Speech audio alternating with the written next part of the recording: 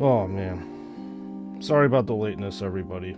I was futzing around with my settings and apparently I screwed up some of my other settings.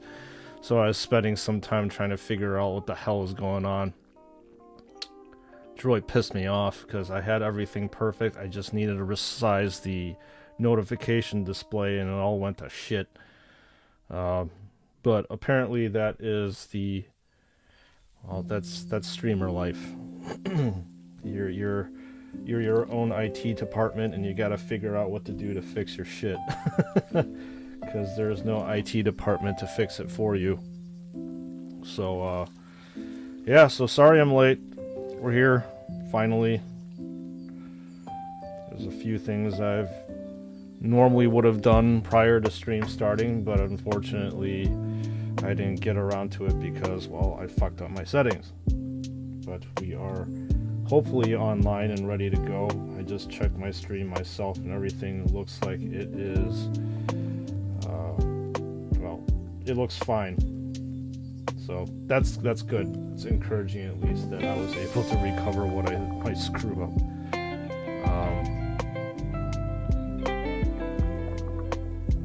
And that's all that matters, that we are here, we are locked in, and we are streaming. So hopefully this does not look too different from the past few streams.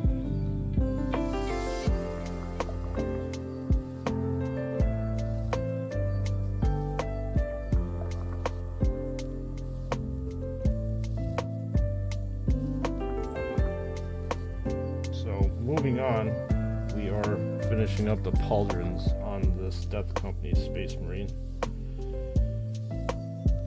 And then I think the Power Fist was touched up, so we have to highlight it. We also have to highlight and fix the bleed on the pauldron.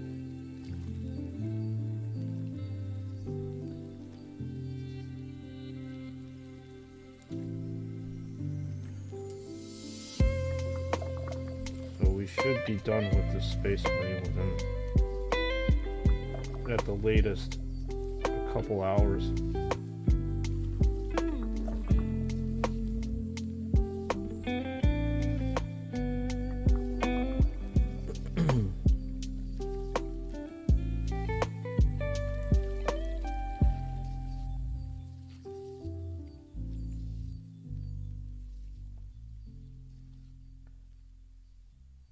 Just fixing the issues over here. Oh man.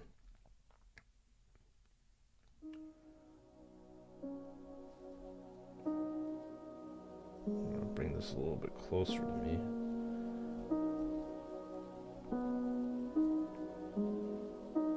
So you can see what I'm doing actually at the center of the screen instead of off to the side. Sometimes I forget that I'm painting on stream and you all need to see what's going on. So used to painting these things right in front of my face. But you as the viewers, you want to see what's going on, so I have to show you what's going on.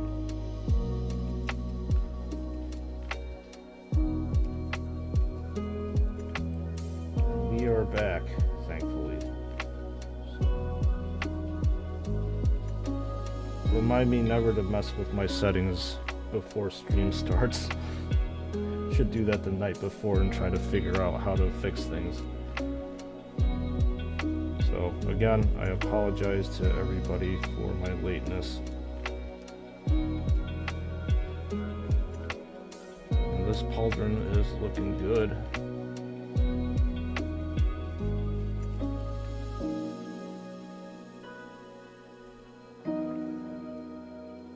Just need to fix this one now. Can move over to the highlighting, and then we also have to paint the Power Fist. So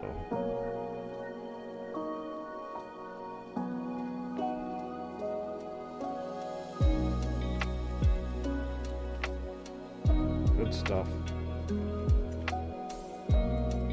Fix all these mistakes that I hastily did yesterday.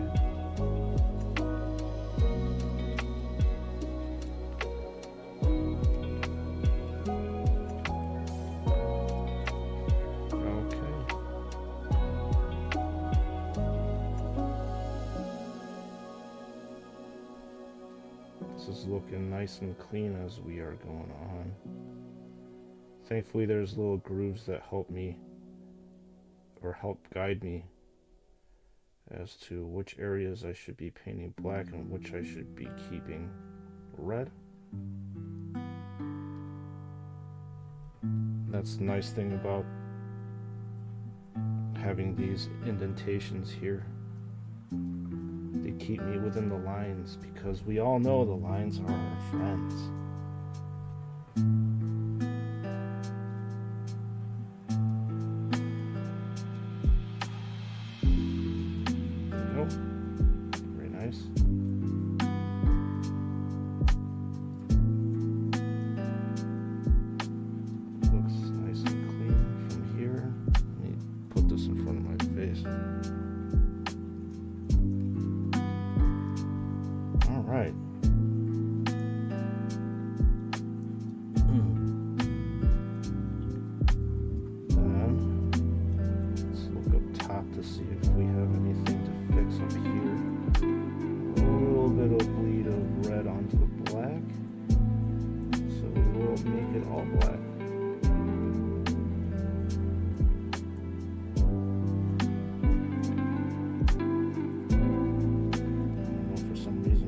Doesn't seem to be cooperating with me that well today.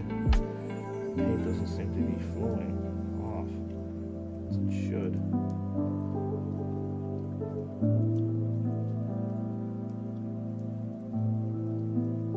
Nothing that can't be easily fixed though.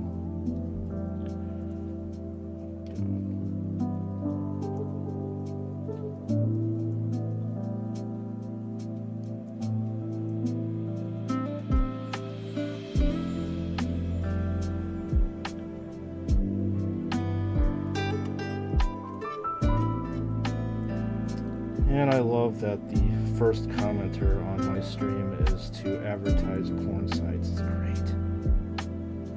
Very family-friendly environment.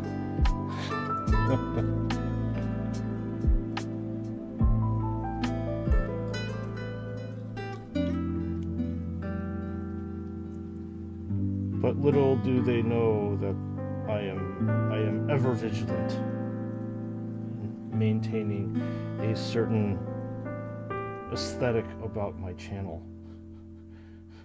No porn advertising. Okay.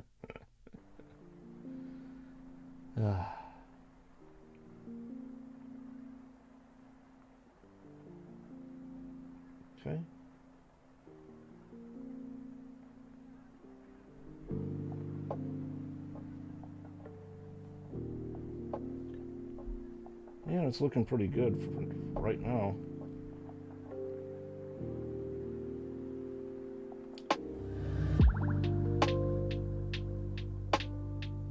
Just cleaning up these lines. And then I could probably start highlighting some areas here, and I gotta finish off the melted gun. Right here.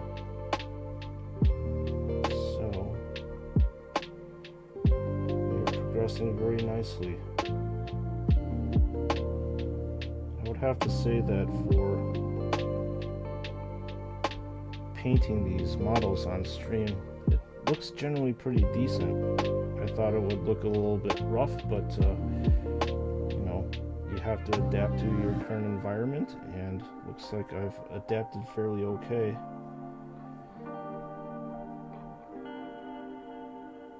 These Space Marines definitely look more than passable, in my opinion. So I'm just going over these areas in which I was sloppy yesterday, and then fixing them.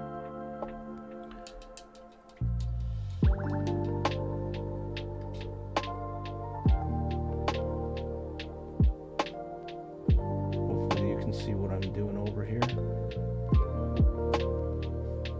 Going over some areas that I've screwed up with the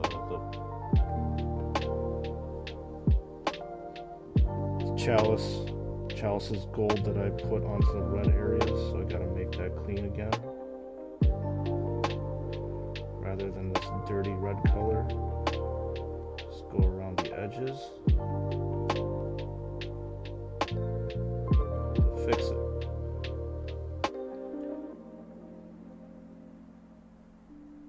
And why did I do that? I'm so used to trying to fix the black areas. Jesus. Oh man, I am definitely out of sorts a little bit this morning, which is a bit disappointing. I gotta get my act together.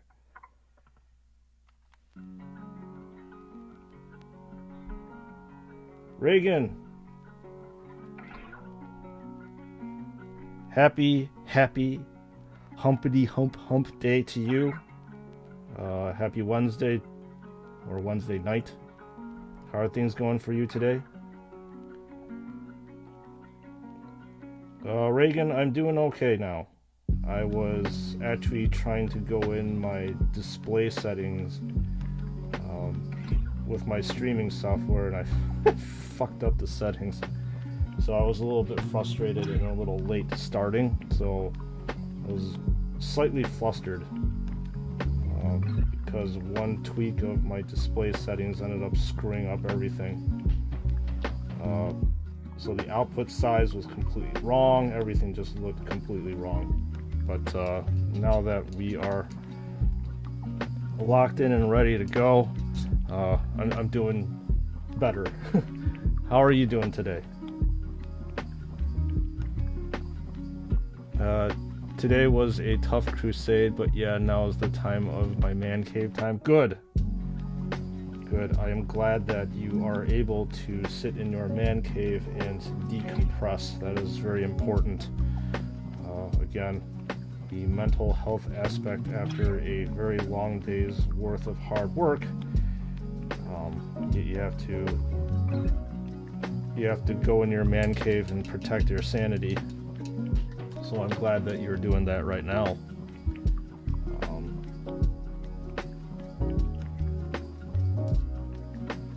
But aside from that, Wednesday's been pretty good for me.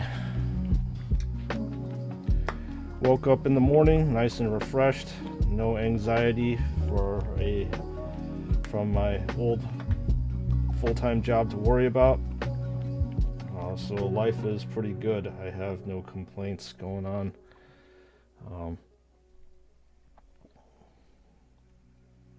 Let's highlight the chalice over here with this lighter gold color, so it'll pop up.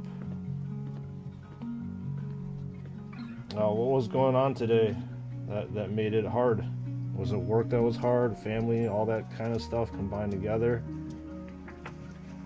If it's too personal, you definitely do not have to answer on stream, which is perfectly fine with me.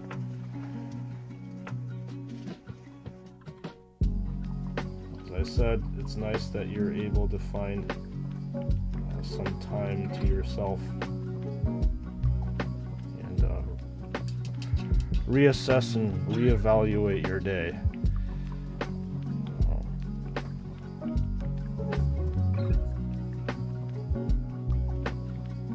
Okay, I think this looks pretty good here. I just need to move on with highlighting with this Dawnstone color here.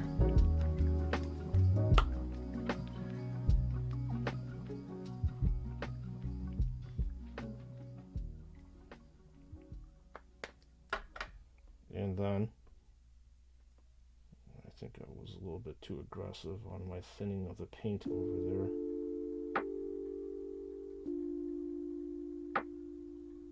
Yeah, I'm getting a lot of bleed here. Running out of space over here. Sorry you were away. What did I ask you? Oh, I just was wondering, like, what was going on with your day that made it hard?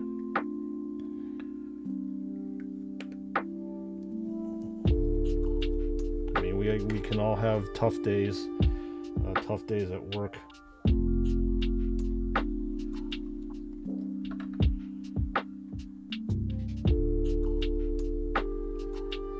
I was just saying that it's nice that you have a area that you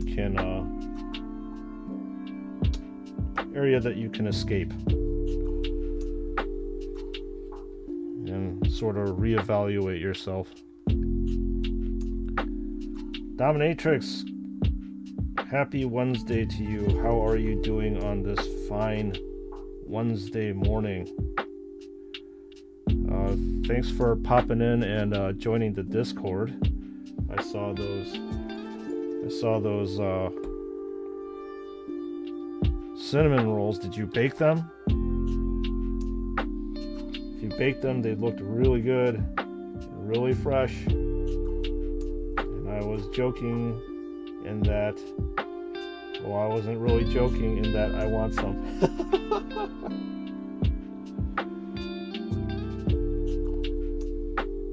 That would have been a very, very excellent breakfast for me. Wait, I think I need to clean up the power fist too. Jesus. I keep forgetting what I need to do and don't need to do here. Slightly out of sorts this morning.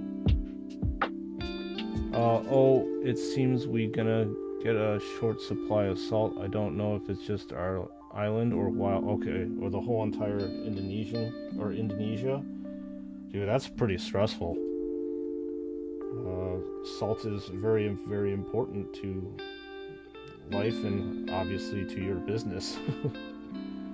So I am hoping that you get that straightened up and squared away as soon as possible, but we won't talk about work here.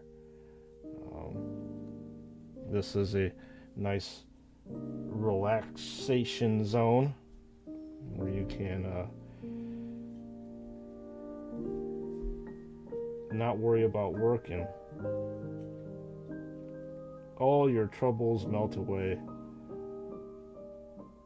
with painting, watching me paint and drone on about random crap, and then listening to the nice soothing tones of lo-fi in the background.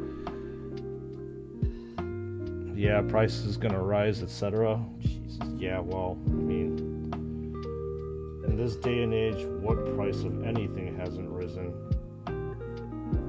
God's sakes, groceries are so fucking expensive. You're probably gonna hear me rant and rave about this, but yeah, I won't rave about it for too long. Family members, when they go to the grocery store, they typically spend like $100 and they get a decent amount of stuff, and for the same amount of stuff now you're paying like almost $175, $200. So the cost of inflation is definitely brutal and not good. So I'm sorry to hear that, Reagan.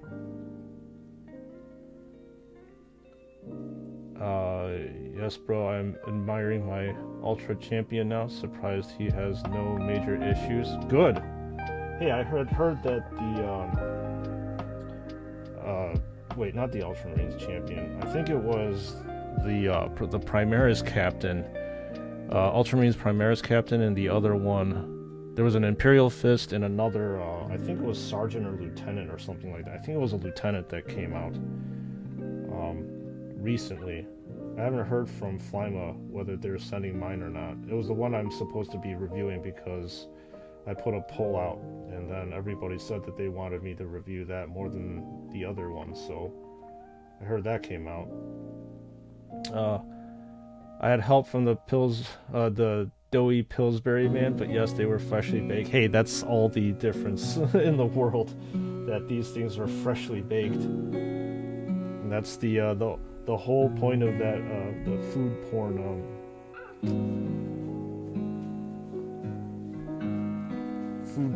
thread, or I keep wanting to say subreddit. Yeah, thanks for joining the Discord. I like that. I mean, talk and chat, quote unquote, offline. It's a nice thing to bond over random things with, so I gotta be a little bit more active myself, I realize. So I definitely will be posting a heck of a lot more. I'm gonna be hanging out with friends this coming Saturday, and it will be a good time. It's supposed we're having like a Halloween party, and I'm really excited, and there's going to be a lot of good food. And you know that I'm going to be posting a bunch of food pictures from that party. There's going to be a random hodgepodge of different stuff, but I am super pumped for the weekend just because of that.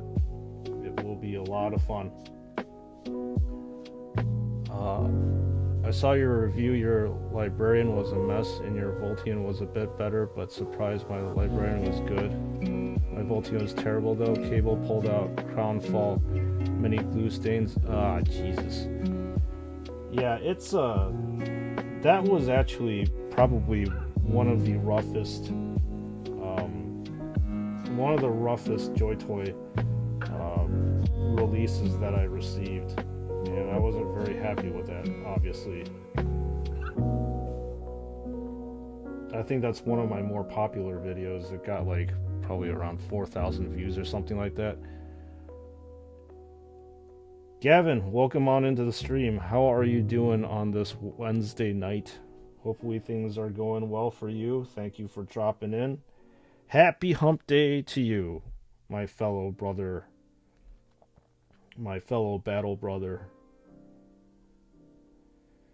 It's nice that we are easing on already into the weekend. And I was just saying that I am super excited for this weekend because I'm getting together with friends. We're holding a Halloween party. And there's going to be lots of food over there.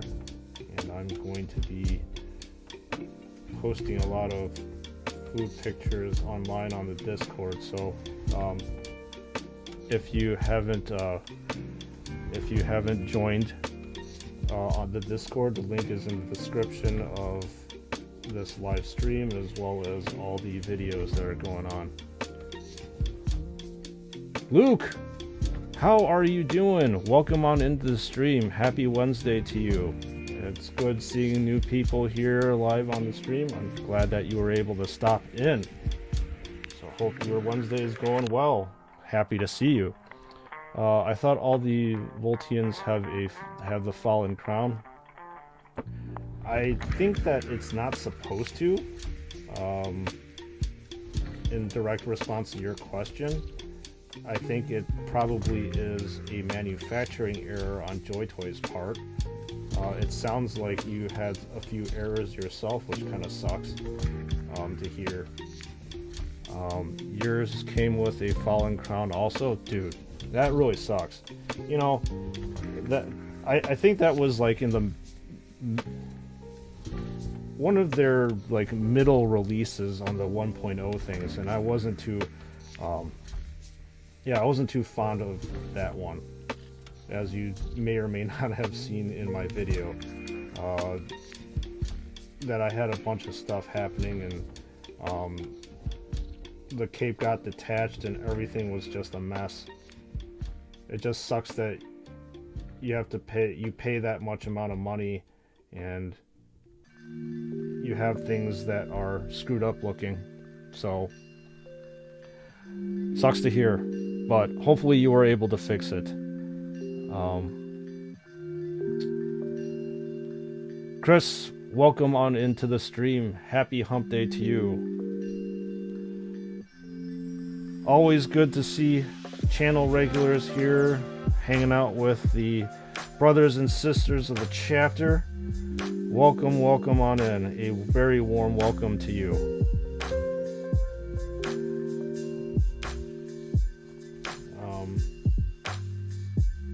We're just talking about surprise, errors in Joy Toy action figures. But hopefully they got everything sorted out in the 2.0 releases. I can honestly say that the 2.0 ones are a little bit better than my experiences with the 1.0. The characters seem to be pretty solid. And be careful if you want to super glue the crown. It has a hole under the spot you're supposed to put it. You were not aware, and the super glue flowed into my finger under the helmet. You scream like a newborn baby. You saw my channel for a while for the Joy Toy line to decide jumping on the ship or not, but I'm here watching your stream to think I should catch up on the backlog as well. Okay. I mean, thanks for joining the stream. I like talking to new brothers and sisters that decide to speak up in the chapter. Yeah, I have a very large backlog of stuff. And I obviously, yeah, I review a bunch of Joy Toy action figures, and while that is not my 100% focus, my 100% focus is anything that is Warhammer and Lego related. It just so happens that the action figure reviews are, well, I like the action figures a lot, or actually I love them a lot, so they are obviously predominating the content on this channel. So like I said, welcome on in, and you should have quite a few hours of channel stuff to catch up on if you can stand my nitpicking at Joy Toys painting. Oh man. Yeah, you heard, you're just waiting to get some parts. Nice. More improvements on that custom Space Marine. I'm really looking forward to see how that is going to look in the end. I'm sure it's gonna look absolutely dope and badass when it's done. I like the Blood Angels and sour candies. Hey, Reagan, that's a secret. You can't tell everybody. I'm kidding. Yeah, that's one thing that I make very, very well known. Especially during the live streams. That's where I talk about that stuff, because obviously when I'm doing those YouTube videos, it's very random if I start talking about sour candies.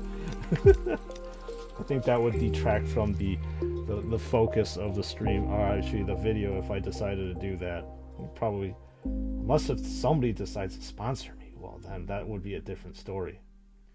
If I can nail a sweet, sweet sponsorship from somebody. But that remains to be seen. Hopefully that's coming sometime in the future. But yes, it's an understatement that I like Blood Angels and sour candies. In fact, I love Blood Angels and sour candies.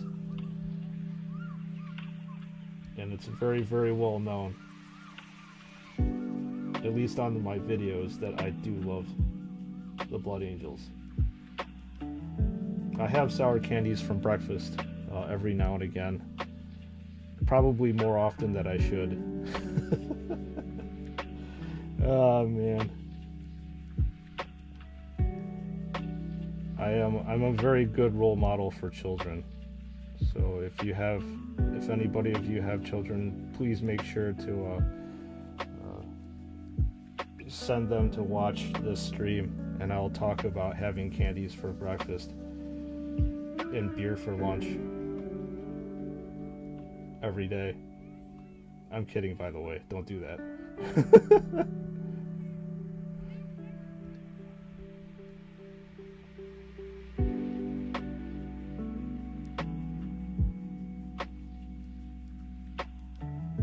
Hey Luke, if you are still hanging out, what action figures do you have that are Warhammer related that you picked up?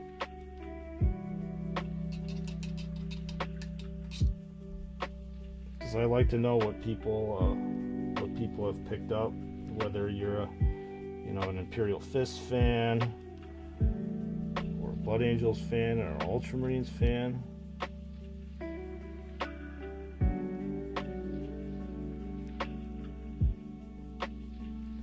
What are people's origin stories and stuff? It's always cool to know. Man, time does fly. Jesus. I'm live for half an hour already? Jeez. Going kind of slow today. All right. Need to.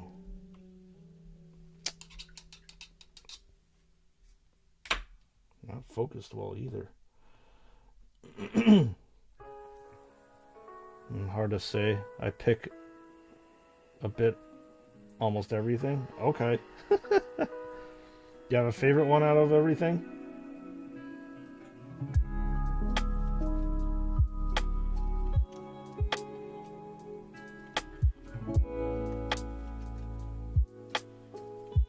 I have to say my favorite Joy Toy action figure is probably the Furioso Dreadnought. And I make that pretty clear as to why on my video. But the TLDR is I grew up with Blood Angels, and my first model that I bought from Warhammer outside of the second edition starter box was of a Dreadnought. And that action figure, if you want to call it an action figure, I'd call it a glorious hunk of plastic. Reminded me of my childhood, so I had to get it. I'll show the Joy Toy sometime today. Yeah. Just go ahead and post it on the Discord, Chris. I'll take a look at it.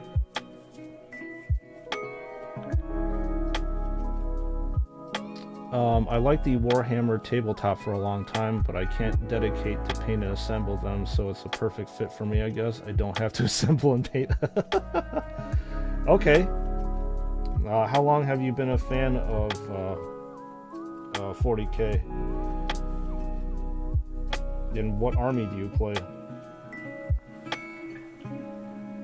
Just some backstory, just to let you know. I have been, well, in and out of the Warhammer universe. I started in the late 90s, played for about a couple years. I'm a huge Blood Angels fan, and I love painting, obviously, and I love assembling it. But anyways, went off to college, and obviously didn't have time for any tabletop gaming. And then pretty much I got back into Warhammer around 8th edition, which was like 2016, 17, and I have not put it down since. So that is a very, very quick and short backstory of my Warhammer thing. So I had been playing the tabletop game for a little bit in 8th edition, but I stopped playing during 9th, mainly because of obviously the pandemic, but secondly I just got tired of like the rules bloat and all that stuff that always happens with Warhammer, and the constant needing to update in a very archaic way with paper and FAQs that just completely turned me off of doing it. But one thing is for certain, I love the models, I love the lore, and I have a huge backlog of models that I need to paint, so that is why I'm doing it right now. In the end, I only got Space Hulk 3rd edition for my collection and let my friends do the painting and the assembling. Alright, that's cool. Yeah, Space Hulk is pretty awesome. Gotta love the classic Tyranid versus Terminator action going on. I think I have the Space Hulk 2nd edition, at least. Well, I have the Terminators from it. My friend and I split the cost of that box, and I said I didn't really want the Gene Stealers. And I obviously kept the Blood Angels, and he kept the board game. I don't think he actually plays anymore, but that's cool. Yeah, Space Hulk is really fun. I like the smaller skirmish games rather than the regular tabletop. I used to play Underworld as well, and then a little bit of Kill Team, but I have since dropped out of that. And the only hobbying that I do is putting together stuff and painting them.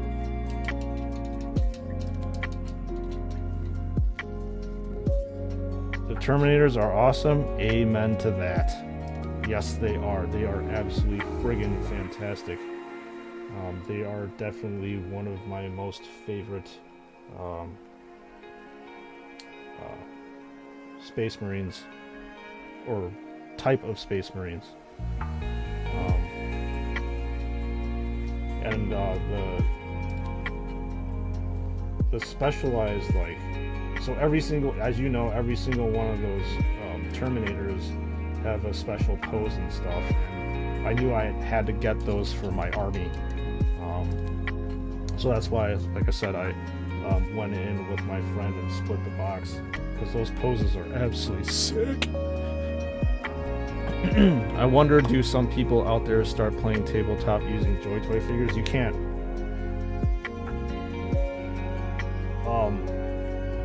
You would be broke as a joke if you decided to do a complete game, like a legitimate game. Even like a 1,000-point game, you would have to buy a ton of figures.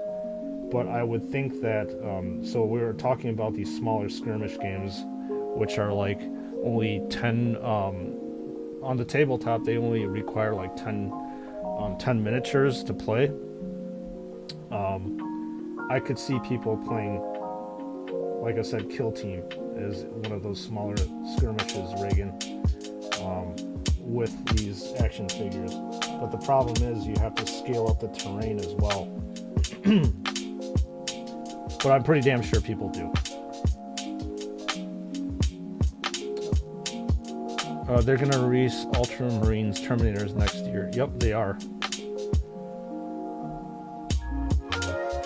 Yeah, Luke, I'm glad that you found this community. If you are, if you don't mind spoilers, these lovely brothers and sisters of the chapter do spoil quite often, but I like it mainly because it keeps me up to date with things. At times, I'm just too lazy to look at it on my own. So, they do a great job. How many Marines normally for one squad in the tabletop? So, it depends on the squad type. So if you're talking about a regular intercessor squad, it would be 5. You need 5 Marines to play in a squad, and then depending on the size, you can increase it up to 10 or 15.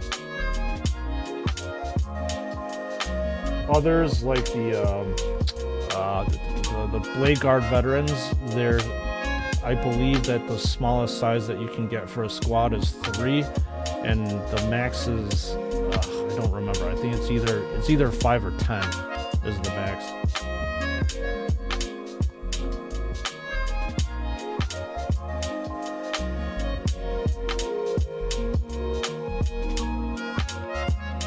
But yeah, if you do a smaller sized like skirmish game, it's fully possible to do it.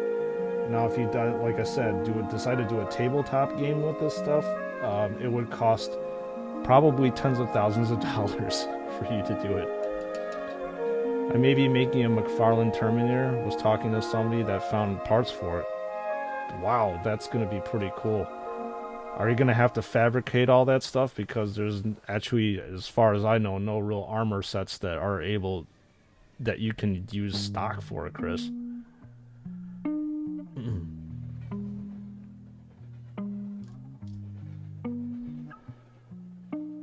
Okay, I think this pauldron is done.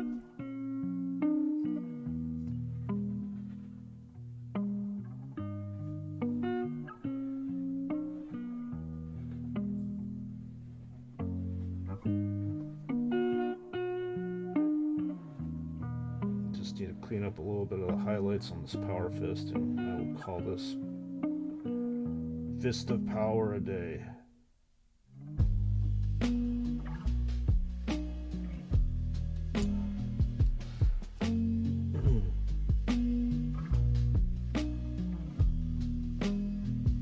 Yeah, so Reagan, I'm pretty sure if you go on YouTube, you're definitely going to find somebody that's playing with these full-size action figures. I think Joy Toy ones would be a little bit easier to do because the 7-inch McFarlane ones, they're pretty big, and like I said, you need to scale up with the terrain. You can paint a 7-inch Blood Angel with McFarlane. You know, there's a great... Yeah, I know.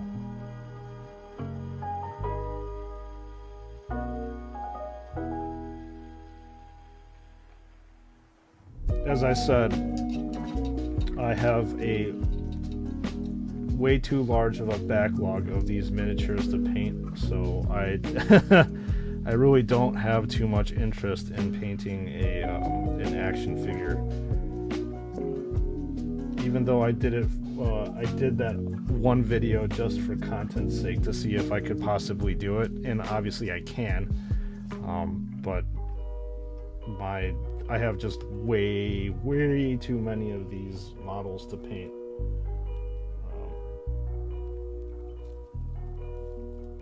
And I think painting something that size would definitely be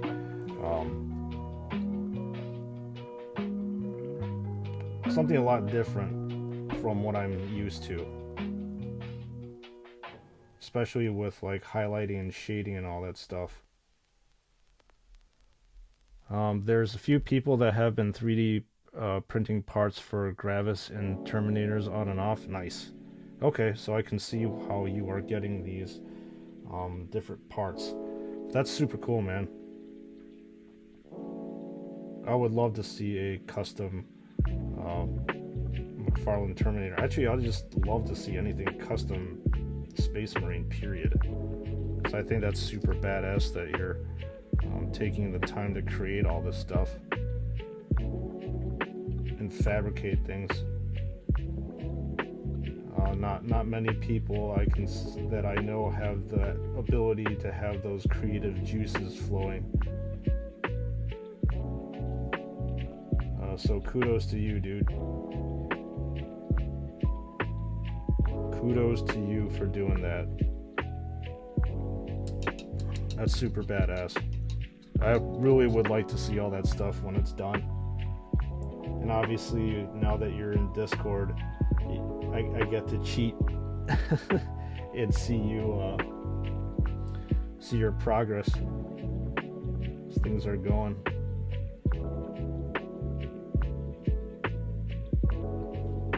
So yeah, everybody who's watching or listening, if you want to see Chris's badassness, you can hop in on the Discord and see his progress. This battle brother has talent.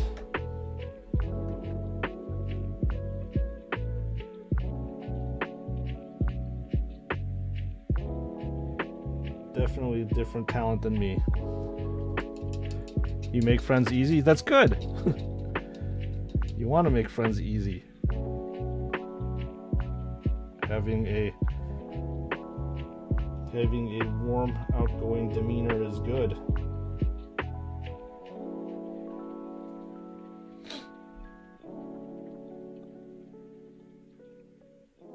Believe it or not,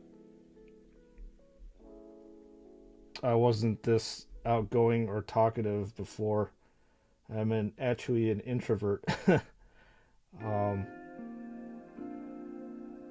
Normally, but later on in life I've gotten to push myself out of my comfort zone and challenge myself. So it's interesting that an introvert is doing streaming, which is a little bit odd.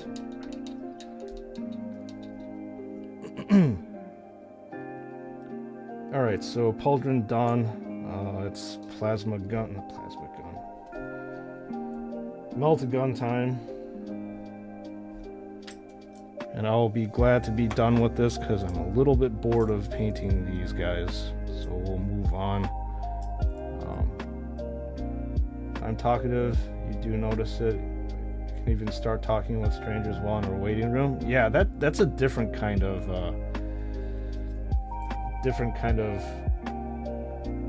being comfortable with things. So all the power to you, Reagan.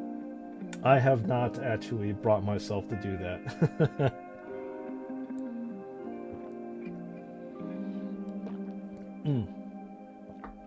Good tea. But yes, thanks for being talkative, Reagan. It definitely keeps me company and makes the stream flow better. We have something to talk about.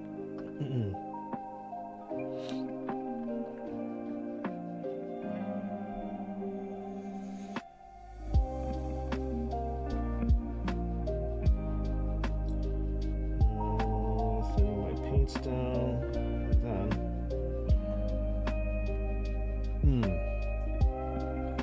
moving on to painting this lovely Meltagun. The end of this Space Marine is finally in sight. I can put him in my lovely display cabinet. I have some list of friends who I knew just from drinking coffee in Indomaret. It's like a 7-Eleven. Okay, nice. So is it like a? So obviously I know what a 7-Eleven is, but do you have a certain area where you can like sit down and drink the coffee, Reagan, or you just? Because 7-Elevens typically do not have any kind of area where you can sit down and hang out. So, yeah, I'm curious. Sitting in a coffee or a convenience store and chatting with random strangers is definitely an interesting thing. I do actually like the 7-Elevens in Japan quite a lot.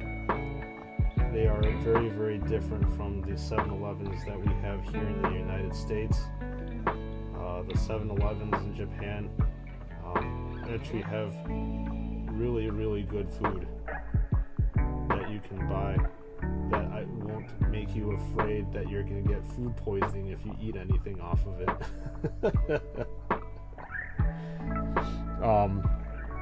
They got they have a bunch of good stuff there. I was just in Hawaii maybe like half a year ago, and the 7-Eleven over there is awesome too. They had a bunch of things that you can buy. In fact, a lot of our meals over there were in the Airbnb that we stayed at and brought to you by 7-Eleven. I mean, they had like spam musubi, they had shumai dumplings there, some different kind of noodles and stuff, all this good stuff. Outside of texting, I don't really talk much. I'm more of a mute. That's fine.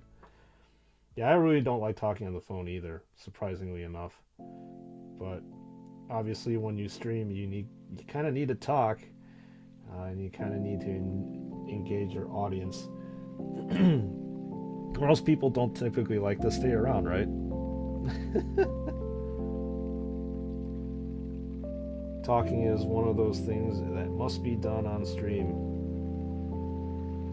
Unless if your gameplay or something like that is so amazing that people stick around for it. And there's some people like that. They barely, on Twitch, they barely engage with their audience. They just play the game and they just fucking kick ass at the game. I mean, I watch actually a few people like that, but I don't actually watch them for that long because of their inability to engage with the audience, or it's just that the audience is way too big and they just have too many people chatting online that they can't actually address everybody. So I tend to actually avoid large streamer streams because of that. I like most of the streams that I watch have about like a couple hundred people tops in it. I think the maximum size that I typically watch is around like 5,000 people, which is still a crap ton of people watching concurrently. But some people may get annoyed because of me, so I learned how to shut your beak. Okay, fair enough. We have a local supermarket here, big name. They have everything, meal, coffee, all instant though. Yeah, a lot of these the supermarkets too that I realized it's nice that you're able to buy like hot food and stuff. The United States actually, for some reason I don't really remember as a kid having you being able to like sit down and buying meals and stuff and eating at grocery stores and stuff. We have a chain over here that you're actually able to do that. You can buy a salad and then go to like almost like a restaurant food court type area and eat that, and then you can if you're into alcohol, you can flash your ID and drink alcohol in the grocery store too as your shop too. So I think that's a very badass thing that particular grocery store chain did.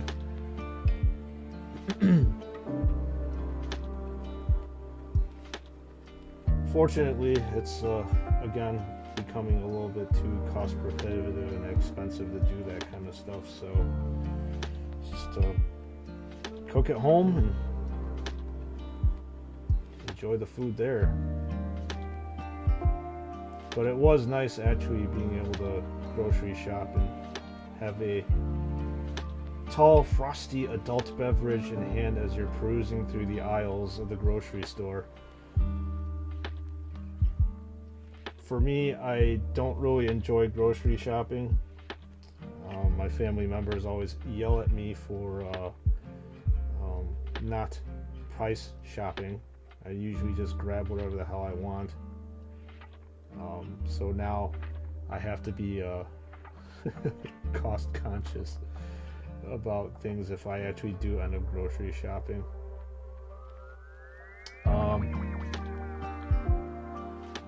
We'll tell you the truth, I usually chill there to smoke because my family won't allow me. So just smoking and coffee. Yeah, sometimes talking with strangers there. Okay. Hey, whatever makes you happy, Reagan. It makes you, whatever makes the day go by. And I'm sure you probably, I'm gonna guess, go there on your breaks and stuff to relax. That's exactly what I would do to escape work if it's super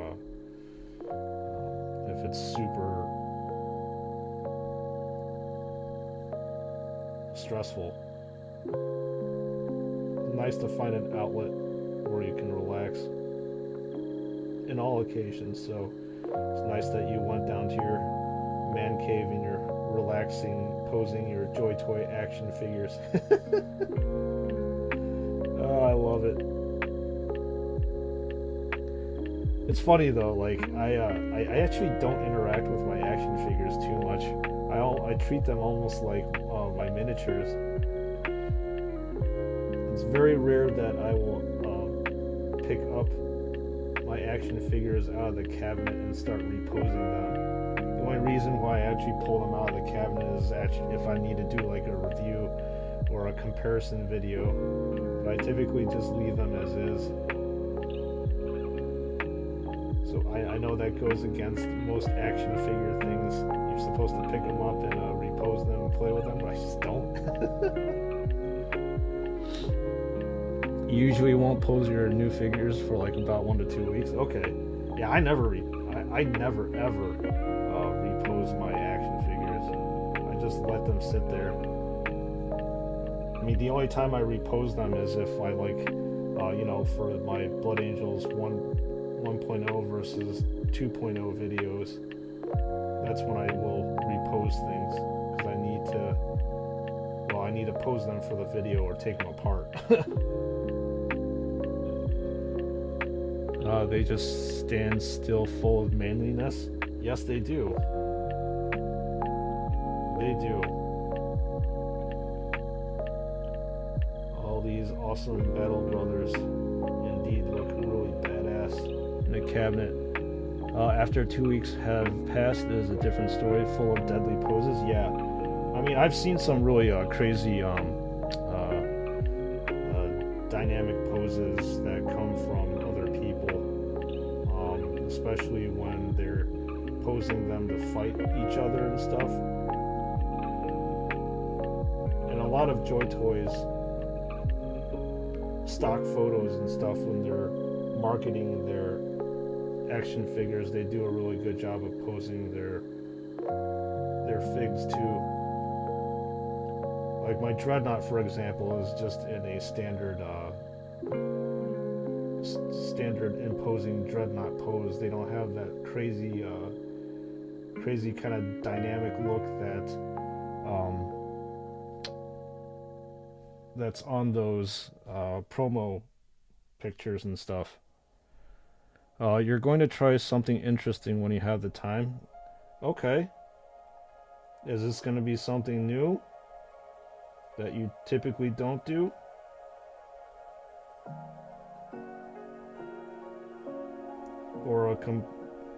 Or something on the lines of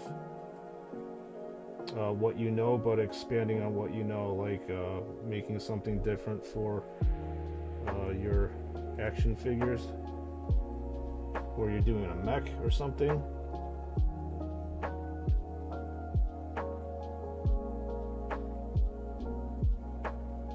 It'd be really cool to see what's going on. All right.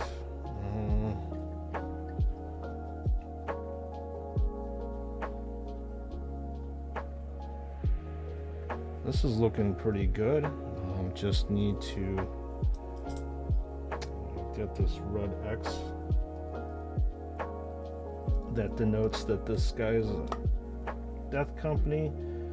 Shading some highlights as usual, and we can call this thing done. We gotta move on to that Chaplain. One of the reasons why I decided to do the Chaplain along with the this Death Company is mainly because the Chaplain leads these Marines into battle, so I wanted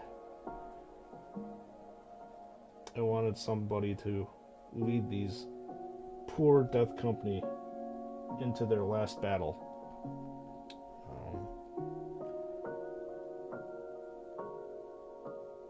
So that's one of my reasons why I did that. Plus I only have one Chaplain painted right now, so I figured I'd get another Chaplain painted. Just because I like the look of Cassius too. The look of the regular Chaplains for the Firstborn, or aside from the Blood Angels one with the jump pack, they all look pretty boring and generic to me, so that's why I went with Cassius from Kill Team Cassius, because he looked badass.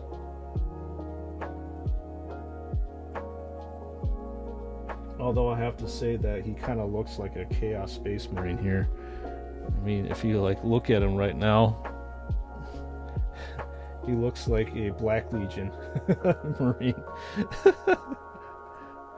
Which wasn't the original intention, but you know what? I went with the color scheme and I stuck with it, and that's exactly what happened. So what can you do? Matches the Blood Angels though. I think it's just because of all those gold stripings on the figure that it kind of looks like a Chaos one.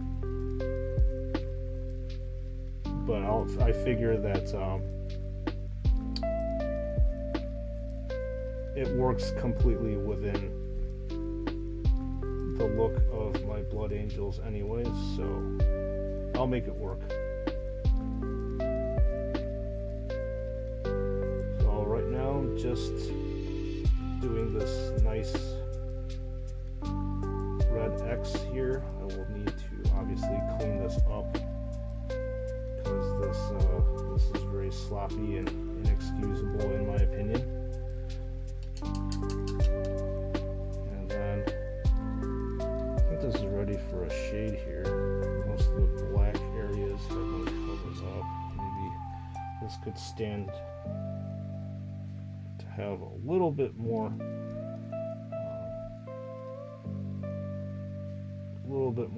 gold here. I can always fix this up a little bit later.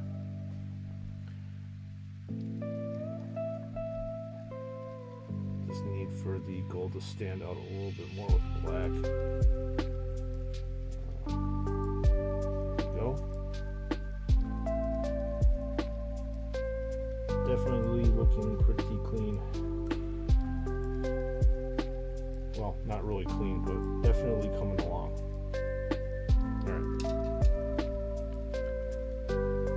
You're going to be messing with UV resin as paint and help blend the armor work.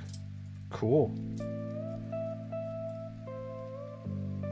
Very cool to hear, Chris. Challenging yourself to do new things is nice too, especially when it turns out in the end. But I'm sure it sounds like a person with your talent. It should turn out well.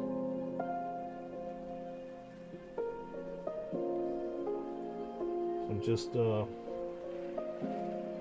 just doing some shading here. And it's very common if you use Citadel paints, which is Games Workshop own line of paints, to be shading a gold color with a this Reikland flush shade.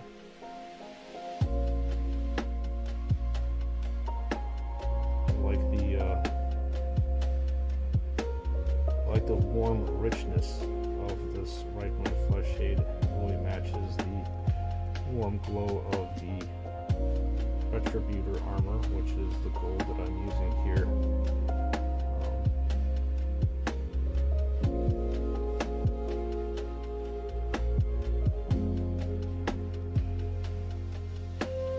And it matches very well, as you can see here. Doing some shading, then afterwards doing some touching up, highlighting, and then some basing. We're going to be done with this guy. I'm excited. Get the full squad on camera. Can see my lovely quote-unquote hard work after we're done.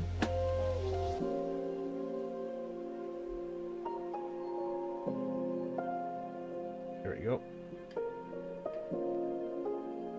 You can airbrush resin if you thin it down a bit, actually.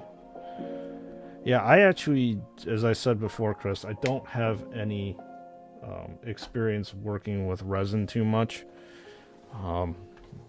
It's just a material that, like I said, I'm not used to doing. Yeah, I got that if.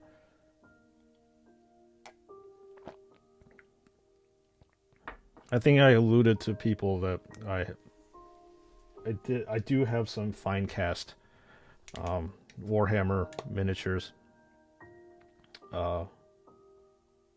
And I never really used it. Bye, Frostman. You just got here. You just can't come into the chat and just say bye. If you didn't say hi, that's not nice.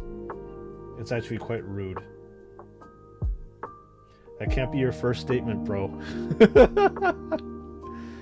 Frostman, welcome on into the stream. How are you doing on this lovely, lovely, looks like it is Wednesday afternoon. Happy hump day to you. Did he mean hi? I don't know. Maybe he's clowning around. He's trolling. His true colors are coming out. He could be the jokester of the chapter.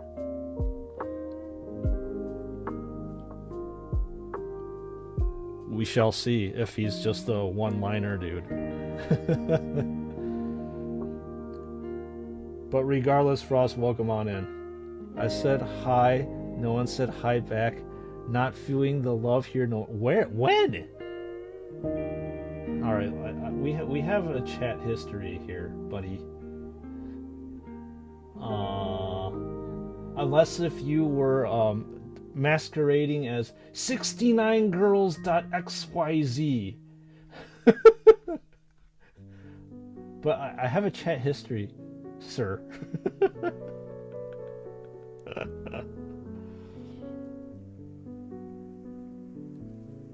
But welcome on in. This is your official hi. Welcome back. We're glad to have you here.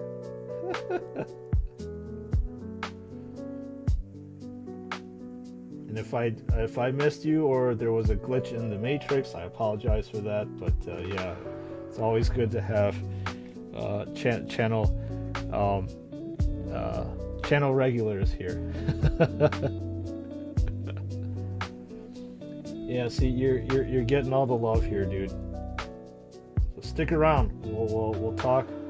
We'll have some fun as usual, and hopefully you won't feel too salty, because we're a tight-knit community over here, and brothers and sisters of the chapter must stick together in the face of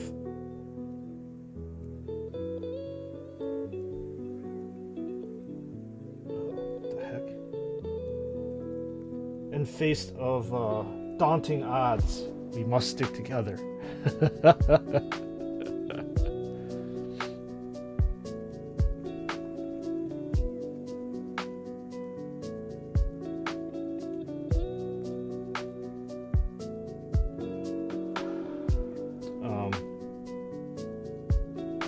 Yeah, hopefully the family's doing well, Frost, and I hope that the new addition to your family is acclimating to his environment,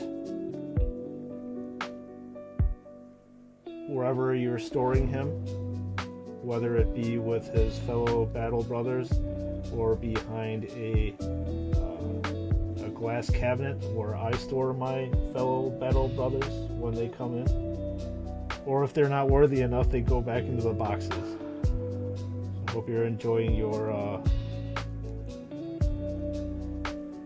Blood Angels Death Company action figure. Hope you posed them into a very nice pose. I'm gonna bet very intimidating.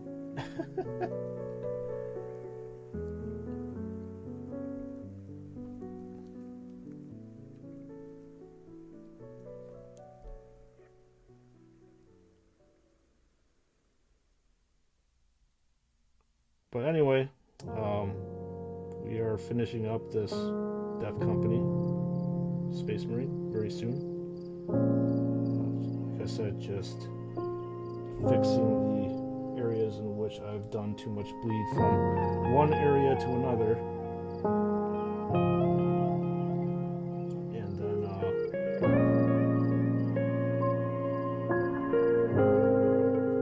gonna put all these battle brothers so that you can enjoy them on stream after I'm done. And move on to our lovely Chaplain. He needs a lot more work.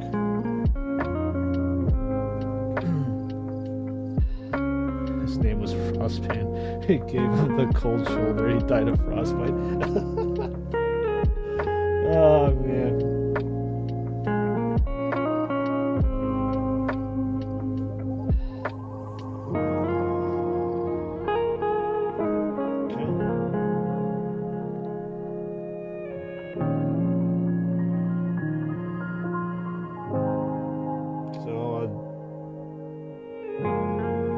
do you all have anything interesting going on this weekend? Anything cool happening? Or it's just gonna be another chill weekend where you can relax and hang out, not have any plans. If you missed this the stream earlier on, I was saying that it is Halloween weekend over here in the lovely US of A. To be hanging out with my fellow friends, and we're going to have a party where we get to seems like he lost his chill. Oh man, nice pun there. But yeah, gonna hanging out, party, have lots of food, have lots of drinks, and lots of fun. So I'm definitely looking forward to that.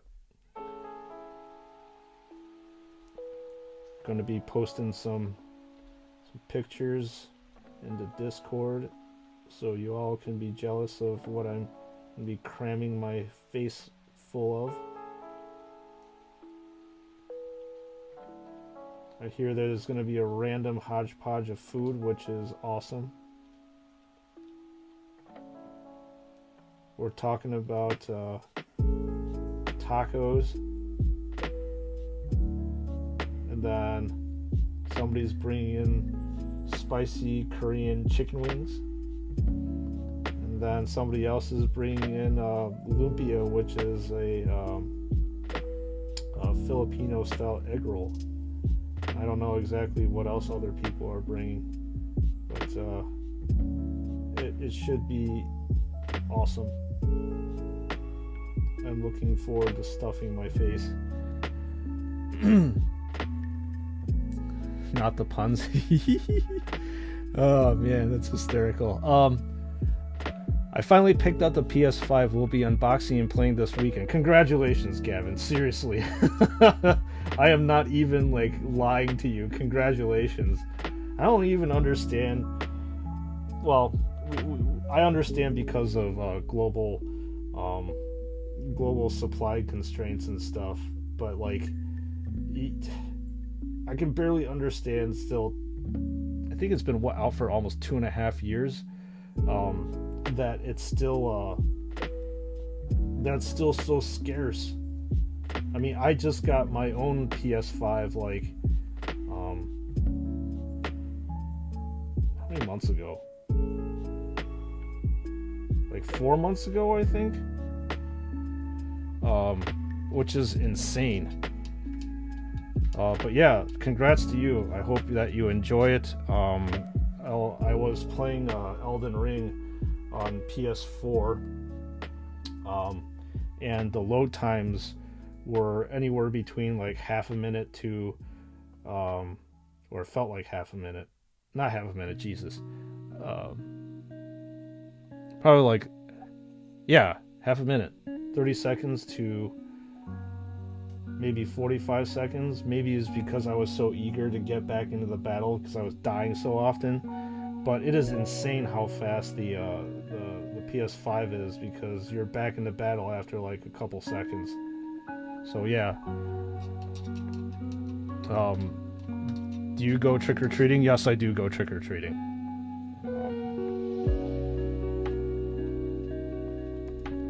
I love trick-or-treating. See, I envelop my whole entire being with with Halloween stuff. So yeah.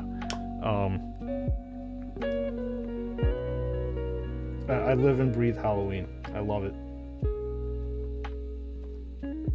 Probably because it reminds me of childhood so much. Plus I just love the setting. But we'll see how the weather holds up.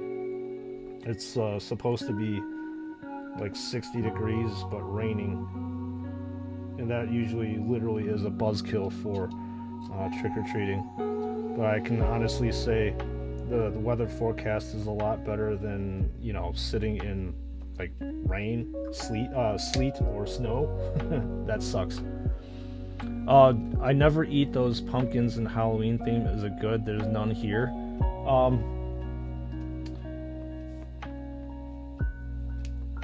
Like, what do you mean? Like, I don't. For me, I don't. Like, are you talking about pumpkin pie or something like that? I don't typically eat that kind of stuff. Pumpkin candies, maybe. I do drink pumpkin beer though, but only certain types of pumpkin beer. It only took you 2 years to get it. Yeah, I know. Seriously. As I was saying earlier, like, these global supply constraints are absolutely insane, and I don't really understand. I don't understand why. I mean, Sony is probably thinking of doing, like, you know, every single time they do a pro model or whatever it is, and they can't even get their own regular base PS5 model out before they're thinking about doing a pro, which is absolutely ridiculous to me.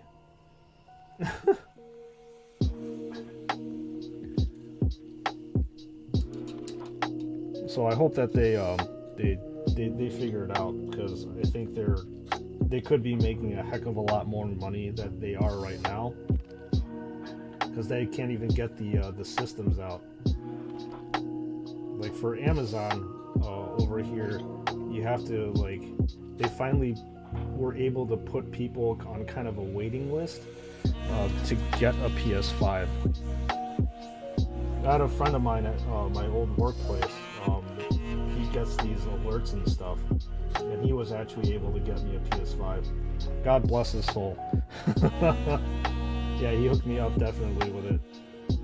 And if it wasn't for him, I wouldn't be playing Elden Ring on the PS5. I would still be pissed off waiting there for half a second to 45 minutes for these things to load. Jesus Christ. What is going on here? And put user in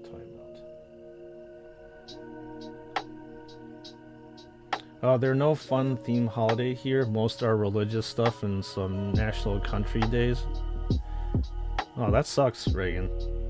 You have no outlet for your childhood to come back out again.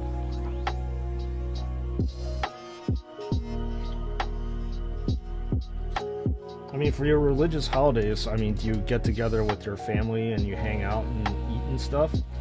I mean, technically, you know, Christmas is a religious holiday that we have over here, and that's an excuse for us to hang out over here with family. Thanksgiving is a non-religious holiday, but again, more hangouts with families and stuff. So that season's coming up. Yeah, Independence Day, not really a hangout or a family hangout session, but it's just nice that you're able to get some time off from work, paid time off. Yeah, same here. A friend at work hooked me up. Yeah, seriously, dude. It's forever thankful to have these friends that are willing to look out for one another, because I mean, trying to get one is like you need to donate your liver and a kidney and probably your left eye or something like that. Yeah, something like that, but I'm not a religious person, so really don't care. My faith only to God, Emperor, and mankind. I'm glad that you have a unwavering faith to our lovely God Emperor on his golden throne.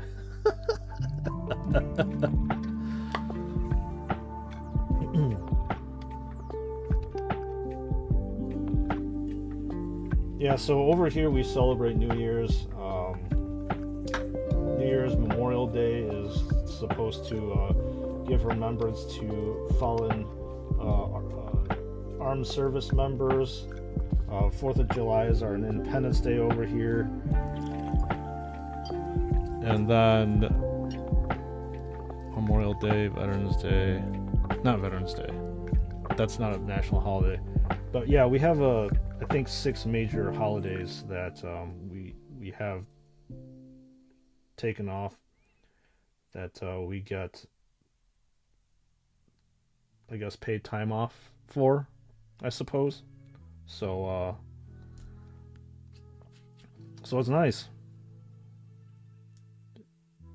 If you work in the federal government over here, then you get a heck of a lot more holidays off.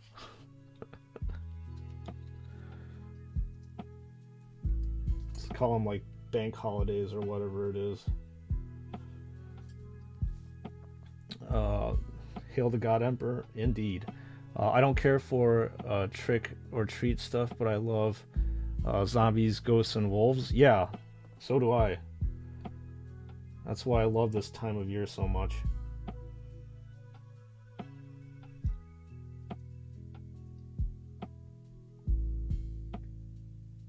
Zombies, wolves, vampires, all that kind of good stuff.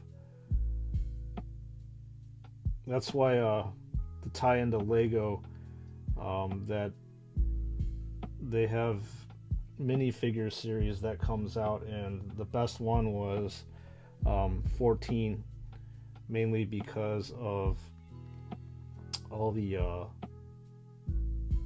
cool characters that are in Halloween costumes and stuff. I love that one. In fact, I'm pulling the minifigures right now. Even though I have all of them, I like to have duplicates so I can expand my lovely Halloween area, in my Halloween Lego area in my man cave. I don't want to bring this up, but my country's kind of religious oriented, so many... Oh, right, you're... No, it's fine that we can talk about that, Reagan. It's okay. I know the Muslim faith, I believe that's what the predominant faith in Indonesia is, right? They tend to be very, very religious, and they have a very very pious, I suppose, outlook on life. So yeah, that's fine. I understand that. But it's got to be a little bit restrictive, though, which kind of sucks.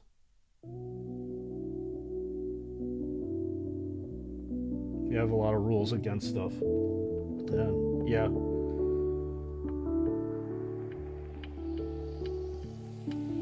There's not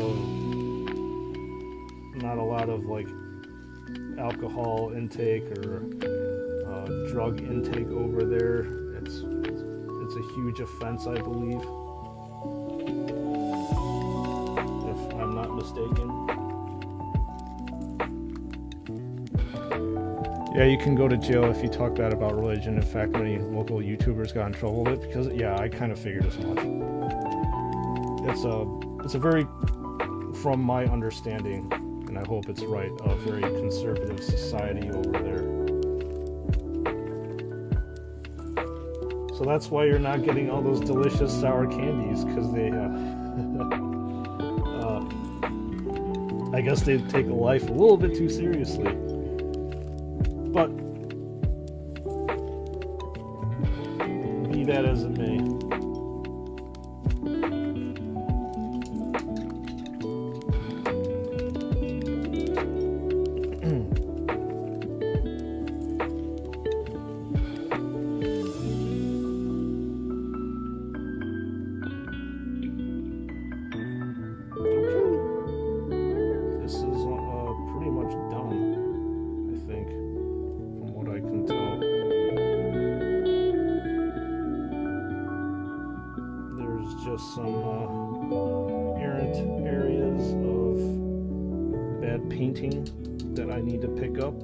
Good.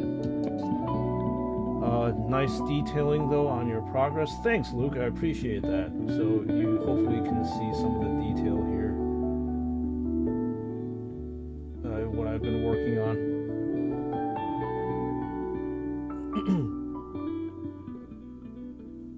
So, Luke, if you haven't seen my reviews or you've seen a few of them, the reason, again, why I nitpick on the painting for Joy Toy that much is because I nitpick on myself with my own painting. A lot of these, from what the fellow brothers and sisters of the chapter over here tell me, is that a lot of the action figure reviewers that they watch, they don't go into depth as much as I do.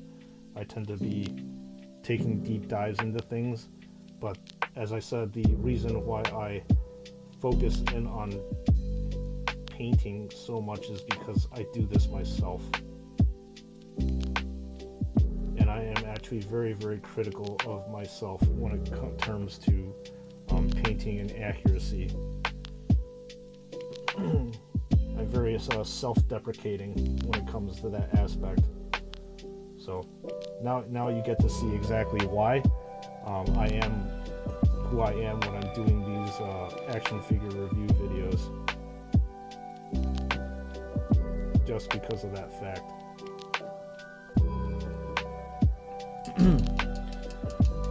You like Christmas and winter type stuff more? Okay, yeah. I mean, Christmas is always a fun time, especially as a kid, you know. Obviously, you know. You get all these fun toys and hanging out. It's just a very, very warm time. So yeah, I understand that Christmas is a lot of kids' favorite time of year. Plus, there's the excitement of getting new toys and all that stuff. Do I ever play Warhammer with my models? I used to, Gavin.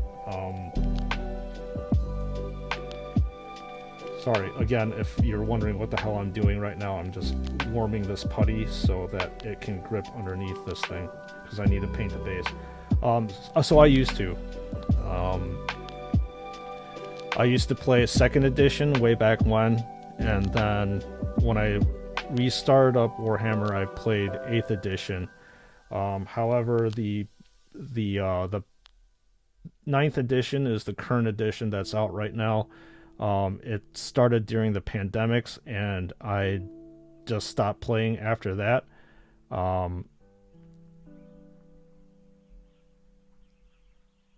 then I kind of wanted to get back into it, but I just I realized that when I was playing Warhammer, it was actually creating more stress for me, and I kind of want to like relax when I'm doing things.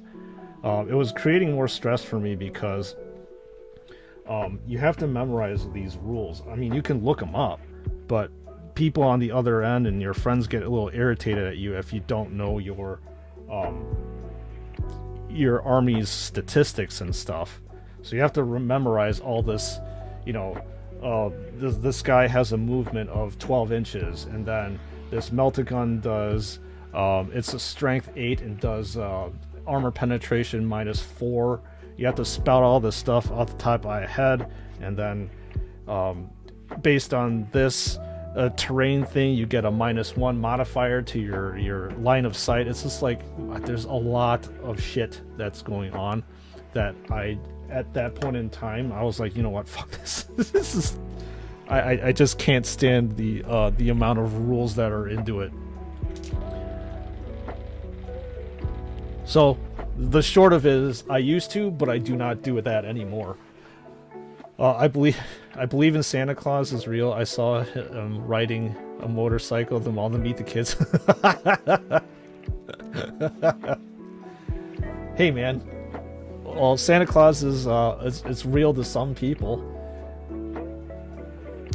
Like, I know that my friends' kids, it's real to them because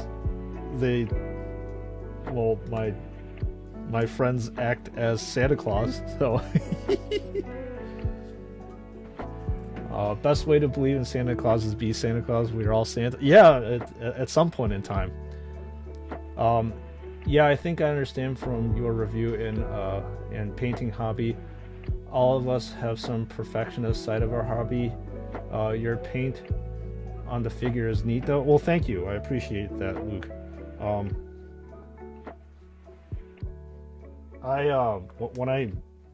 when I paint my models, I actually don't. I like my models like neat looking, and that's why I'm a huge critic when it comes to Joy Toys stuff. And I actually don't typically put any battle damage on the armors. There's a lot of people that will actually put a ton of nicks and scrapes and dings and all that stuff on the armor, but that just takes too much time. And I have hundreds of models that I need to paint.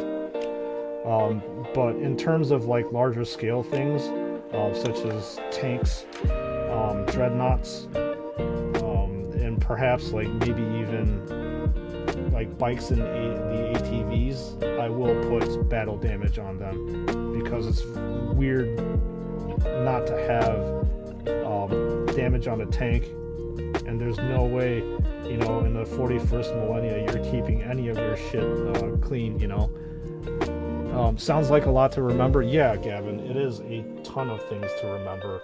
I mean, you can always, you have these things called codexes, and you can always look them up, but you have to like flip to certain pages to refer back to a certain characteristic of a model.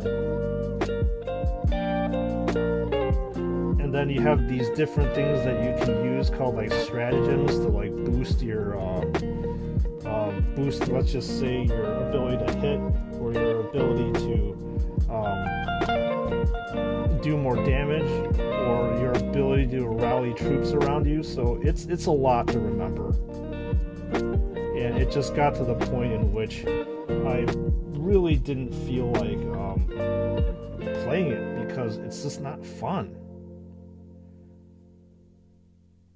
Like for you know, if you're playing video games and stuff, obviously you plug into your video game and you don't really want to remember, well, maybe if you're a no-hit runner, but you don't really want to remember like all the different details that go on these things. And if you don't, like, the game kind of like remembers it for you, I think.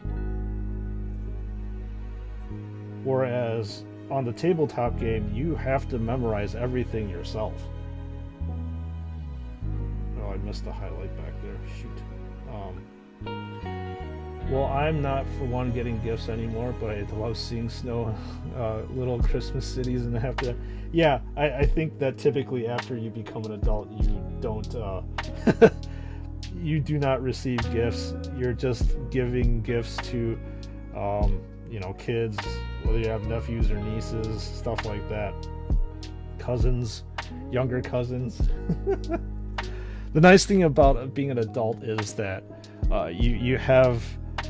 every day can be your Christmas, mainly because you have limitless, I wouldn't say limitless access, but you have access to funds, full-time jobs, so you can just literally buy everything whenever you want. So every day can be your Christmas, right? So I can't wait for Christmas to come in November, Christmas to come in early December. We have a lot of Joy Toy stuff that we're looking forward to. I know I am. And then there's going to be a crap ton of Lego releases too that I'll be looking forward to. Hopefully Lego will release more Speed Champions, which I love.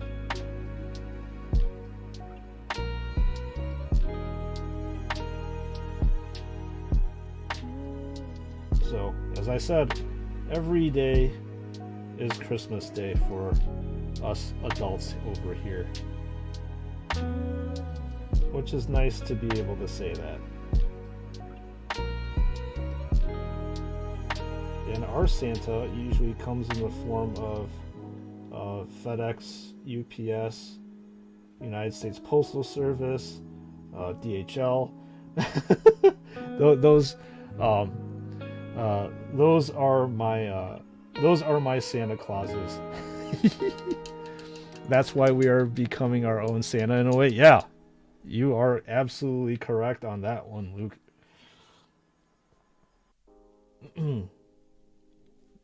We definitely are.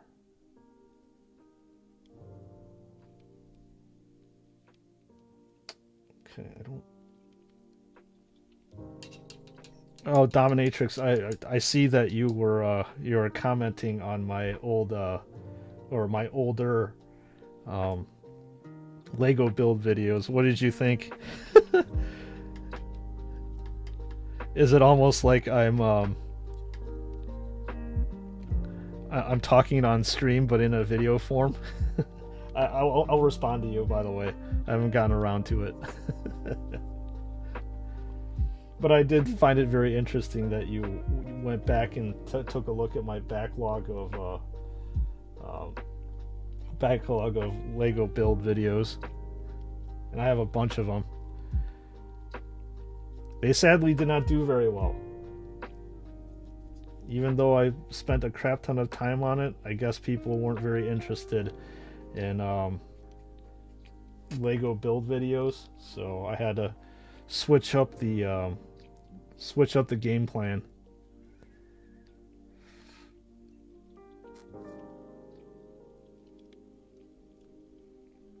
Gavin, are you asking me if I got any of the Joy Toy Outrider? Or are you talking to Reagan?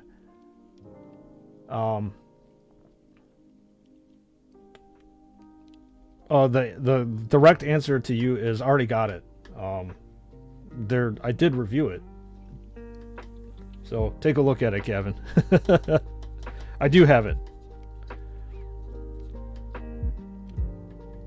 I think it is a very, very cool motorcycle.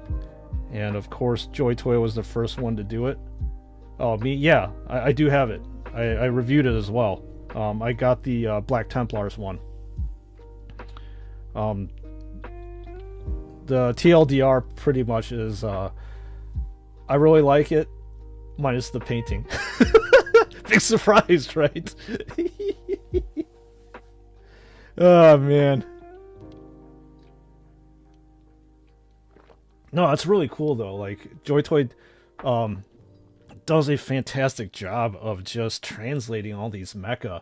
Like, I was looking at the Tau releases. I know you said that you weren't much of a fan of the Tau releases, but I look at their the Crisis suits and the what was it, Black Sun or whatever it was, and I mean it literally looks like a Joy Toy mecha. It's almost like a one-to-one translation from what they typically do with their other action figure lineup, is just translated in 40K form. So that's really badass.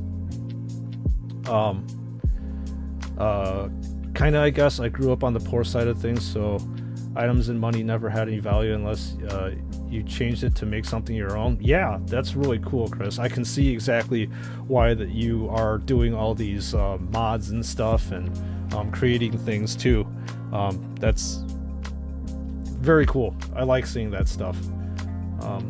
You got the Ultramarine one. It was awesome. Great to hear, Reagan.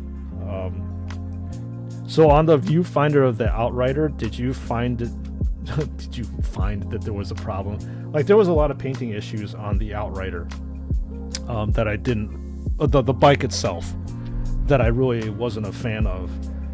It just looked really sloppy in terms of the top where you would normally look down on a bike where the speedometer would be. The Outriders, is that the one they labeled as assault intercessors on the box? Is it? Yeah. It is a in the game, it is actually an assault intercessor that should be riding the bike. So it definitely is an assault intercessor that Joy Toy provides you with to put on the bike. And the same thing with the Invader ATV. It is an assault type vehicle, so an assault type Marine would obviously be manning it. Yours was okay? Oh, that's good to hear, Reagan. I actually wish too that with the handlebars and stuff, you would be able to kind of like pivot the wheels back and forth. But I can understand how that would have increased the cost. Increase the cost of that the action figure. I mean, it's all it's not cheap. Obviously, it's like what, 80? Was it 80 bucks USD? I can't remember off the top of my head. Maybe if they added that articulation, it would be like what, 100 something plus.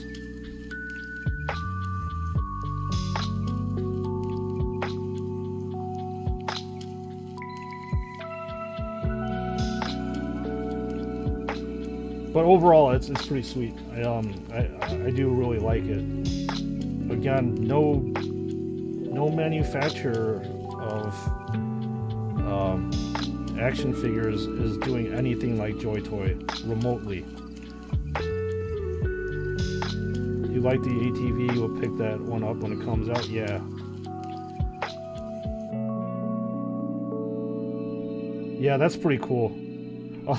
Although I found it hysterical, like when the Games Workshop released it, it almost looked like Mario Kart to me. And the other thing is, I feel really bad for the driver of that ATV, because you know that there's that the assault cannon that sits on top, and I can imagine like those bullet casings literally pouring down. So that's like one of those like design things that you're kind of looking like that going, it probably can't be very comfortable for the person that's driving the ATV, having these shell casings literally plunking around your helmet everywhere as your battle brother is annihilating stuff on top. Those ATVs need 2 assault intercessors in version 2, but yeah, you can proxy them always, them to anyone. Yeah. I actually got the I bought 2 of the 2.0 regular assault space marines, just so that I can put them on the ATV. And in fact, that review should be of that Space Marine, that Ultramarine, should be live for your viewing pleasure whenever you get around to it. But yeah, that's why I bought 2 of them. If it wasn't for that, I would have... If it wasn't for the ATV, I wouldn't have bought those Ultramarines.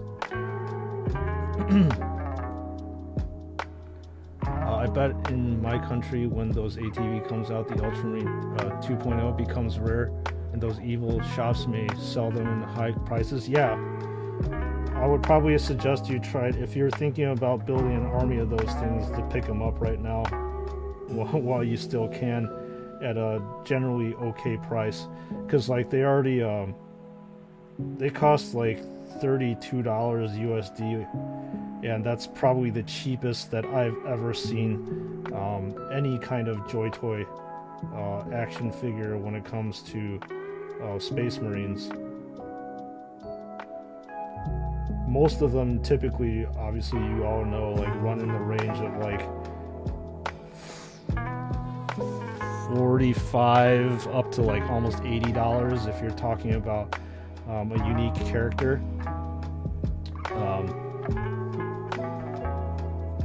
So yep, I will look forward to that ATV soon. I am looking forward to it myself. It should be pretty badass. That's right, you said it cost $40, and then the rest of them cost like 25 bucks, right? Alright, I'm gonna go bake this guy.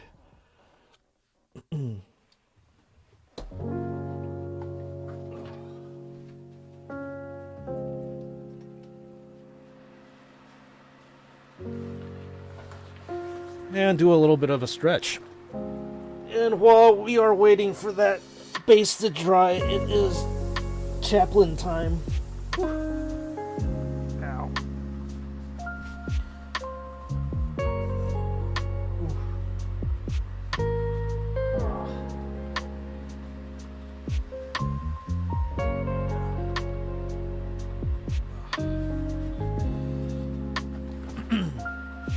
Bake and eat? No. So what I do with my, so this, I don't know if I explained it to you, Gavin, but this is a texture paint, and this actually takes a very, very long time to dry. And what I mean by baking this is, typically everything air dries. This takes a long time to air dry because you're supposed to slop it on pretty thick so it can make a kind of a dried, cracked earth type of look. So what I do is I put it in front of a space heater. Bake and eat. It'd be very crunchy, Gavin, if I decided to eat that. The Ultramarines one is already rare in our country. Oh man. If I may ask, Luke, what country are you, where you're from?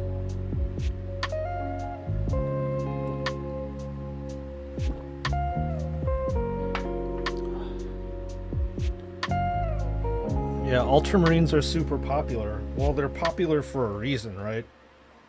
They are the poster boys, the poster blue boys of the Warhammer 40k universe, if not like just Games Workshop in general. Like the first thing that you walk into any of these Games Workshop stores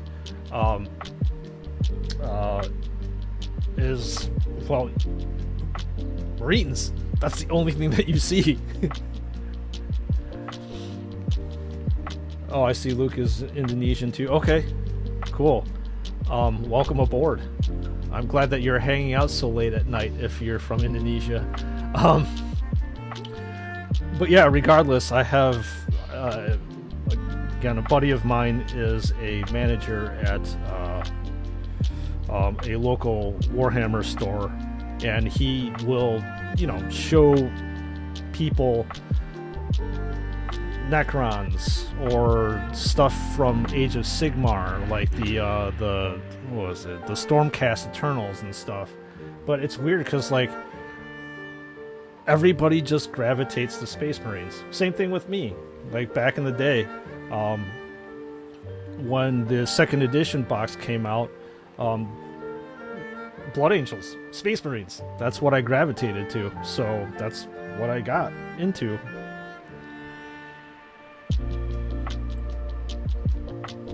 So try as you might to go back to it, that is exactly why the Ultramarines are so expensive. It's just everybody knows them, and they are the most popular. They're the most popular faction out there, and Games Workshop purposely makes it that way because that's what they advertise.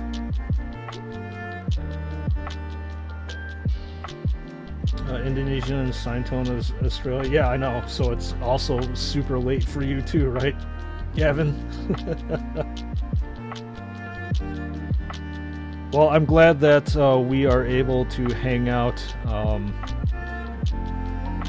together here, even though we're on opposite ends of the world, and literally probably what is, I'm gonna guess, 12 o'clock or maybe even midnight over there.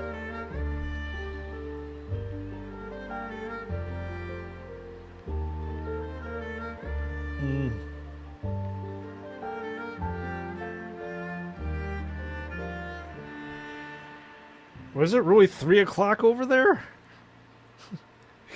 Because I have Sydney as 3 o'clock. That's insane. Tokyo's 11. For Australia's 4 hours in advance, I guess. It depends on where you live, though. Yeah. Actually, Australia's huge, too, so it probably covers, like, how many different time zones. Oh, it's 11 o'clock. 11 p.m. Okay. Yeah, Sprues, I will be continuing to binge my old Lego builds. My commentary is fire, and the builds are so cool. You know, it's interesting. Like, I'm kind of sad that part of my channel never blew up, Dominatrix. I don't know, like I said, if it was just me, the YouTube algorithm didn't really like me. But it still is very hard to get into on top of the Lego content creator thing, just because there are so many Lego content creators out there. In fact, I think I saw that Lego was the #1 type of content that YouTube produces. But I did spend a shitload amount of time editing and building all that stuff and thinking about commentary to say when I was building. So I'm still a little bit sad that stuff didn't really work out too well for the channel. But it's okay. That's why I had to switch over to Warhammer action figures. It wasn't exactly a twist of my arm to do that, because I love those action figures, and it's still well within the bounds of this channel to be talking about Lego and Warhammer. So it's midnight over here, 11 over there too. Nice. You been to Bali? Dude, that's like a dream destination for me, Gavin. You're a very lucky brother. I think for me it would literally take almost probably 24 something odd hours to get there, which is insane. I have relatives that are in Taiwan right now, and I already start getting stir crazy on the plane after 14 hours, let alone 20 something odd hours. That's nuts. All right, let's see how this base is doing.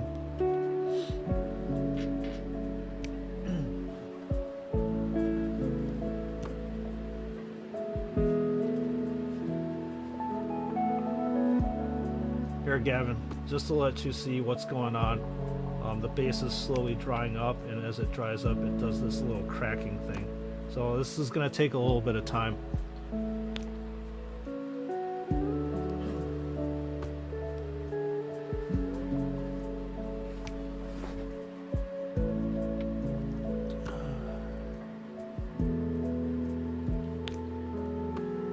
Just make whatever you're passionate about. You have positive energy and honesty in your content. Well, thank you. Yeah, I hope that that's exactly the type of person that I am when it comes to talking about things that I love.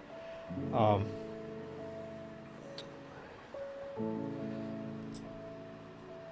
mean, if you saw me at my old job, I'm definitely not like this.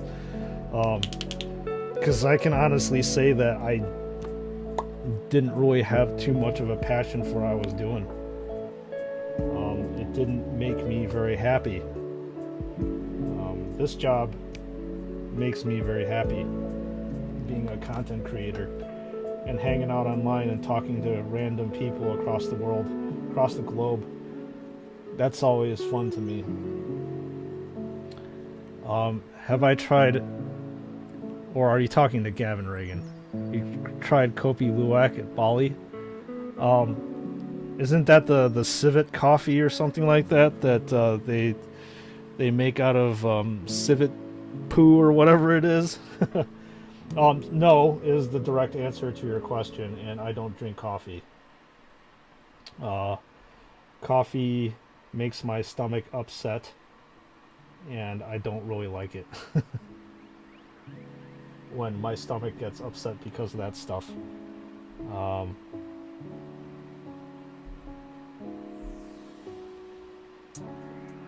I had heard that it's supposed to be really good and really expensive coffee. I probably would be willing to take a sip or two of it. That is the extent of it. As I said before, I am very open to trying different things, new things, regardless of where it comes from or what end it's coming out of.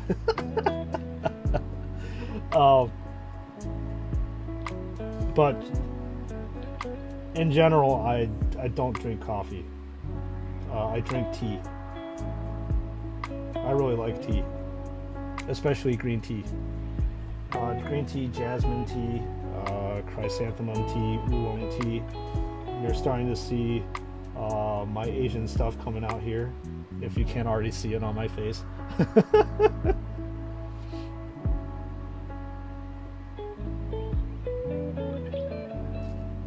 Kopi Luwak's on my bucket list.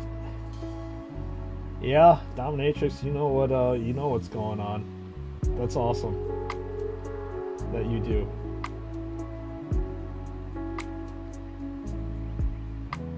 It's fairly cost prohibitive to get, if I'm not mistaken, in the US. But if I had the chance to try it, I would.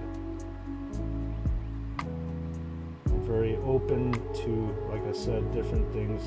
Probably things that typically would freak the living crap out of regular people, I'd be willing to try.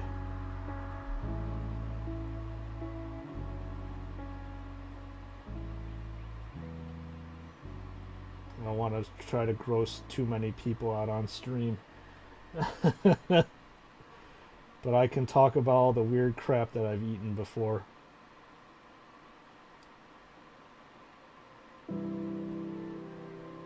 Most of which people will start going, "Yeah, that's a little bit too much, Sprues." What is up with these damn...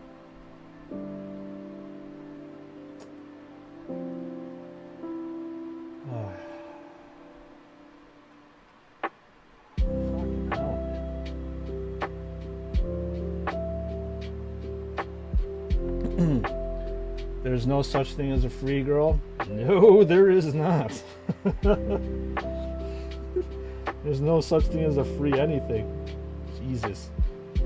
You know, I'm so glad that my channel is becoming so popular that I'm getting sex bots on in my chat. It's fantastic. Oh, Jesus. If only I had quote-unquote fake people subscribing to my YouTube channel, that'd be great.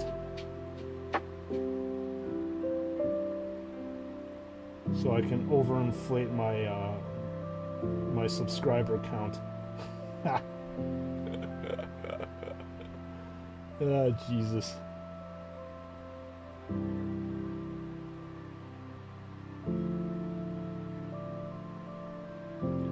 Overinflate my subscriber count so I can start getting YouTube royalties sooner than later.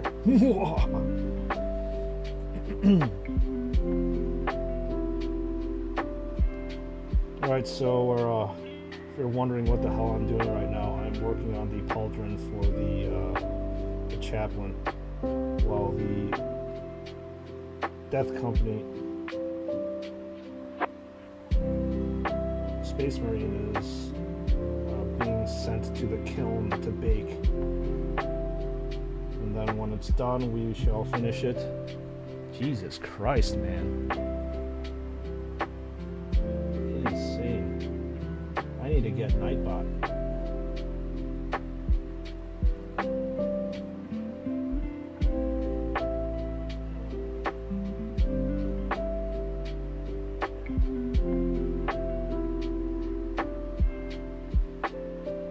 This is going to be very, very tiring for me to do. I don't want to moderate my own goddamn stream, damn it. I want to sit here and I want to content create.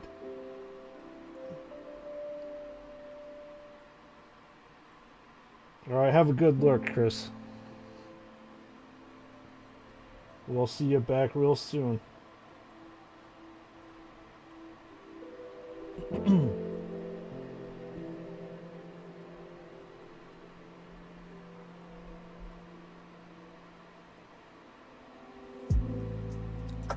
Okay. This crux terminatus is almost done. Just need to cover up a few of these black areas.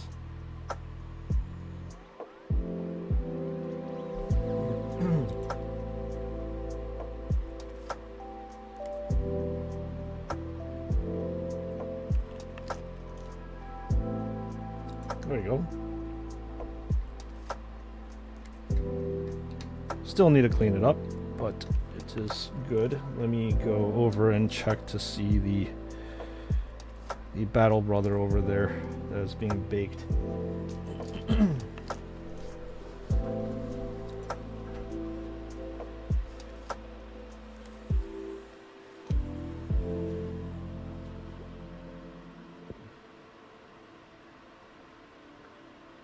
It's drying up real nice over here, as well as over here. Just needs a little bit more over here.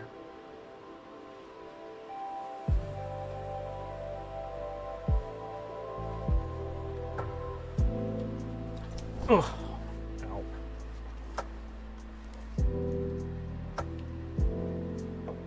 And so as we are waiting for it to dry, we will continue. I guess I'll shade this pauldron, as I think I have highlighted and shaded the other areas on this Chaplain. Yeah, I did, so let's do it.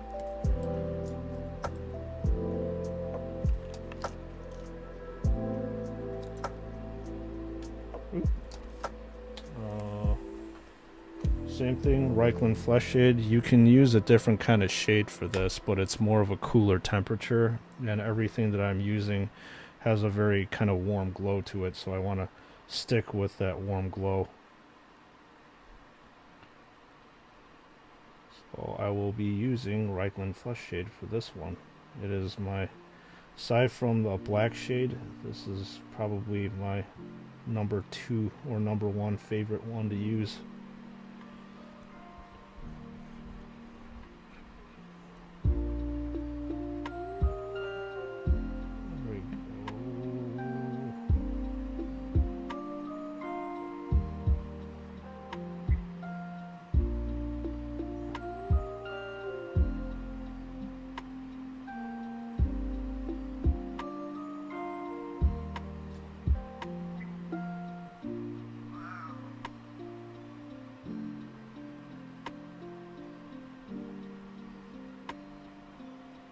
The nice thing about, like I said, this shade is it runs into the recesses. It's so liquid.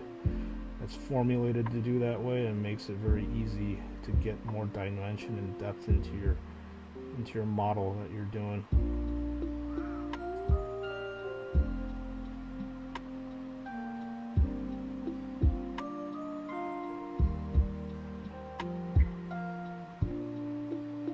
Right there. There you go. You can start seeing the grooves in the eye sockets a little bit better. There you go. Sweet deal.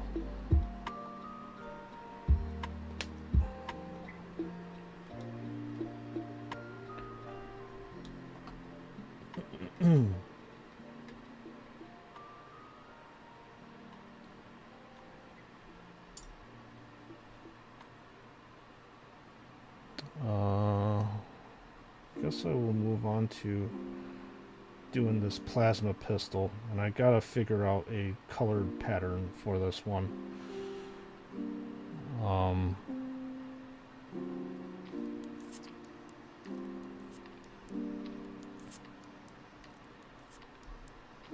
I did magnetize this so you get to see this like that.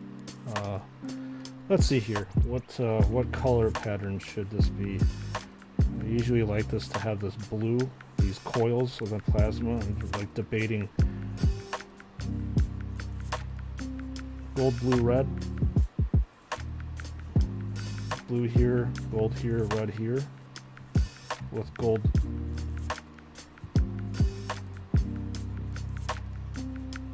Gold tips.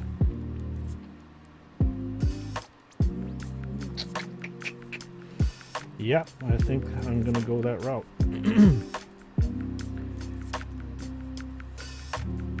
You gotta color match it to make sure it doesn't depart too far from the model that you have here. So we'll see how that looks in the end. I think it should look fine.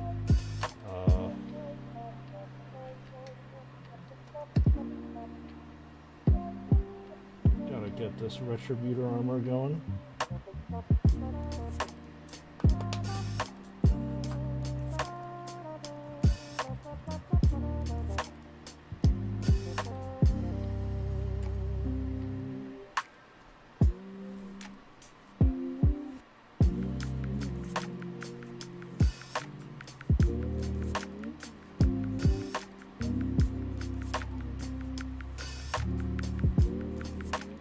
Definitely getting a nice good flow here in terms of colors. Wanted it to be like unique without detracting from the rest of the Space Marine. That's the whole point of being careful and picky on the colors that you're doing.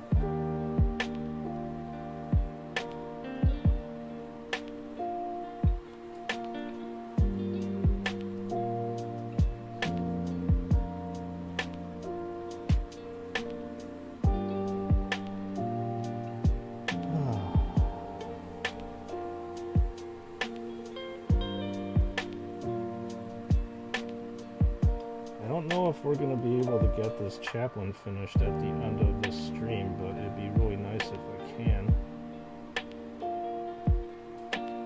because I want to move on and maybe do the other Dreadnought that I had shown everybody on stream yesterday.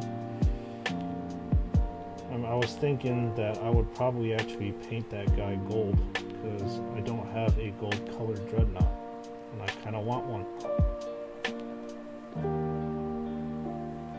And since gold is a dominant color in the Blood Angels line, I think that it would be a good fit to do so.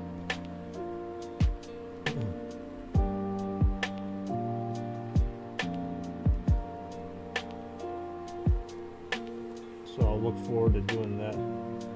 It's base coated red right now. If I had known I was going to go that route, I would have base coated it gold, but it's too cold for me to spray paint this down or again, so you're just going to have to watch me base coat it on stream, which is going to be really boring. Or maybe I'll prep it for tomorrow off stream so you don't have to be subjected to endless coats of gold being painted on.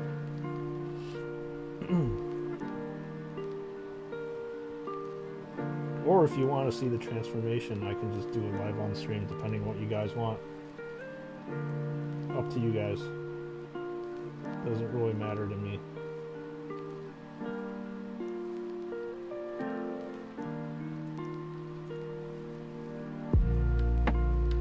Those plasma pistols slowly come along. Thankfully, it probably shouldn't take as much time as the courteous, which is that mace that the Chaplain usually uses.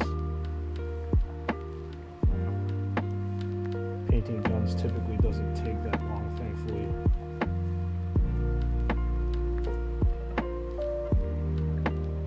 It just depends on what you're doing with it.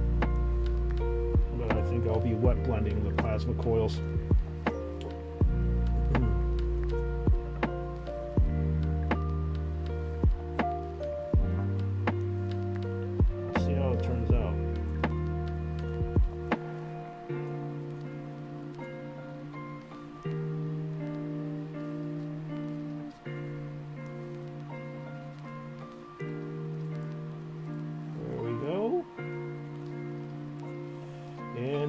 Is slowly being melted away by the brilliant gold.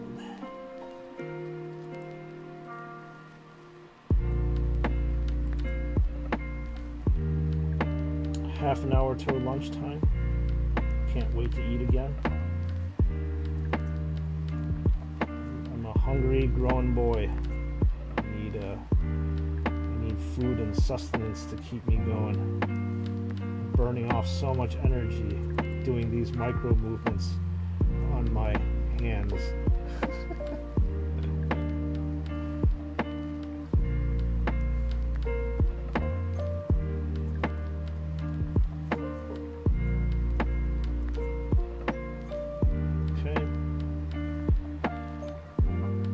Check in to see the other Marine because I want to try to finish him up before lunchtime. I think after he's done, it should be a pretty good segue into getting some delicious lunch into my system. Did I skip my, yeah, it feels like it should be snack o'clock. Yes, every time is snack o'clock. Dominatrix. Did I skip my sour candy session? No, Reagan, you're crazy, man. I would never ever miss my sour candy session. I decided to actually hold back and not have sour candies for breakfast today, because that's what a responsible child would do.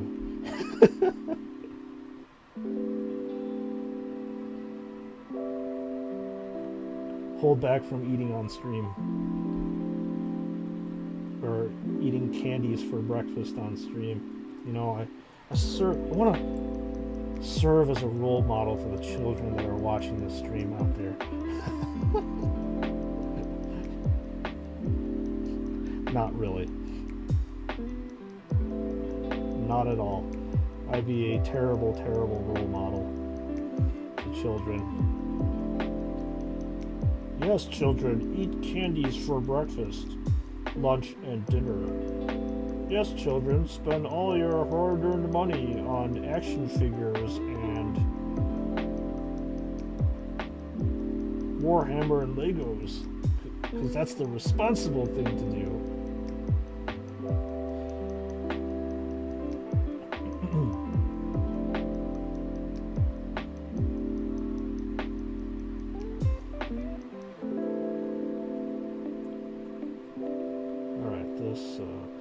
Pistol's looking pretty good. Getting some color in there.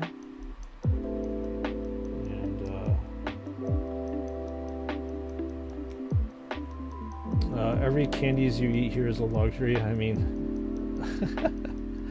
well, I mean, it's all about accessibility, right, Reagan?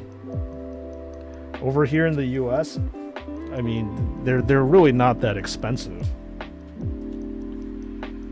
And it's just how accessible it is. If things are not easy to get, of course it's going to cost more.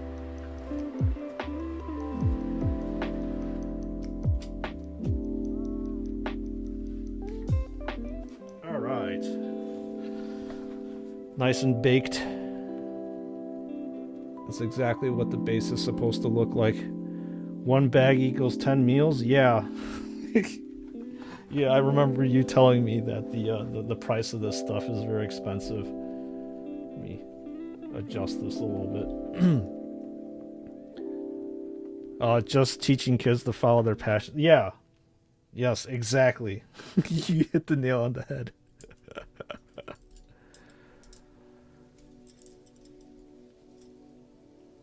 I'm not sure exactly what the parents would say, though.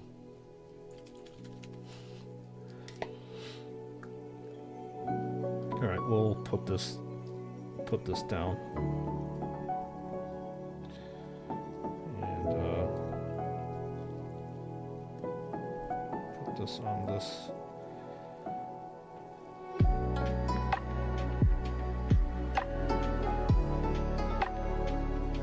Oh shoot. That's the problem with this putty. You have to warm it up to make it stick. And it's kind of cold down here in the man cave, so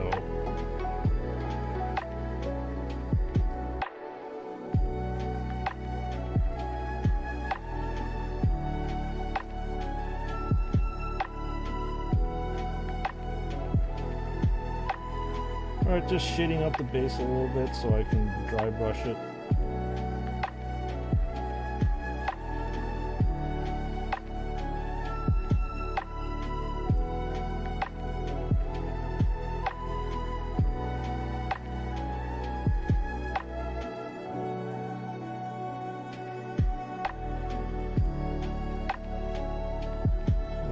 dries, it shouldn't take that long for it to dry. Dry brush the raised areas here, and the squat is, whew, it's complete. Finally, after a full week of doing this, you're done.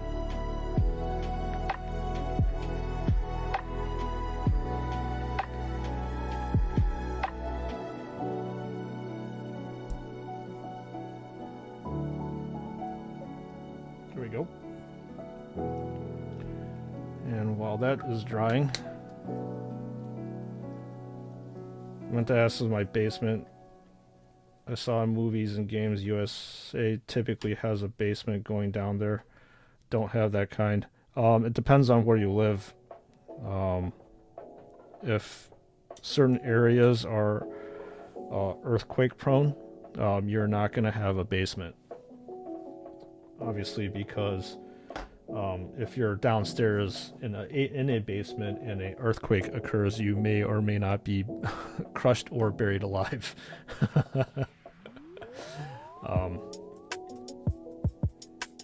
So yeah, it just depends on where you live. But the direct answer to your question is yes, I am in my basement. What the heck am I doing? Alright. Waiting for that to dry. Then painting the tip of this plasma pistol red. Nice bright contrast.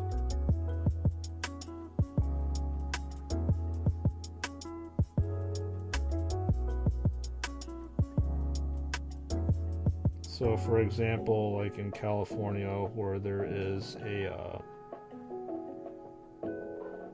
where there are earthquakes, most houses do not have basements. Where I live at, there are no earthquakes. Knock on wood. So basements are fairly prevalent. Problem of being in a basement, you have to worry about flooding. That's the thing that sucks about having a basement.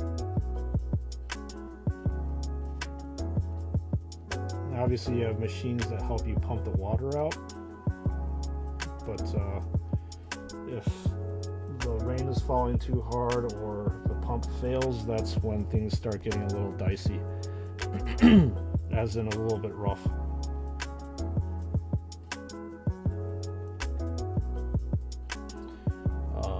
My holy chambers on second floor. It's my gaming figures and workroom. None may enter. I set a secret lock with a password. Wow, okay. You definitely do have it as your man cave.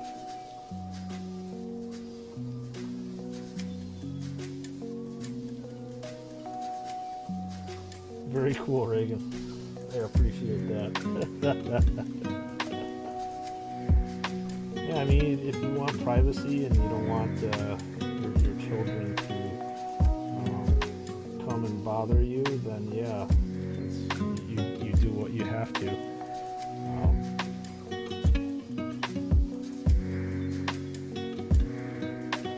You do what you have to do to protect your stuff and get some nice, quiet,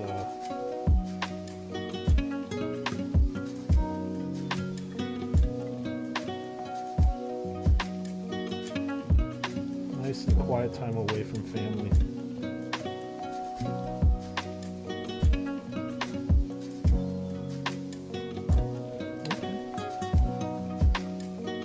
All right.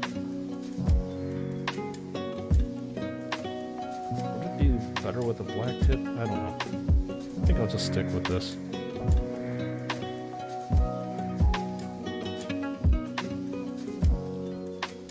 But still need to lock it for any cousins, you know, little boys. Yeah.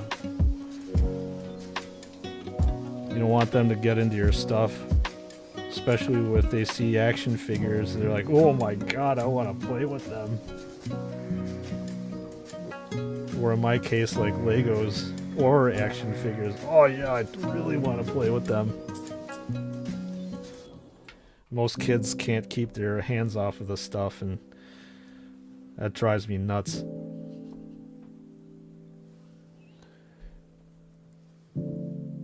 Whenever I have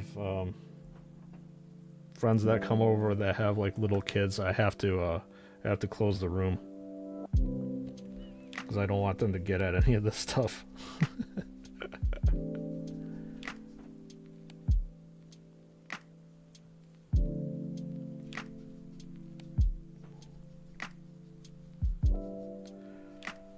So onward to the dry brushing.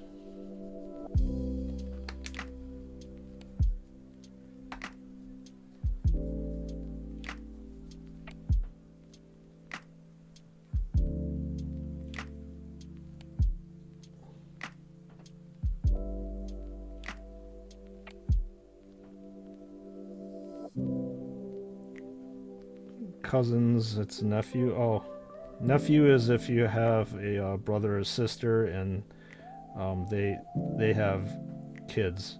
They would be so those kids would be nephews, or if it's a boy kid, it would be called. He would be called your nephew. Jesus. Fumbling with my pronouns, man, or nouns, or whatever the heck you want to call it. No, it's understandable. It's funny because, like, my family members say, I don't know if you watched the Lego movie, but like one of the things called in Lego movie that adults do is to super glue it, and they call super glue Craggle. And like I tend to be like that when it comes to my Legos or any kind of these action figures things. I want them to be unbreakable to when like kids come over and stuff. I don't like them touching my stuff. I'm a selfish grown kid. I don't like to share. I do not like to share my candies as well. Yeah, bro, little sis, little devils. Yeah, they can be. They can be.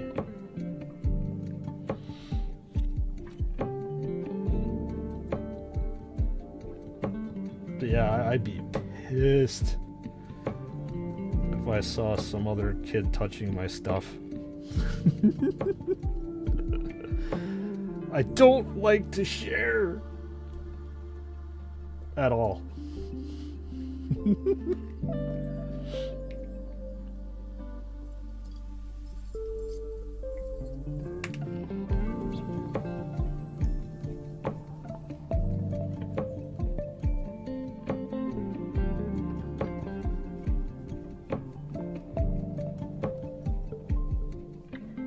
There was a case in Japan where the nephews destroy a guy's collection of Gundams and their parents need to pay $35,000 US or even more. Jesus. It's interestingly enough, it's not. It is about the money. Don't get me wrong. However, for me, it's like the time that you spend on this stuff. Building those Gundams, you form a bond with the stuff that you're creating, you know. And then for somebody to come in and wreck it, yeah, you can get some, you get your money back for wrecking it, but the mere fact that you have to redo some of this stuff, it's like it gives me a headache even thinking about this. So, for example, if some kid decided to come in and wreck my 40K figures. I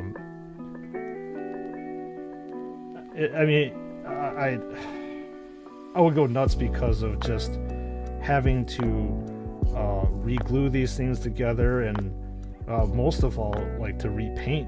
I mean, these things, as you see me paint on stream, it takes me 4 to 6 hours to paint every single one of these things.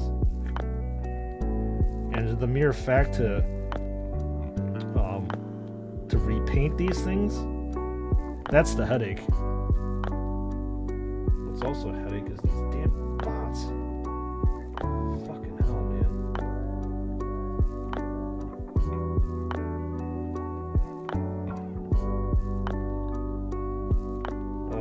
Those Gundam models have values of rare and stuff. It's like assets they even... Yeah.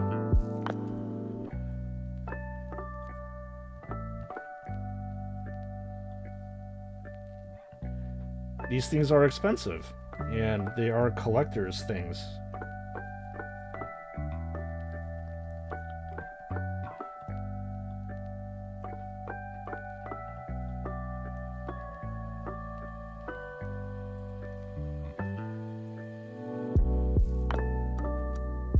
They even went to court for it? I could see that. Jesus. You just really have to watch your kids and make sure they're not wrecking stuff that they shouldn't be wrecking.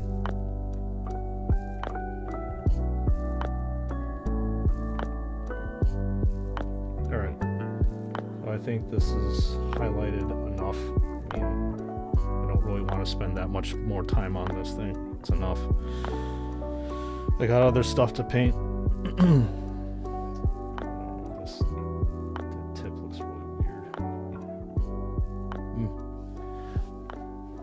Think about what to do after lunch. I'm talking about this plasma pistol tip. I don't know if this looks quite right to me. Maybe I'll do it blue. Yeah, I'll think about it. Anyway,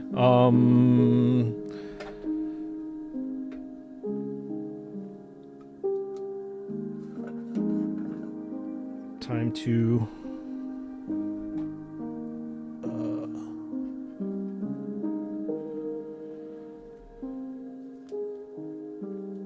put grass on this thing and fix up this edge over here, and we're done. Ladies and gentlemen of the chapter,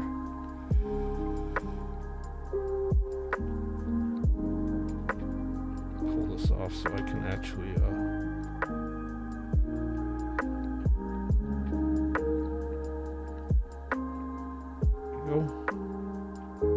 Maybe a little dollop here just for good measure. Alright.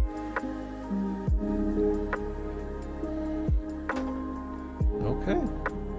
Sweet deal.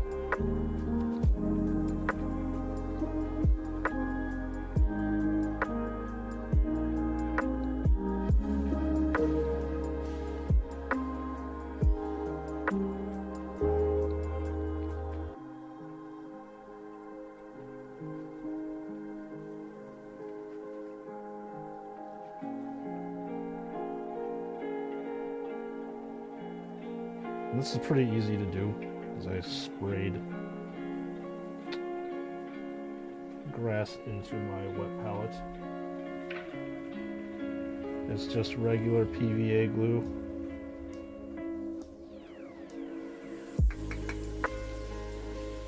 And then tap the excess grass off.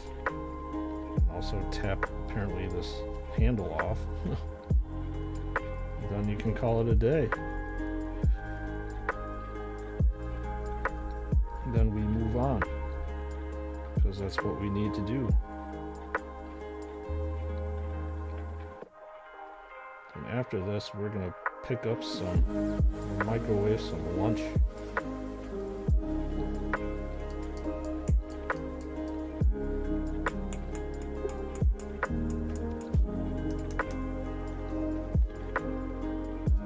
After stream, I have to download Nightbot because I need to block these stupid links and stuff. I hate it when people do that. Gotta remember to get this off, just get the grass off of these tweezers.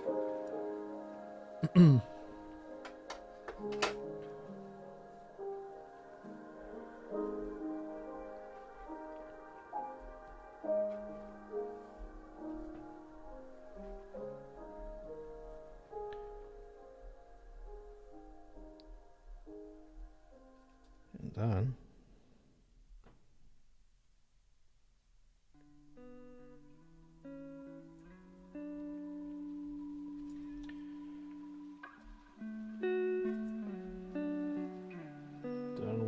going to paint the base again.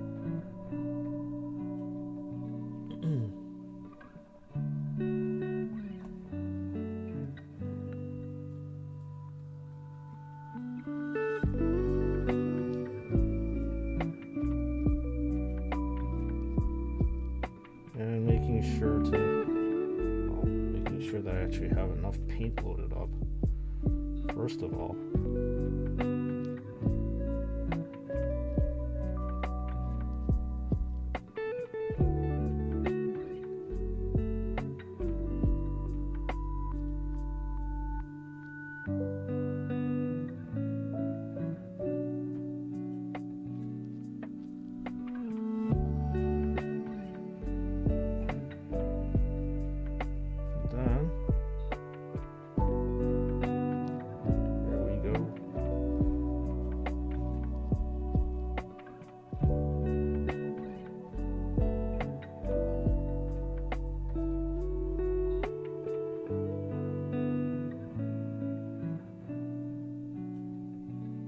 Welcome back from your lurk, Chris.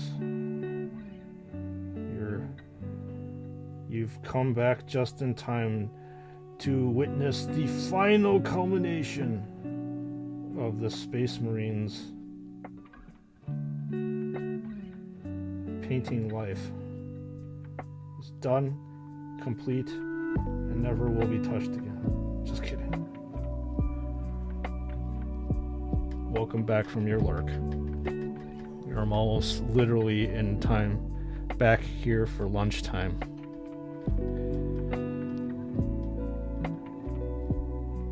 There you go. And he's armless, but that can be remedied with just magnets.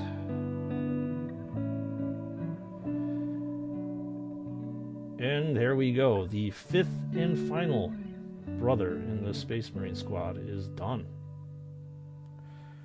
All in a day's work, so they say, right? Or remove them off the base.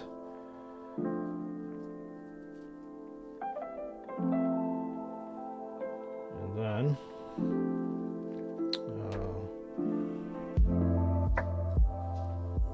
move this cup here out of the way. And display these lovely Marines out for your viewing pleasure after we're done. And then after that it is lunch.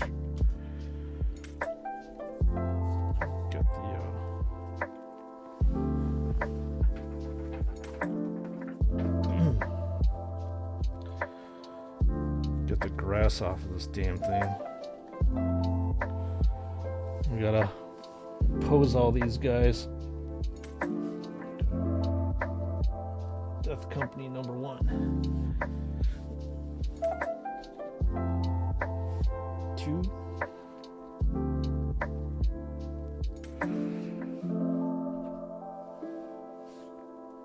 3.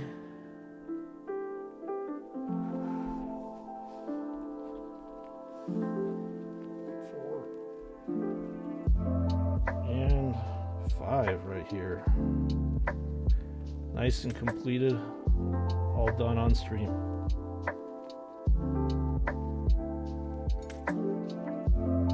Not too bad, huh? Not too bad. Alright, that being said, it is lunchtime. I'm gonna go upstairs and microwave my food and I'll be back.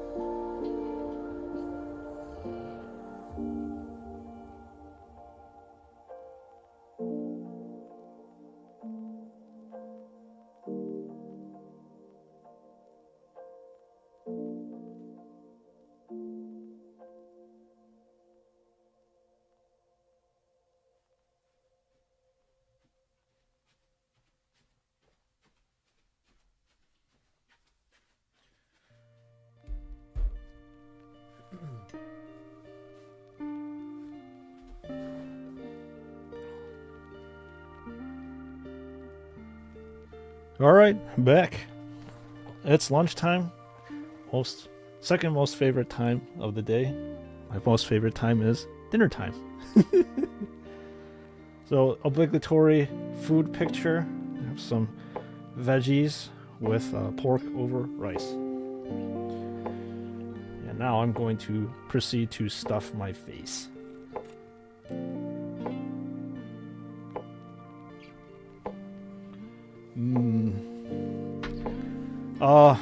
Did I spray some Citadel varnish after I finish my models? Yes, I will be doing that.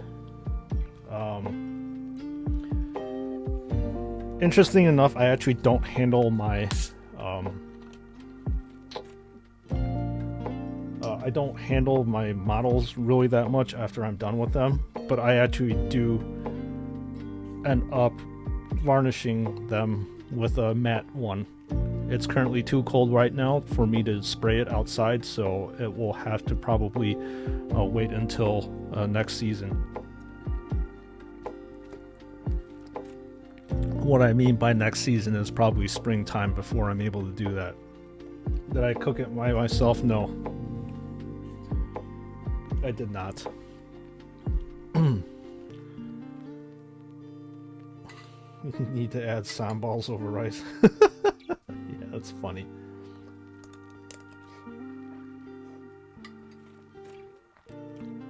As I said before, I don't typically cook. If I cook anything, it's usually soups or stews, but I love grilling.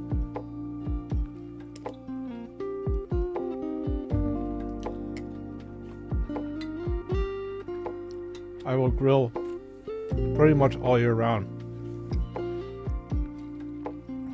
If it's snowing, it doesn't matter. I'll pull out my grill and then pull it up to my patio.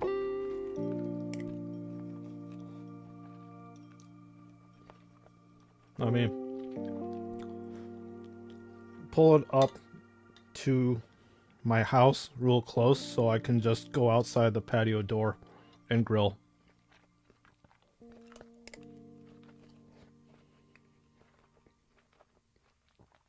But yeah, I'll grill anything.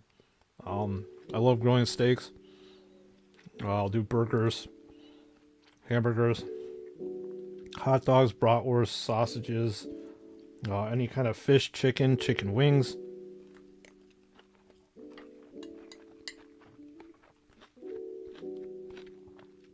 I can cook, but nowadays people here like to order food online. Yeah. We have that kind of stuff over here.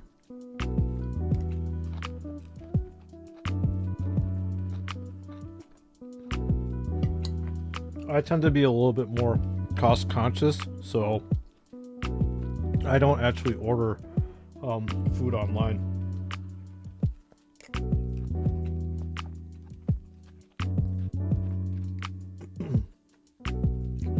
A lot of the streamers that I watch, they'll actually just order food. Probably because, I don't know, they don't like to cook, or they're too lazy, or they don't know. I have no idea.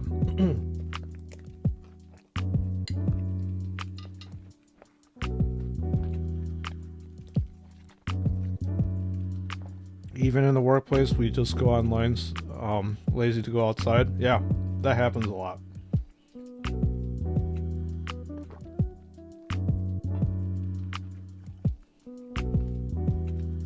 I mean, when I was working a full-time job, Reagan, I would still bring food to my workplace probably 3 out of the 5 days of the week.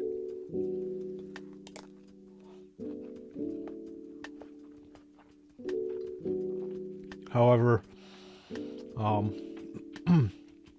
as I said, now that I'm at home and I can't really go out and get food myself because that's taking me too far off the stream or too long off stream.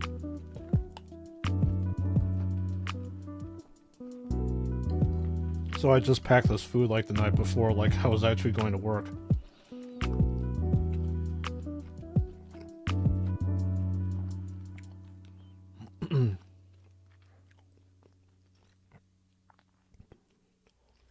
You have to be careful because I live with my mom and aunt because I'm not working at the moment. Are you talking about, like, ordering out, Chris, or something?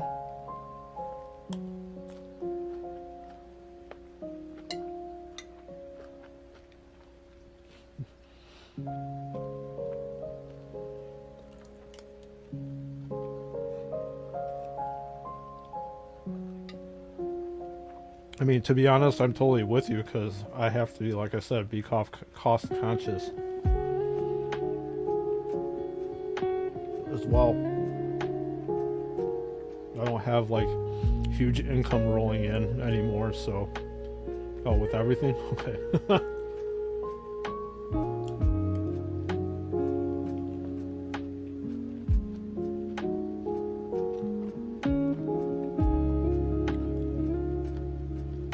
Like I said, I need to be cost conscious, period. And just invest in or spend my money wisely.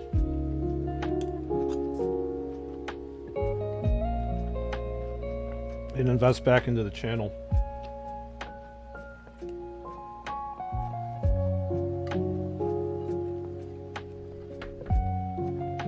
So I've even cut down on a ton of my food spending.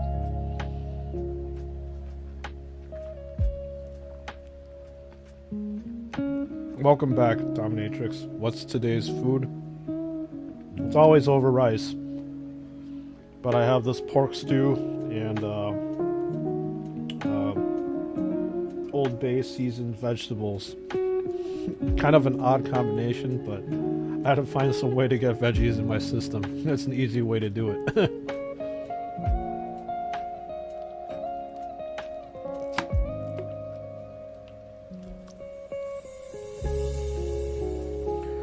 Since you live in a small town, it's a challenge to find work. Yeah, that's tough too. Location is paramount to find work.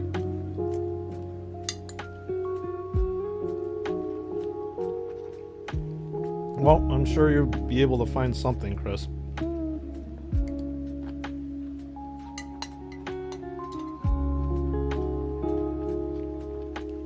It's probably also whether, you know, you have a car and you're willing to travel and all that stuff too, I bet.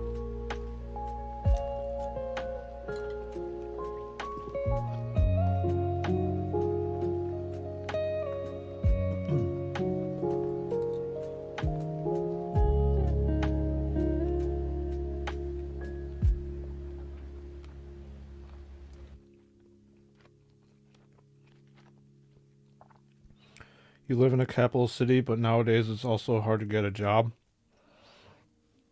Well, it also depends on like the job saturation, right? If there's too many people and not enough jobs, it's also hard to find work. I mean, I'll be honest with you. Over where I live, there's too many of us pharmacists. So it's kind of a hard time. If I wanted to get a job as a pharmacist again, it is going to take a little bit of time to find a job as a pharmacist, just because there's too many of us running around.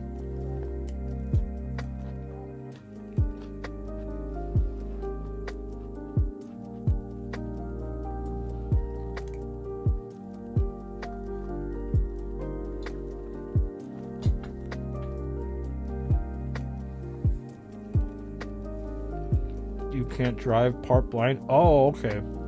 Oh, that's why you said you're sensitive to warm colors now. That makes sense. Sorry about that, Chris.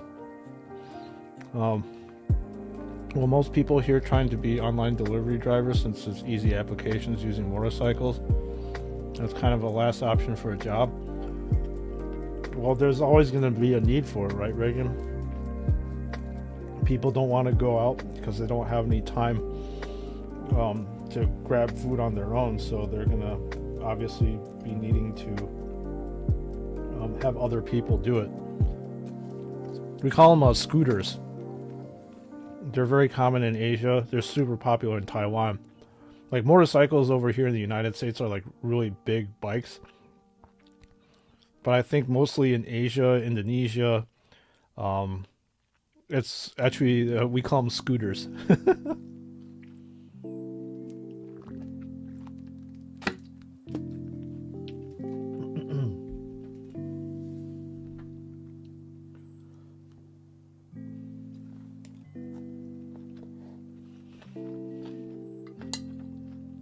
And scooters actually aren't very popular over here in the United States.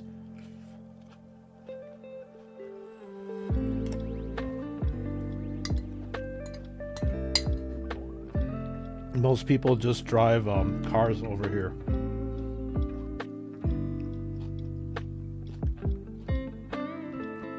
Yeah, but the bad side is the streets are full of them. Out of 10 motorcycles, 7 of them are online drivers. Yeah.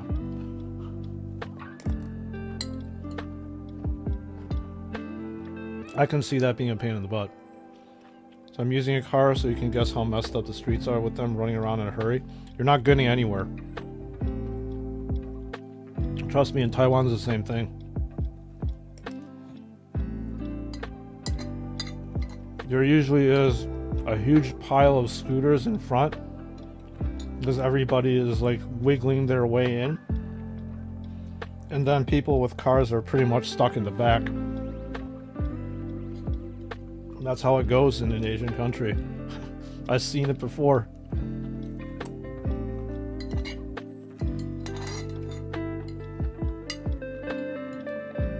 Vietnam is also prevalent with that. Ton of scooters. The cars are so expensive over there.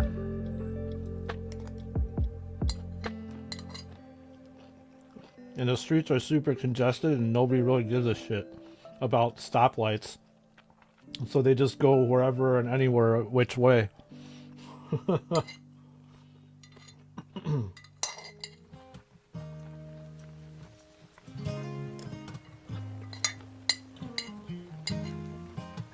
Alright, almost done.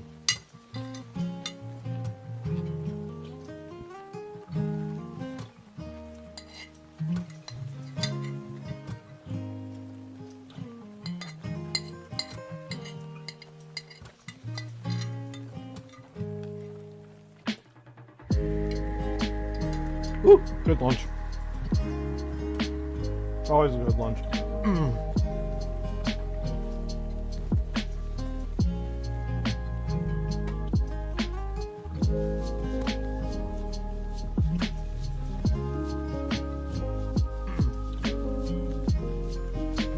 I'm using them to deliver my pre-orders from the store to my house, so yeah, I can tolerate them.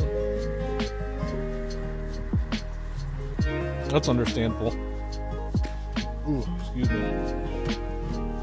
Alright, so the boys in black are done. I can put them in my display cabinet now, along with the rest of my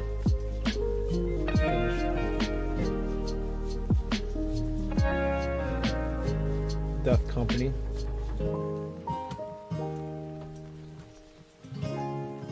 And now we will move on to the Chaplain. This is the final one that I did. I believe I finished him yesterday.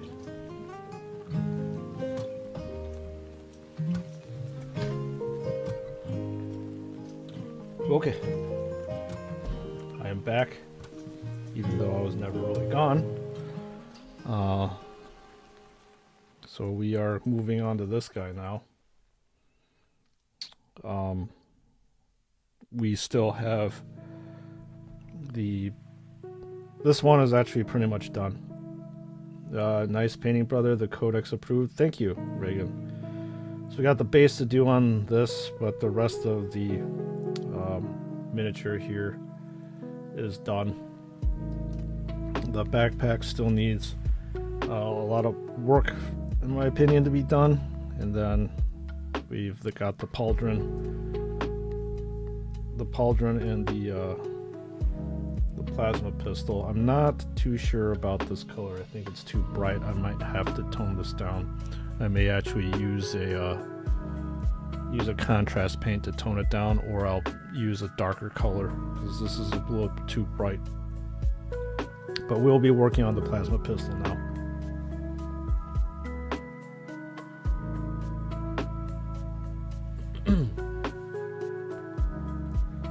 You're excited for the Dreadnought, brother? Is it going to be red or black? Neither.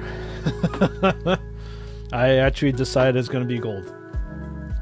I have 2 black Dreadnoughts as well as 3 red Dreadnoughts already, and I kind of want to have some variety in my painting, so it's going to be gold.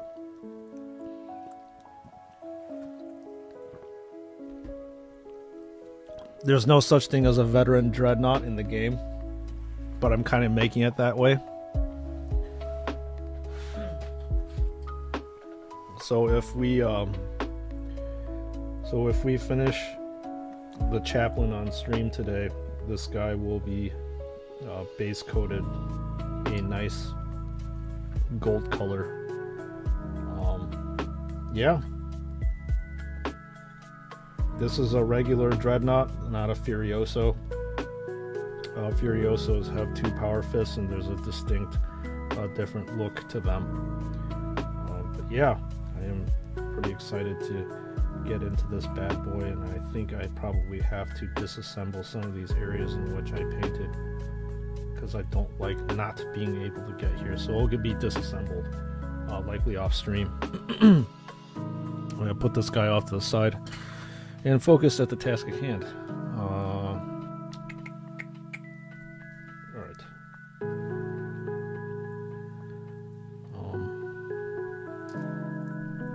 Where is...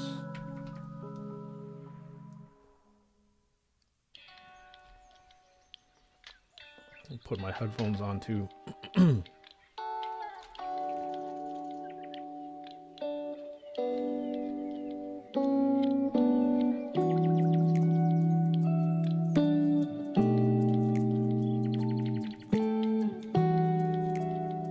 Okay.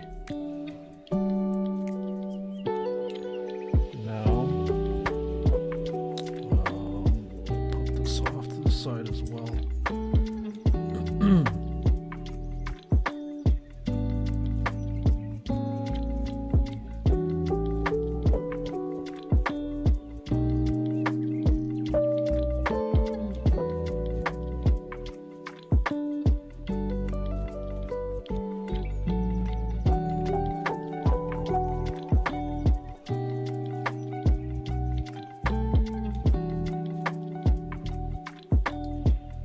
Debating right now, almost stalling, whether I want to paint this another darker red or just use a shade to make it darker, or a contrast to make it darker. This looks a little bit too clowny, I guess, to me. I don't know. It just looks weird.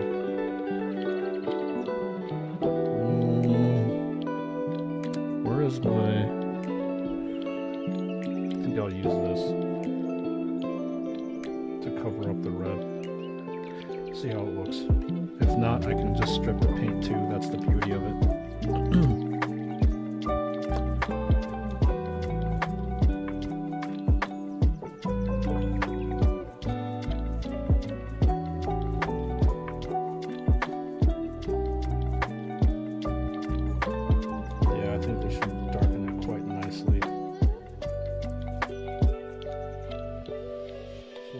So red, because that red is a bit too bright. I don't like how it looks with the aesthetic.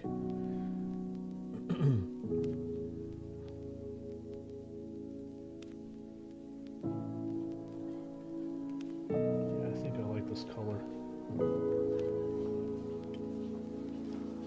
Fits better with the overall look of the Chaplain.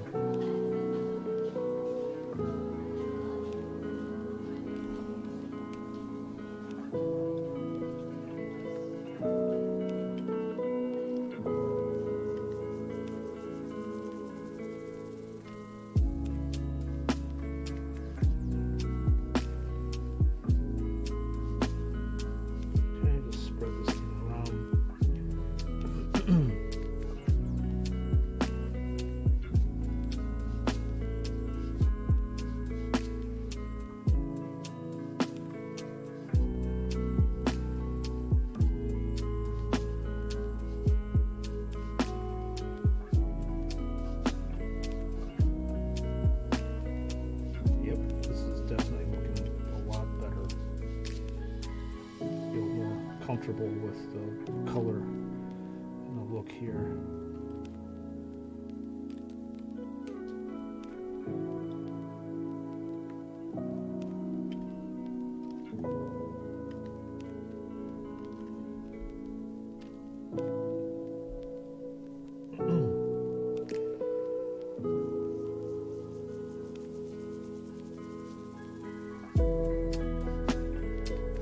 Yeah, this is definitely the way to go on this one.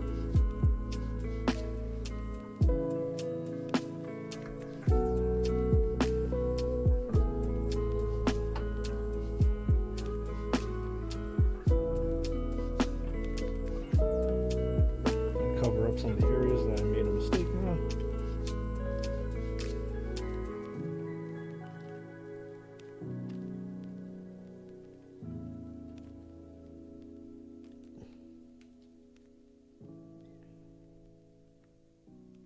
And then go with the regular shading with the Reichland flesh shade. And then you have to actually put this area in gold again, give it a different look.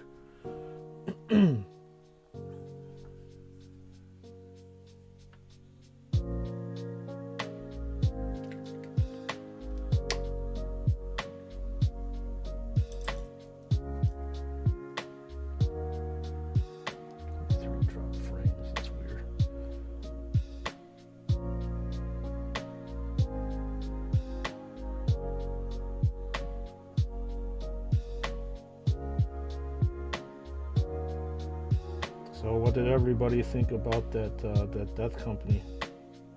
Pretty cool to watch, or you need something with a little bit more color to paint? Because I know that Reagan has said that it was a bit hard for him to see all the details and stuff because it's black.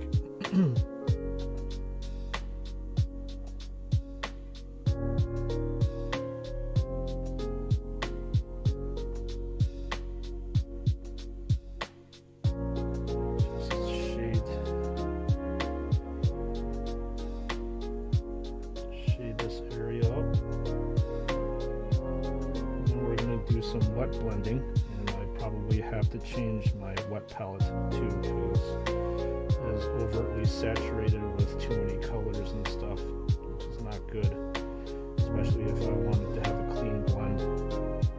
You haven't seen? No. No, I was just talking about what you thought of the miniatures that I painted. You had to have seen it while I was doing it, Chris.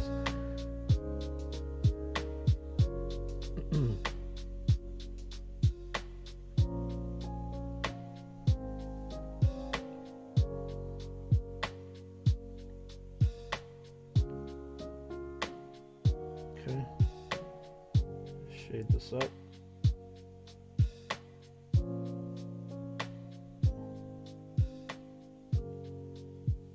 And then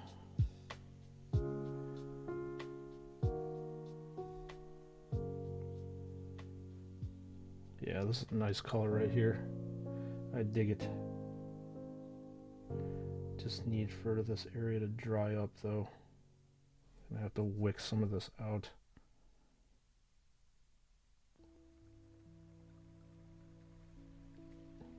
Here we go. And ooh, that, yeah, I was talking about the Death Company I was painting. No worries, man. So I'm waiting for this stuff to dry. I need to actually throw this top layer off. It is saturated and gross. Then replace it with another layer.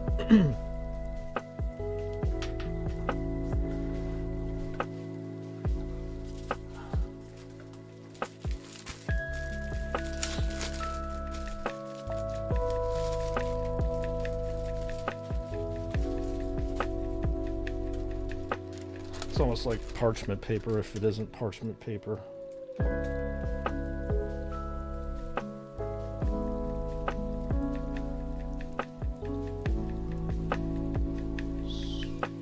how it curls though. So I end up having to like flip it at the end. And after a while it just lays flat after it gets saturated. Nice and wet pellety. If that's even a word or a term.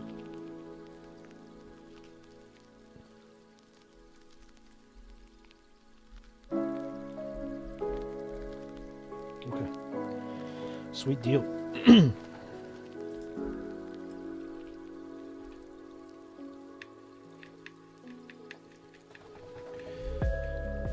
Waiting for that plasma pistol to dry. I might as well just work on the pauldron here, clean up all the black areas. Where am I?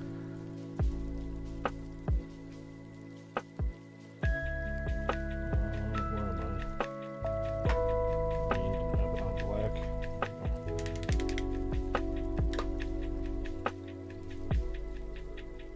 I'll put this off to the side.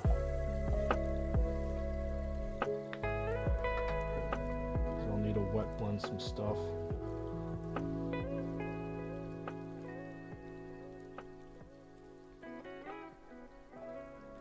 We'll see how it looks when the plasma pistol is done. It's going to be a very, very narrow area to wet blend. But working on the pauldron first.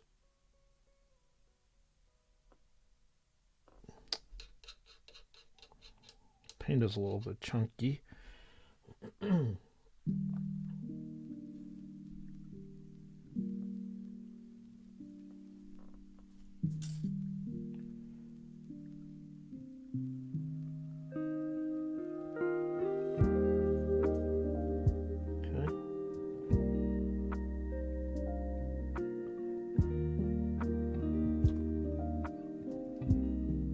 This looks pretty clean here.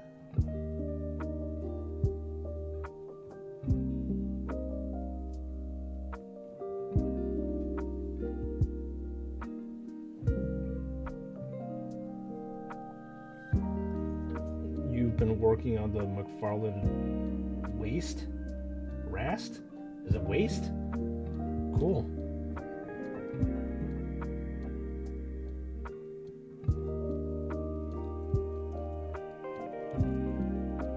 Good that you're making progress, Chris.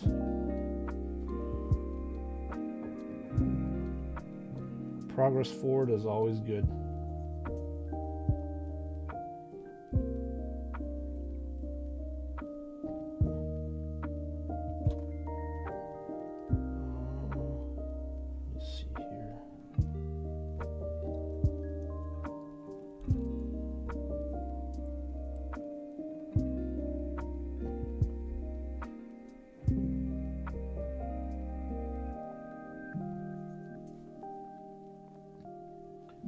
So I just need to clean up the areas, and then I'm going to end up highlighting this crux terminatus with the same Ushabti bone that I used to paint the base of it. Interesting thing about the Reikland flesh shade that I used is that it makes it look like it's an entirely different color. So I can just highlight with the same color. Waste, sorry, my spelling sucks. Well, at least you're able to get your point through, and that's the most important thing.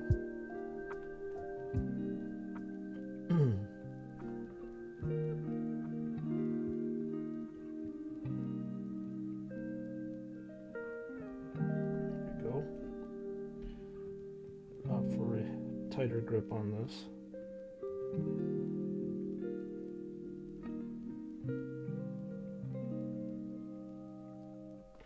That here.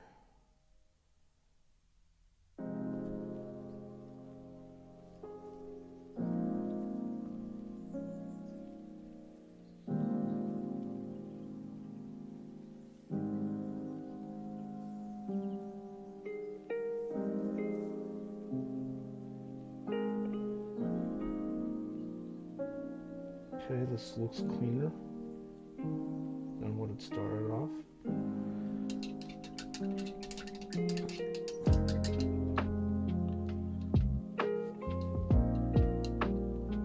Go forward to highlighting this.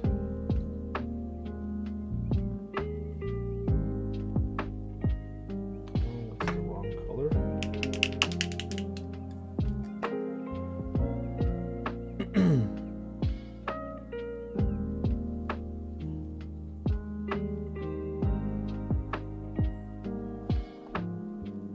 Put it off to the side because I want to do the wet blending in front of me.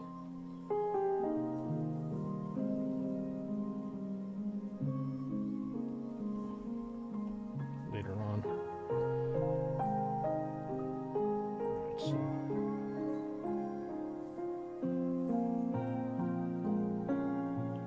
easy does it on this one.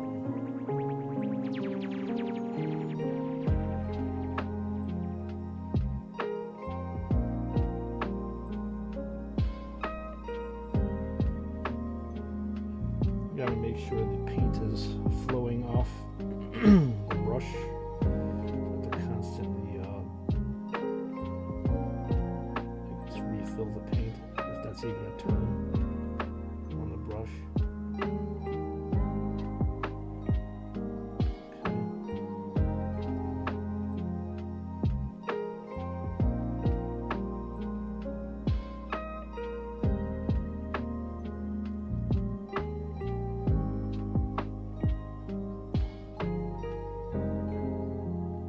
I'm actually using the tip of the brush here, so I can't actually use edge highlighting. There are really no edges here on the crux terminatus to go against, so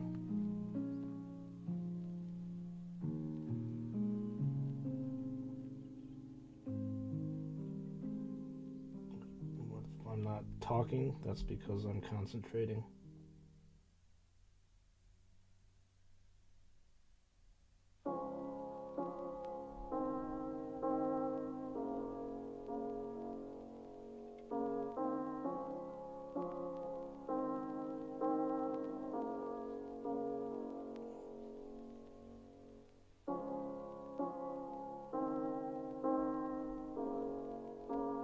Alright, so far so good. I won't need to hopefully go back and redo stuff if my hand is steady enough.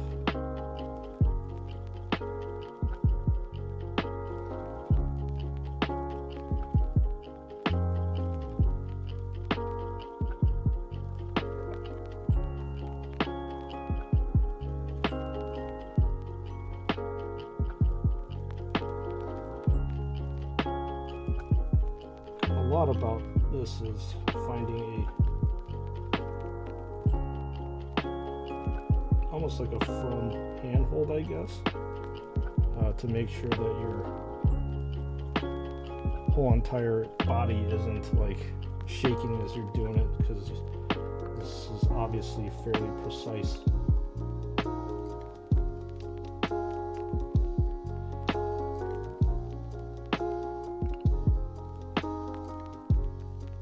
Paint work going on.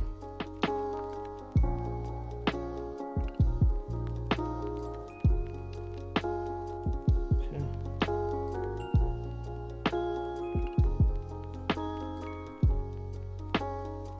That's what I was doing there.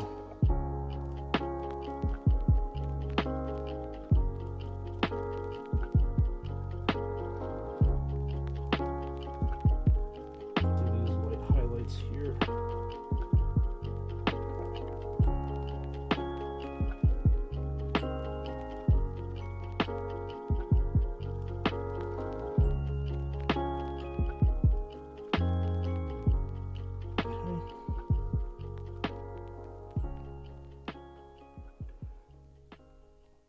There's a lot of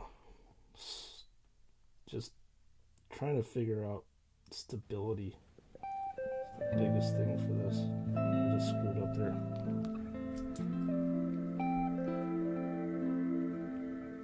Too much paint.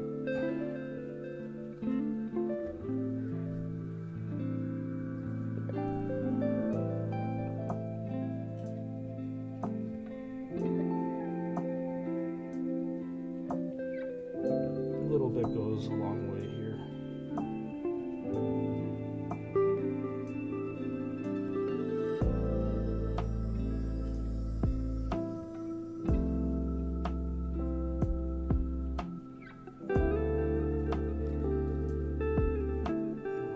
It's too late to fix that.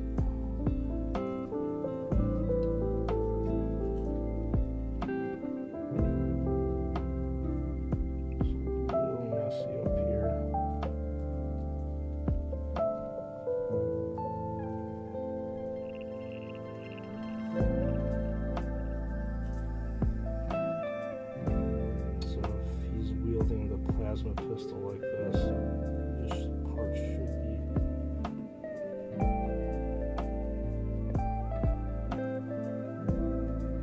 highlighted because this is where the light would normally hit.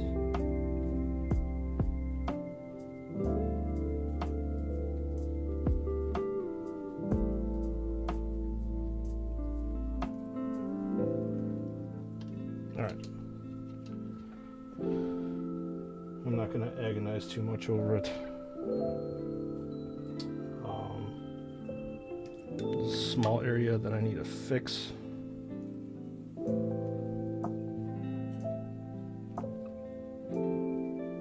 going to pin wash this area again.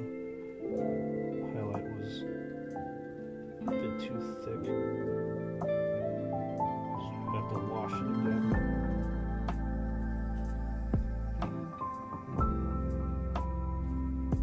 Alright, this is good enough. I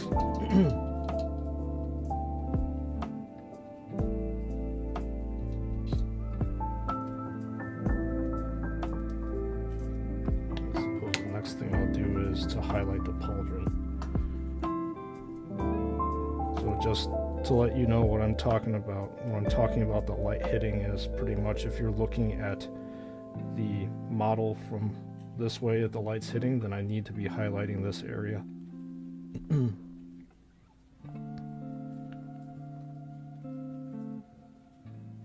In fact, I think I'll just highlight like this.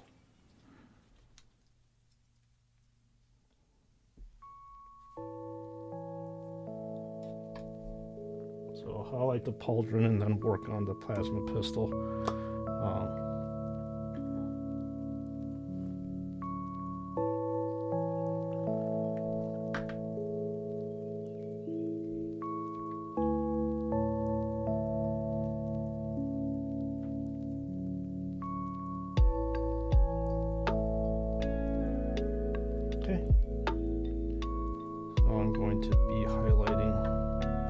Of this pauldron here.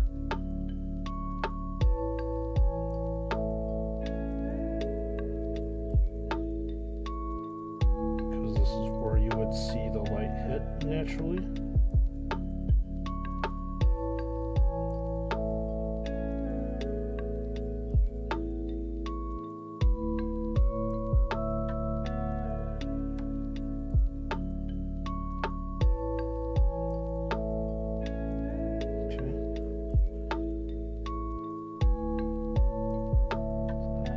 Highlight there, and then move on to this area.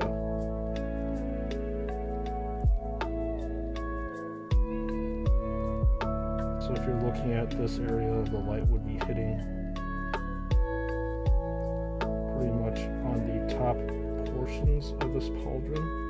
And I'm using edge highlighting techniques here, which is basically using the edge of this brush pushed ever so gently against the pauldron to get a nice crisp line.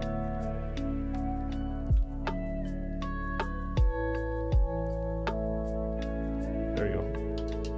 You can see exactly what I'm doing.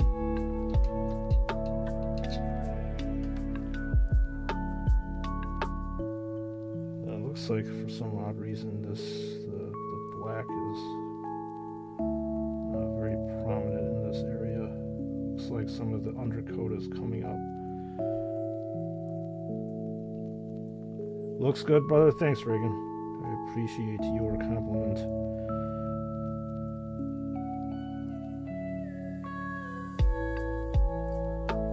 And as this is a character model, I will spend way more time on it than usual. But I wonder how we paint the eyes of a human to make it look alive. Painting eyes are hard. I told you last week when I was painting this guy on stream with you guys that it's a very hard technique to do it. This guy still looks like he's staring. And there's a lot of tutorials online that will let you know how to basically do it, but there are some people that paint way better than me that actually you're able to see the whites of their eyes, their pupils, their irises, and it just is, it comes down to technique and practice, right? Just like with everything in life, you just need technique and practice. I don't think anybody ever starts off knowing how to paint a face, and that typically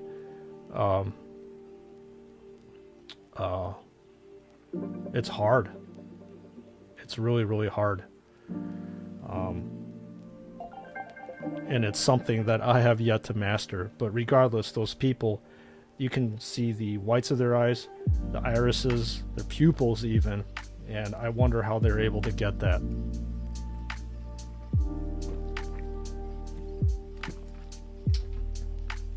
There are some excellent tutorials on YouTube on how to do it.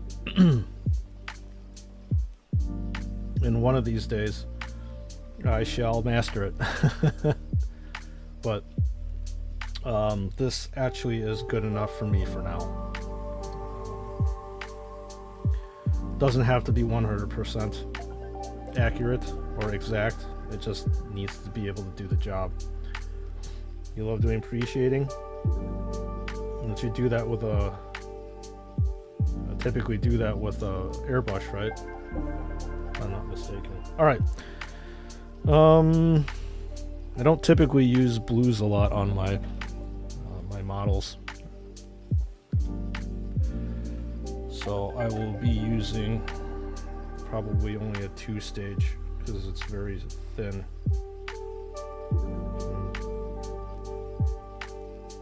I think I'm gonna do blue horror, and I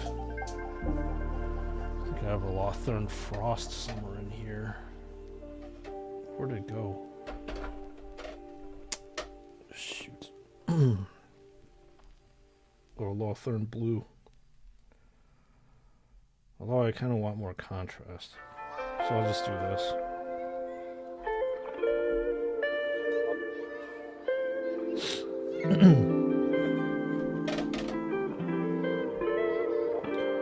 I love Techless blue. It is such an awesome blue color. Too bad the only time in which I usually get to use blues are on plasma areas, and that's pretty much it.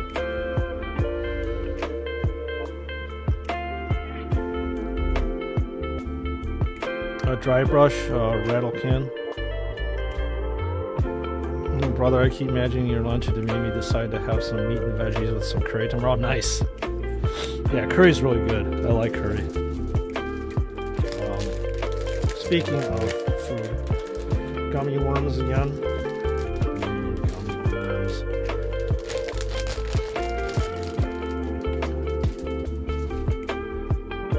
Yeah, I really like Japanese style curry.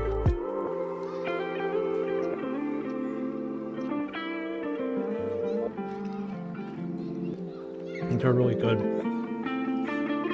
I think the spices tend to be a little bit more muted compared to like in an Indonesian type versus like even Indian style. Sour worms, yes sir. We are eating sour worms right now. Or I am eating sour worms right now.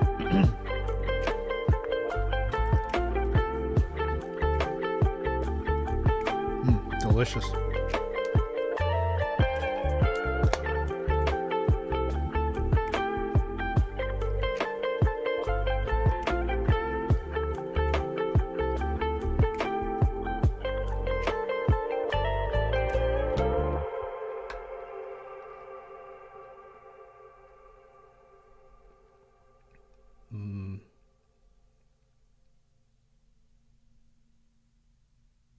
Okay. Indonesian curry is more sweet than Indian. It's not thick.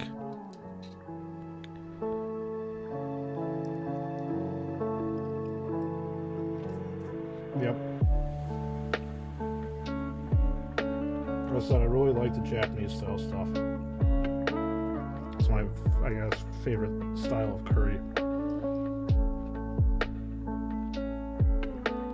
And then Thai style is really good too. But yeah, we have red and green chilies all over the place to spice things up. Yeah, I can see that. I don't need to be this exact here.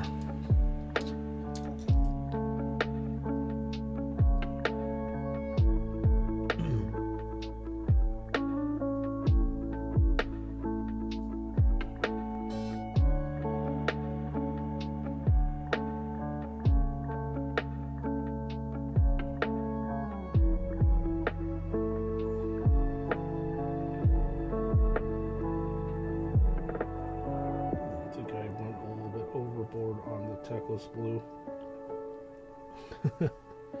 Oh well. To be honest, I don't really like Japanese food because it's kind of plain. It's popular with women here. Don't know why. Well, the flavors that Japanese use typically are, they're more how do I say this? They're more muted. In terms of all the flavors that they use, like I'm a big fan of chawanmushi, and that's basically like an egg custard, and they use like this dashi broth to make it, and that tends to be very delicate. It doesn't have it's a more of a subtle flavor that if you put, like, for example, I don't know why you would want to put chilies in it, but if you do want to put chilies in it, it totally overwhelms the dish and kills it. So Japanese food it's subtle like that. So that's probably why you think that it's kind of plain, just because of that. Because the flavors are more delicate. I really like the flavors though. Japanese food is probably my second favorite type of cuisine or nationality of cuisine to eat.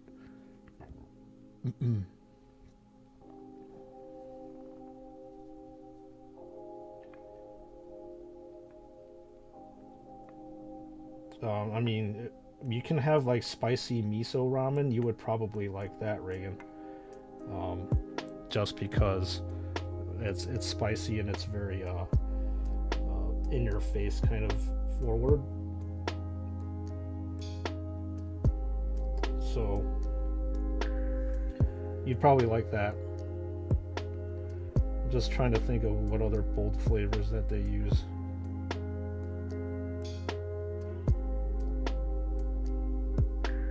This almost looks white. The only downside to pre-shading is to have to add thin coats and don't add too many layers. Well, that's the case with everything when you paint, right, Chris? It has to be thin. Yeah, but in here they use chili powder to make it spicy, not enough.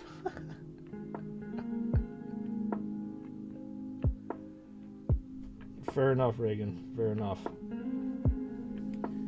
It looks like your palate is very spicy, or gotten used to spicy food. Man, it's running a little bit too much.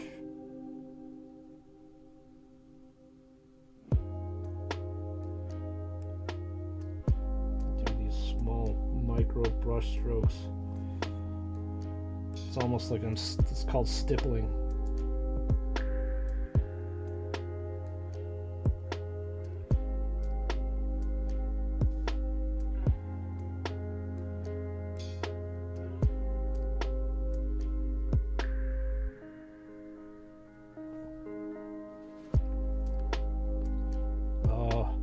like Chinese and Korean foods. They're rich in spices. Yeah, I kind of figured as much.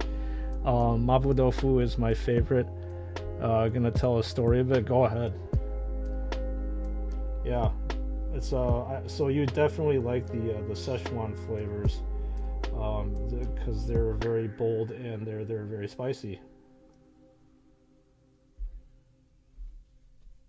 Okay, time to time to start blending this stuff.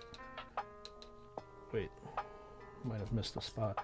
When I was at college, I used to eat in this small Chinese restaurant run by a family. Oh, those are the best Chinese restaurants, by the way. So good on you. These, we call them hole-in-the-wall restaurants, which means that they're very small and family-owned. They typically have the best flavors. I don't know what they do, but it's hysterical. We just used to joke that they add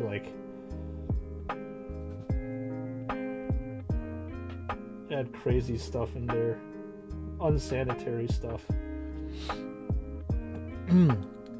After 3 years, they finally went to go back to China, and the chef asked me what food you want in the menu for free. She just said like all of it. I want all of it for free, since you're leaving me high and dry. I want all of it for free.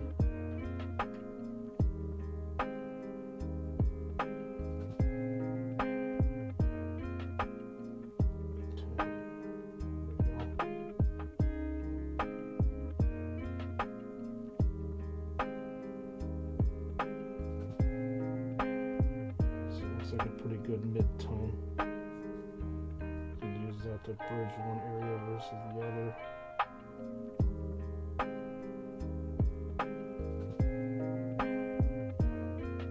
Stipple it on.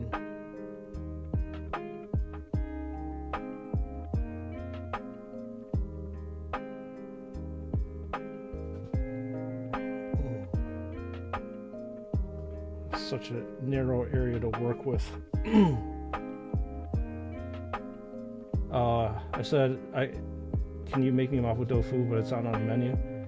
And he did it because it's so good. I was crying when I ate it because it was the last meal made by him for me. Wow, that's awesome. You got a custom made dish.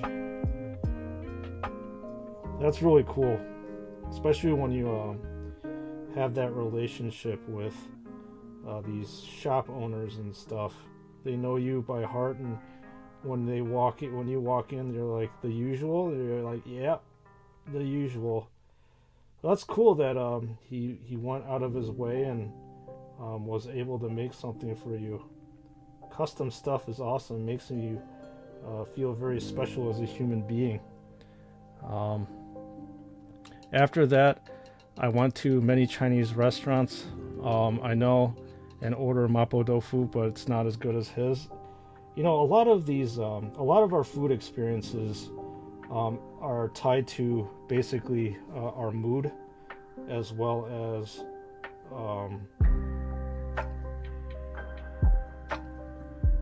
just memories in general. So if you were super happy when you're eating something, you're likely going to remember it more than in a time in which you're mad.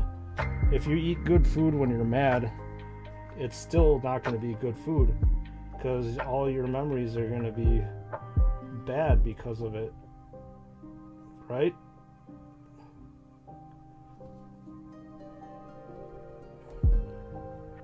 So, cool story though, Reagan. I like that.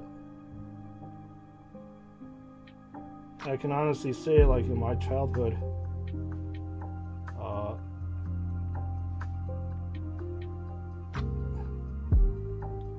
there's a dish that my old man used to make, and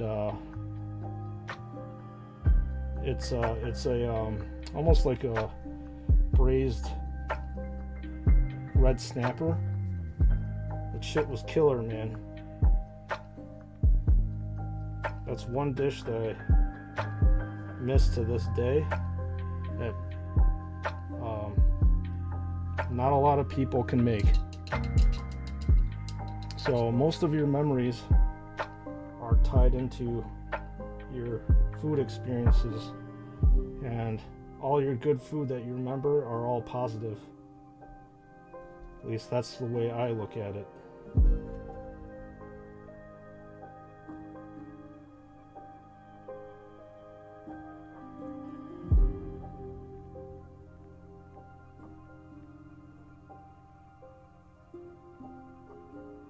Okay, concentrating really hard again.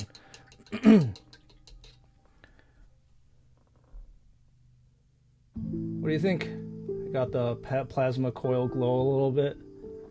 It's not 100% on how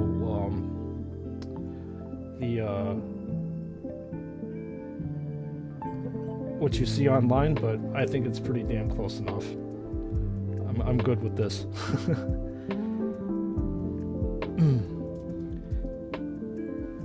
I haven't appreciated a miniature because I didn't know about it at the time, and McFarlane's too big for an airbrush, so good for painting. I prefer hand painting. Yeah, I really like hand painting. Obviously, it's what I grew up with, and it's what I know. I'm stretching right now.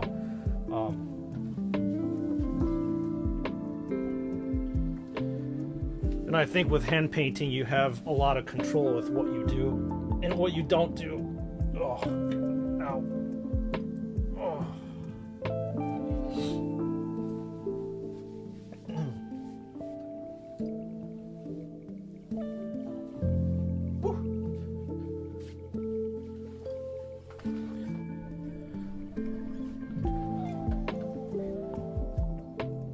One of these days, like I said, I'll need to learn how to airbrush.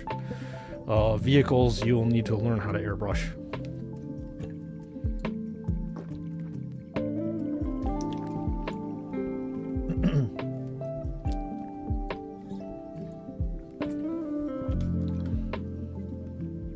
Alright, that's done. Another sour punch straw for more added concentration fuel.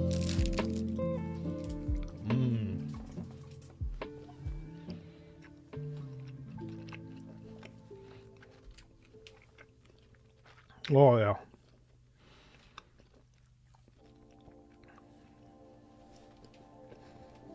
"1 a.m. brother, I have to sleep." Alright, Reagan. Thanks for hanging out as usual, dude. Appreciate you coming into chat. Hanging out and carrying a conversation makes things, makes time go by quite quickly. So take it easy, have a good rest, and we will see you hopefully again very, very soon. For the Emperor, brother. For the Emperor.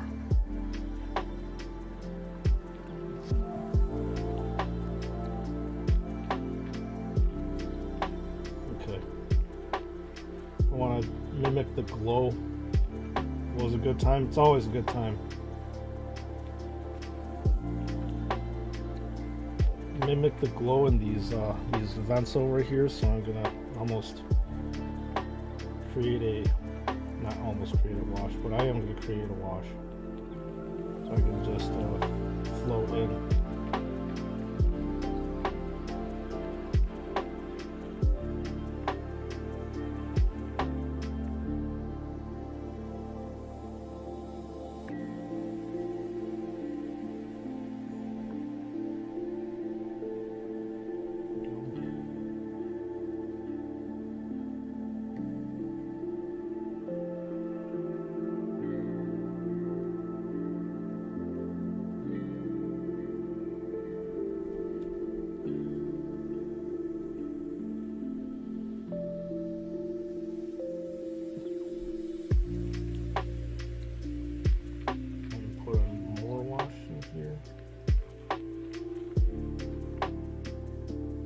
Flows in, so it's supposed to create almost like a plasma glow, or this plasma gets vented out.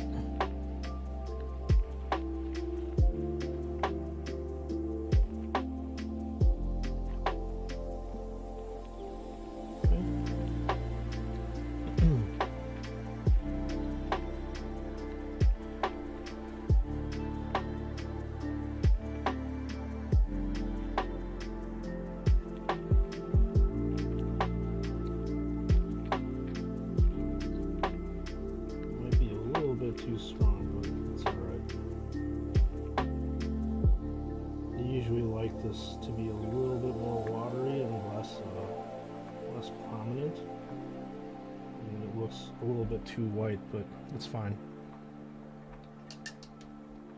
So that's what it looks like. Then I have to paint the tips gold. Where's my rush repeater armor?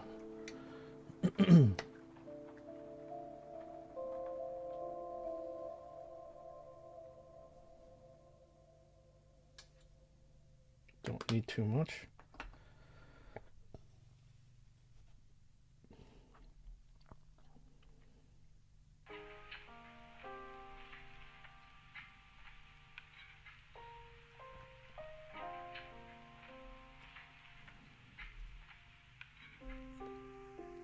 Now I'm gonna paint this tips gold. You don't have to, but I want to. It's a good look on a character model. The more that you paint, you're able to differentiate things out.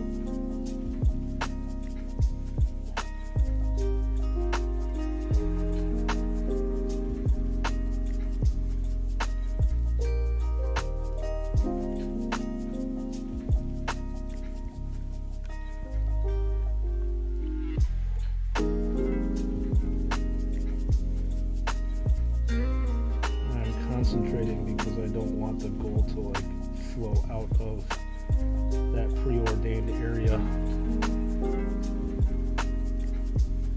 And there you go. Hitting here, here.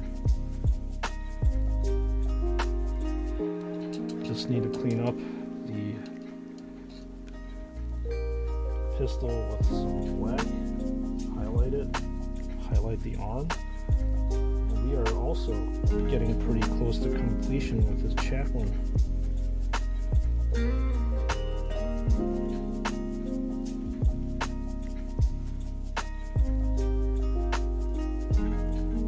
Definitely knocking these Space Marines out today.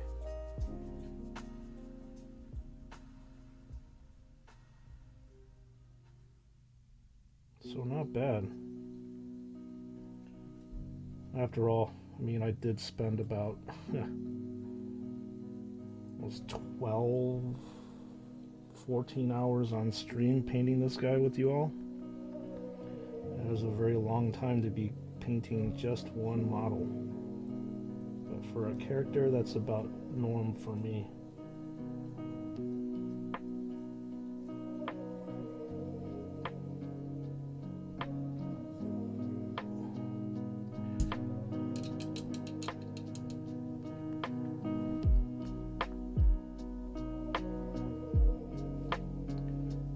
Clean up this gold area too, where the red kind of bled onto it.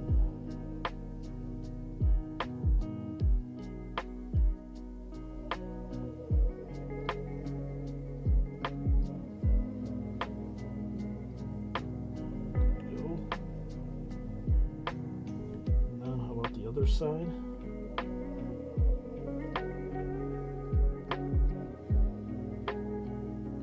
The other side's not too bad. Clean up a little bit down here.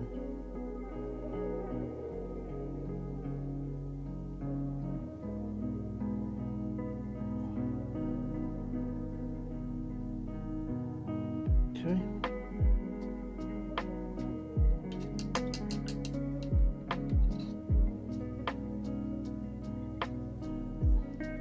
This looks like a little bit gold on, a little black got onto the area over here.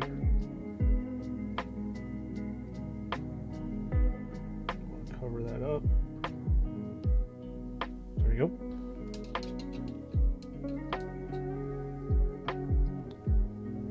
Alright, I think this is pretty much it. It's looking as good as it's gonna get. Some highlighting here.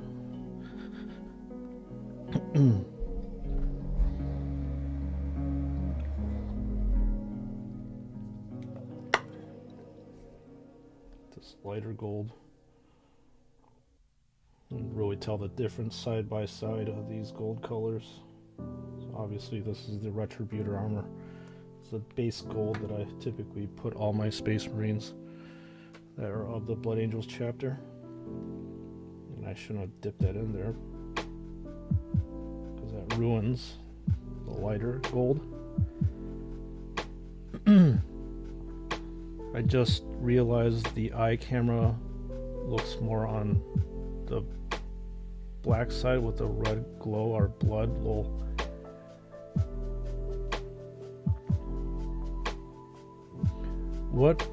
What are you talking about, Chris? Or which is it, a model, is it an action figure, or it's something that I'm painting?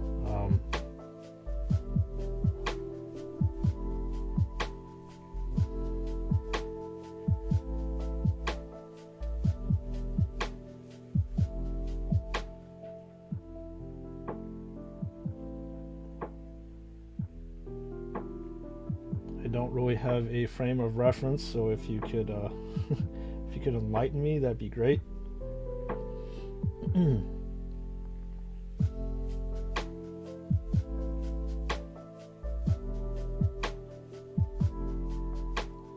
Oh, the Joy Tech Marine. Okay.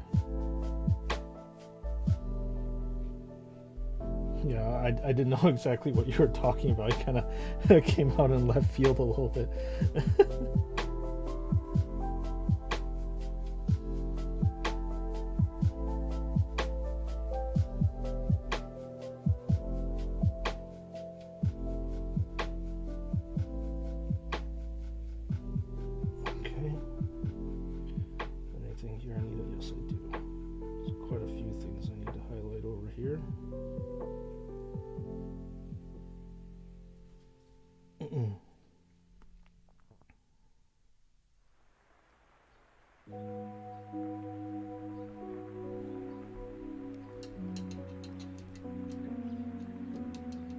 You sent a link of it in Discord so I can see the face of it. Okay, I'll take a look at it in a sec. Hopefully one of my phone has my Discord in it.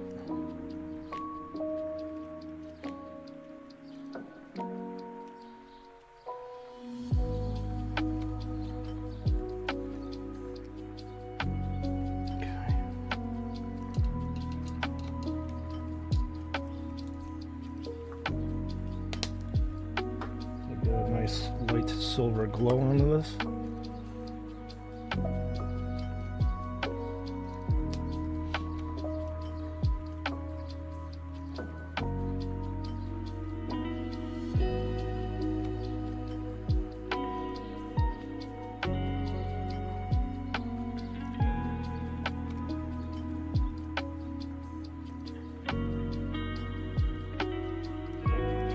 Right at the top, where you would think that this thing is glowing. I'm so very accustomed with using or painting gold. Here. Alright. There you go. Plasma pistol done. Alright, let's see what you're talking about, Chris.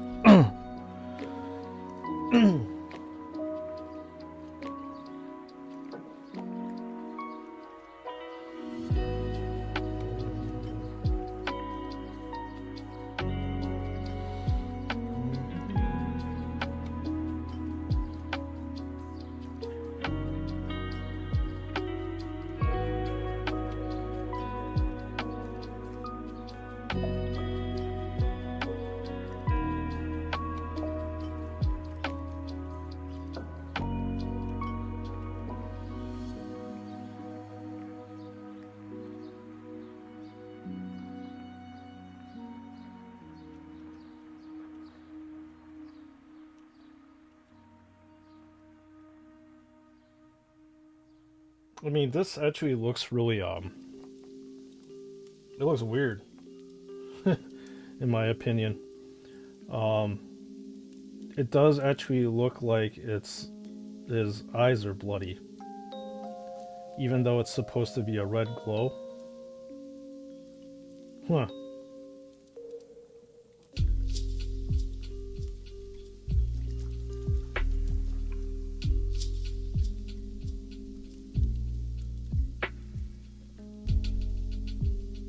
Yeah, it's odd looking to me.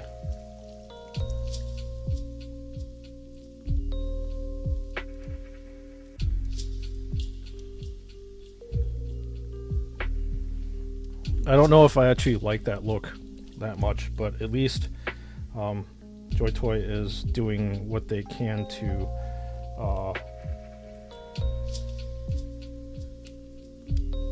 mimic a glow kind of look. It's better than what they've been doing, which is just that flat red or green color for the Space Marine lenses. For me, he was shot on camera. Yeah, it does actually look like it. Like I said, I don't. They should clean it up, but we'll see when the action figure arrives in our hands, because I don't know how that's really gonna look. Obviously, that is a production or a pre-production model that they used. I'm just wondering exactly what it would look like when the thing hits production, because usually when things hit production, the painting gets messier and rougher. So it could be we get like a gigantic a gigantic blob.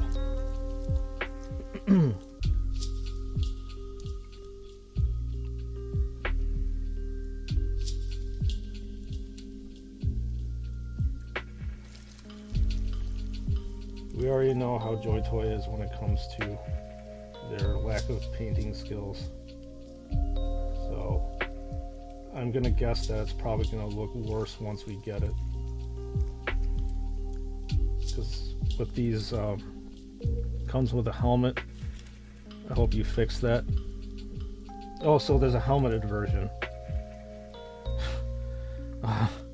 I'll be honest, you probably might have to be going with a helmeted version instead.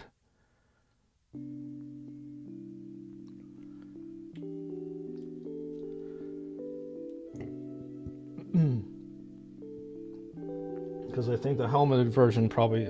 I looked at the helmeted version. It looks a lot cleaner than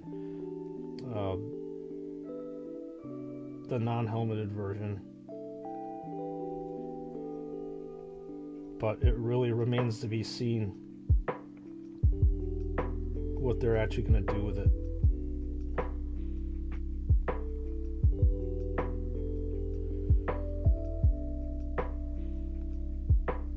So just now painting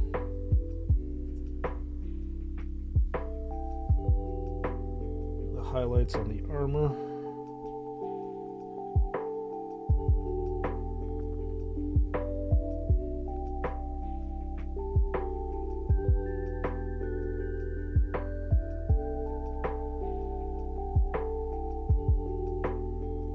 Should be a highlight over here, and probably need to clean up these highlights just a little bit because they're a little bit messy. I need to also highlight this area because it's in a prominent position.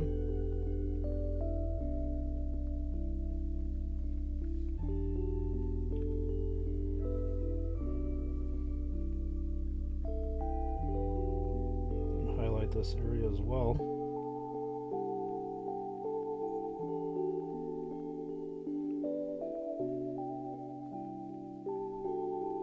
Okay.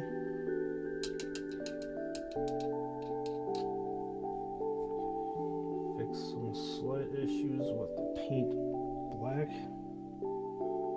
It looks like it's too light. Needs to be a little bit more saturated here.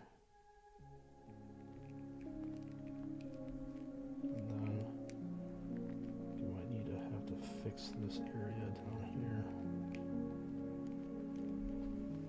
It's a little bit uneven, this part.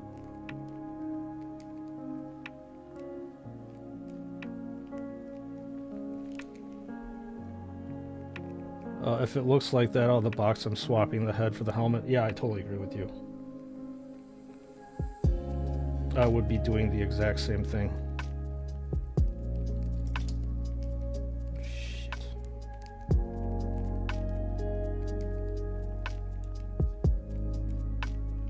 Okay.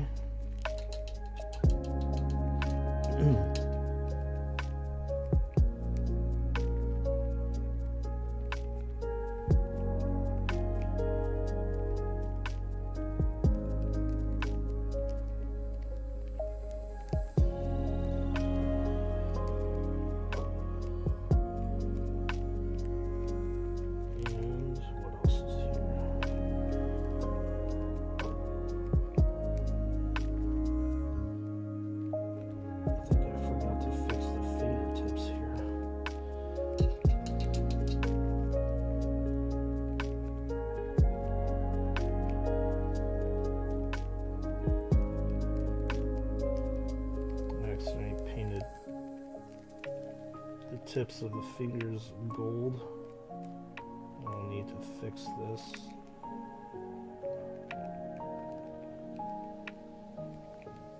There we are.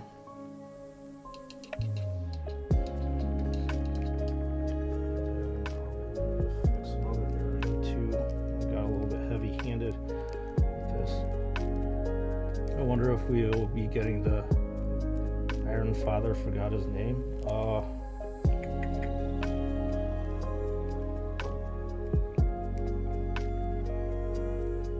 Are you talking about Ferrus Manus? The Iron Hands guy?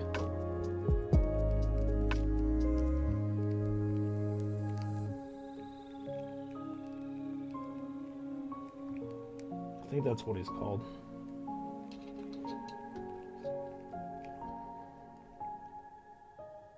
Okay. There you go.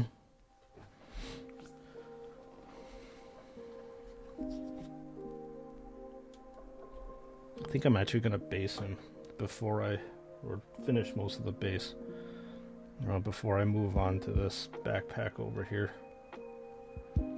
So let's go ahead and base this guy.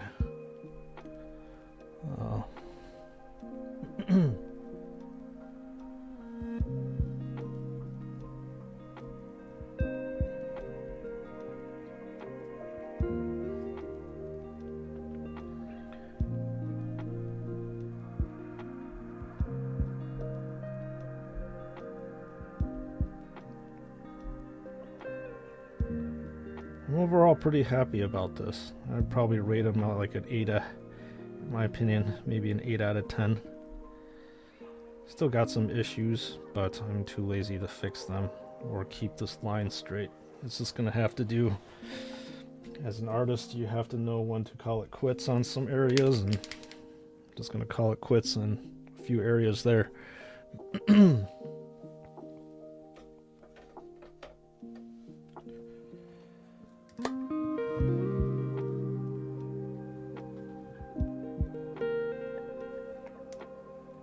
What do you all think? Pretty good so far. Definitely matches the aesthetic of the rest of the Blood Angels Death Company. In fact, this Chaplain is supposed to be leading the Blood Angels Death Company. So.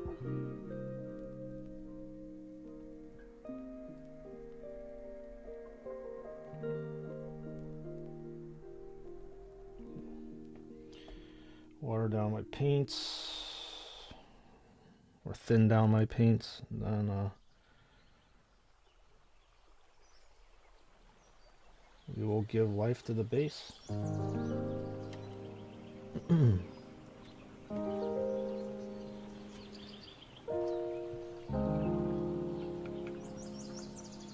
Yeah, hopefully we should be finished with this guy at the end of the day today.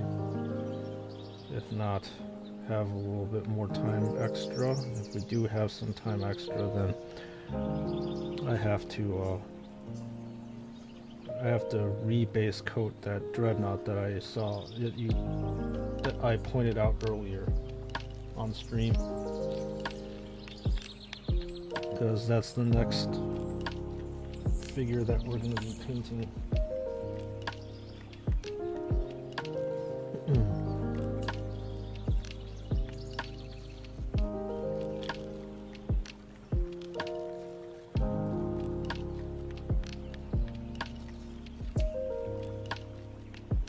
It's nice to be working on a vehicle.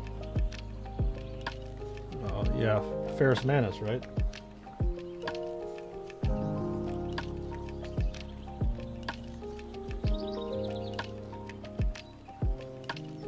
I mean, my response to that is, just with everything that I've said before, there's really no reason why Joy Toy wouldn't be able to do that. The problem is with the Space Marine lineup, there is so many factions, so many characters, that it has to be economically feasible for Joy Toy to want to manufacture something like that. They need to make sure that the character is popular enough that they can recoup the losses and make a profit from making the prototype of the model or action figure. To keep the I'm not sure if it's a publicly traded company, you need to keep your shareholders and stuff happy.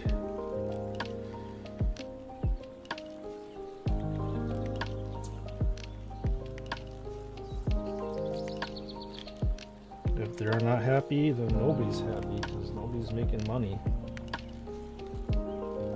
So I don't see why not, though. Sky's the limit.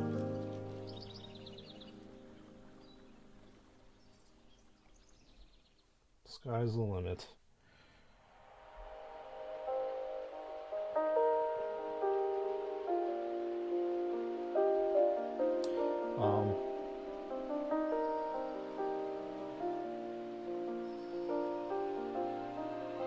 Yeah, I would really. What else would I really like to see from them when they're making stuff?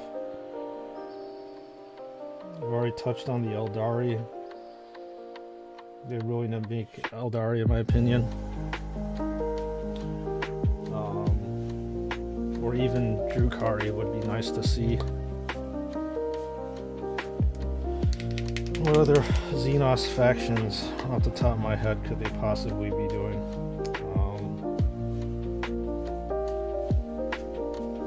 They've already done the Tau, obviously. It's another popular one. I think expanding the Orc lineup would be pretty cool too. People really like Orcs. They could probably expand their Chaos Space Marine lineup too, to start incorporating the different Chaos factions. So obviously I'm talking about Nurgle, Tzeentch, Khorne, and Slaanesh. Could probably do those. So what is that? Noise Marine, Plague Marine, Rubrikai, and Berserkers, Khorne Berserkers.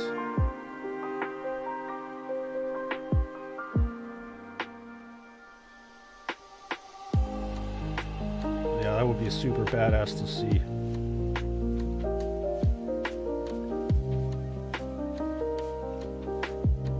Your mom wants them to make a Legion of the Damned. That's what your mom's into it too, Chris? Wow, that's cool. Yeah, Legion of the Damned are cool too. They've got a very unique story to them. I'm not 100% sure, but I think from the lore they typically come out of nowhere to help out, and they're like spectral and ghosty.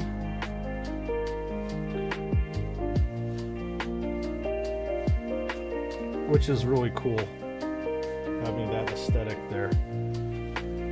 And they always have like these spectral flames on the back of their backpacks.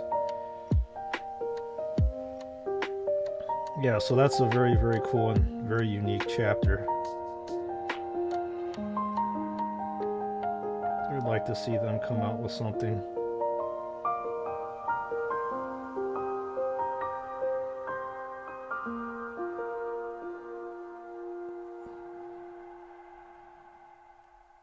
Or maybe they can do something like Death Watch too. They're a unique. They're not as cool as Legion of the Damned, but they're pretty cool in themselves.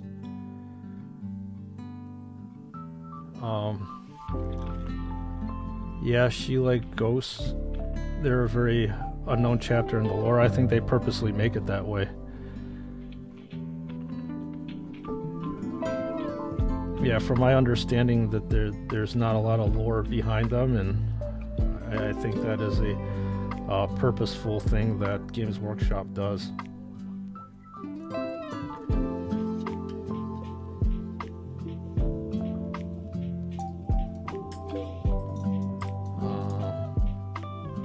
Okay. What are we gonna do? I think it's Basilicum Gray. I'm gonna paint the rock, or shade the rock underneath, so it's yep, Basilicum Gray. This almost actually looks like black.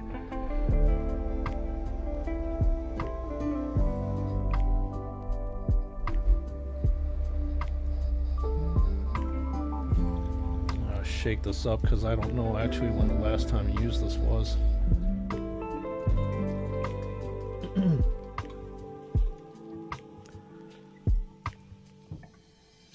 This.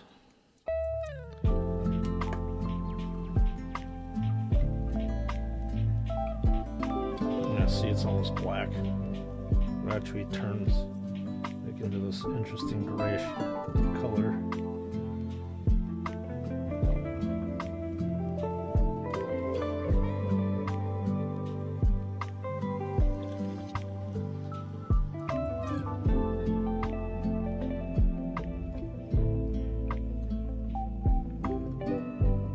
Definitely see the rocks and the pores in the rocks come out once I put this contrast media on.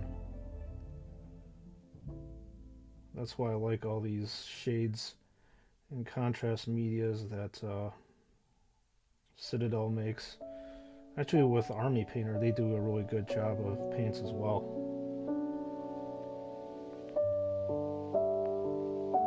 You can see see this rock slowly come to life. No, that sounds kind of weird, but see, look at that. You get more depth now.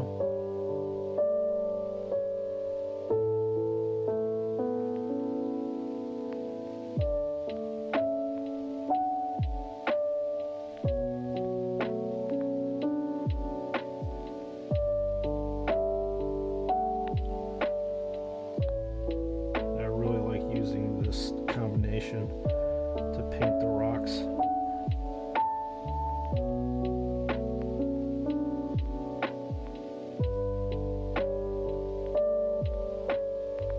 It's usually my applications of using contrast medium are very, very small, but I use it in these instances.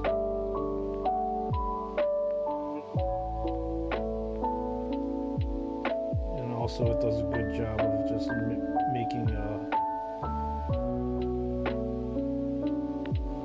folds and adds a lot of depth onto capes.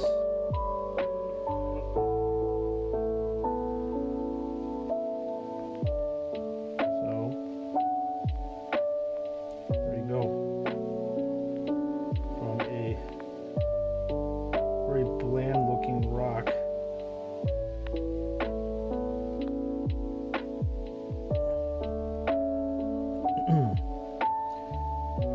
looking rock, you can get a lot of depth here, and I will highlight this later on. Deathwatch I don't really like, since it's just a few members of other chapters coming together. Works good together, something like that. Too much to keep up with. Yeah, I just think like the whole thing of Deathwatch is cool. Mainly because Again, with the tabletop game, they're a super unique chapter in that you can mix other units inside of a squad. So if you want to have an aggressor, you can put an aggressor, and then if you want to have an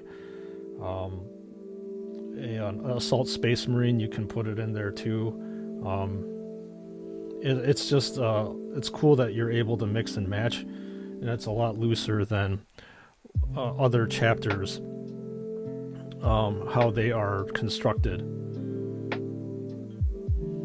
But I really do like the uniqueness of that chapter, because all the rest of those Space Marine chapters, like the Blood Angels that I'm painting, are very regimented, and you can't really mix and match different units inside. So in terms of gameplay, it's very unique.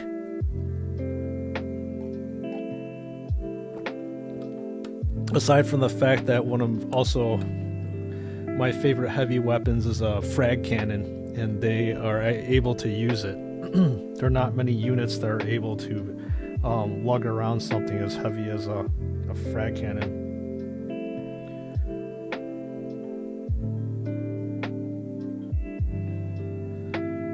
Okay. That even this out a little bit more.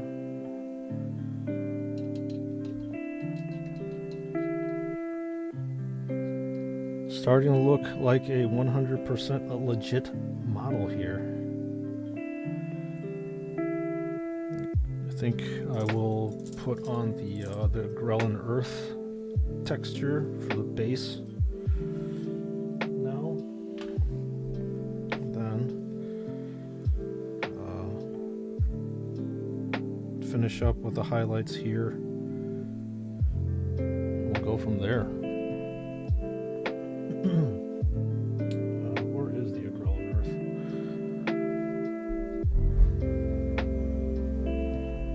Mix it up a little bit.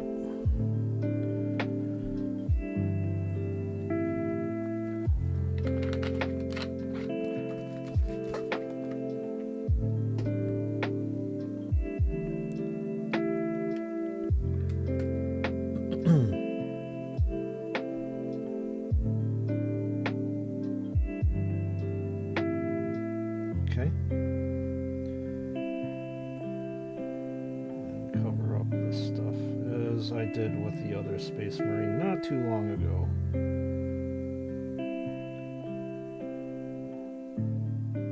I'll probably put grass in there too. I think I will.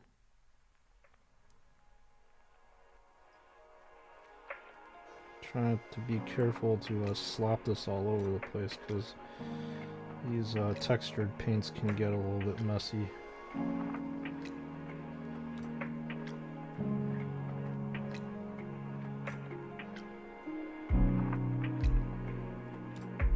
I really do like these textured paints that were created by Games Workshop.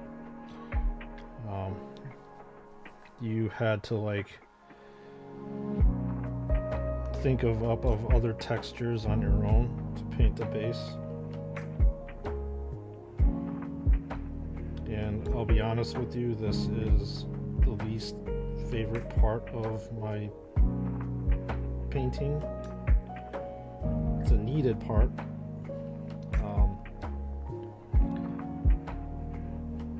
When it comes to painting a miniature, but I just don't really like to spend that much time on it. It's just not my thing.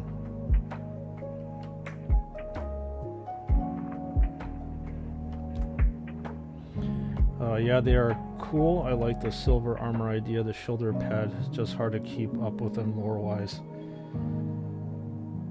Well, I mean, I think it's actually pretty hard to keep up with the Warhammer universe lore-wise too, because they release so many books out of the Black Library, and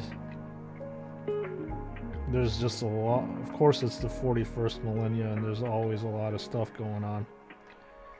So just keeping up with the lore can be pretty tedious. And expensive too if you got like if you're buying the books or even on books on tape.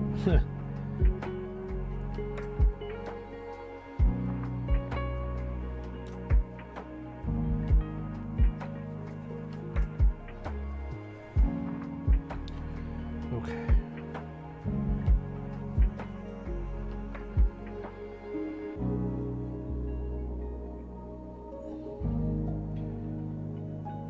And then in the areas in which I can't get a very good coverage on, I'm gonna use a older brush.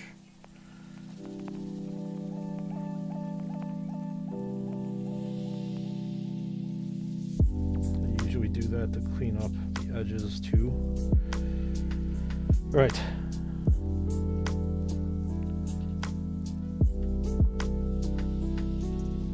Grab this brush.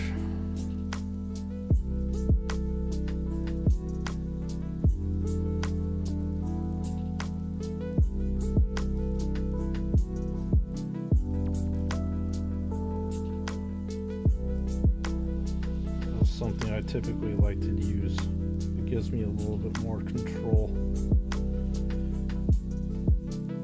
Actually, a lot more control.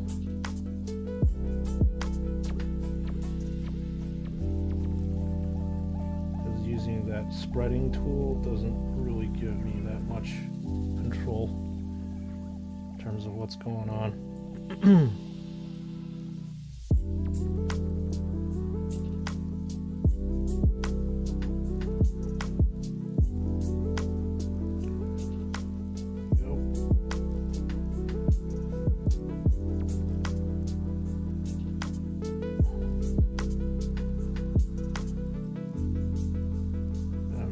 Also try to spread it around a little bit more evenly.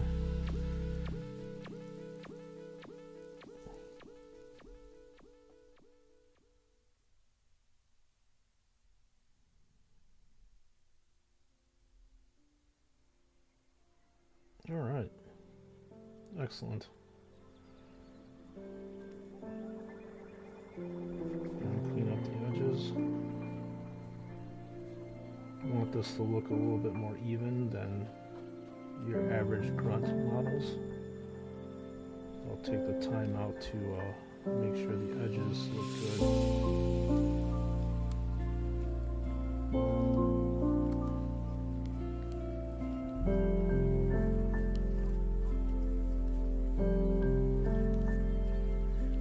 I'll scrape it even on the side, and it looks good. We'll again put this guy in a space heater, and I'll use that as an excuse to just do a little bit of a stretch. Pop him off his base.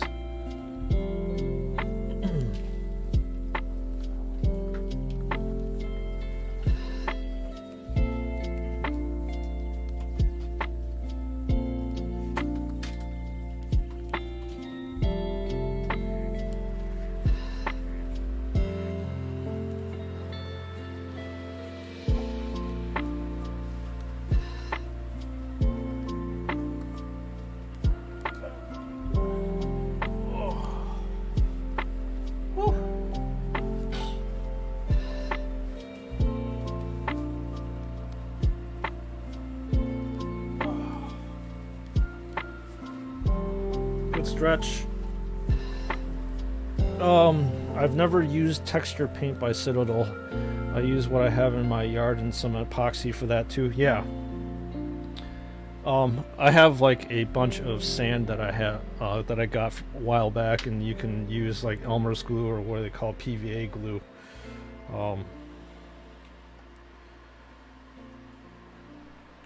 If you want a super grainy kind of texture, but I kind of latched on to using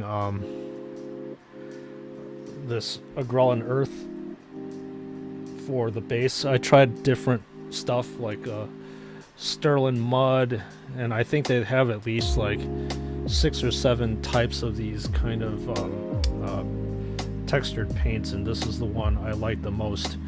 and it kind of also I guess matches Ball, or what's left of Ball now, because it's a desert planet, and so you're gonna have dry, cracked areas in the earth. So that's exactly why I decided to do this, because it's lore-wise, it matches pretty well. So that's why I decided to go that route with using the texture paint.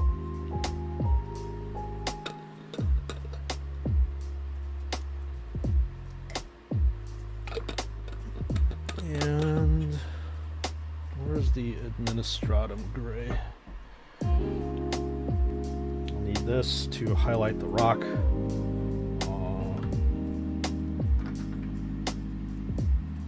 Then my usual Agrax Earthshade. Then I need to keep this warm so I can grip the bottom of the what else do I need? The Tyrant Skull and a dry brush. So they're very convenient to use, Chris. The textured paints. I love using them a lot, and they're just really cool. I also have a bunch of these, like, different other things that I use for bases. If it's like a really cool model. It's from a army painter.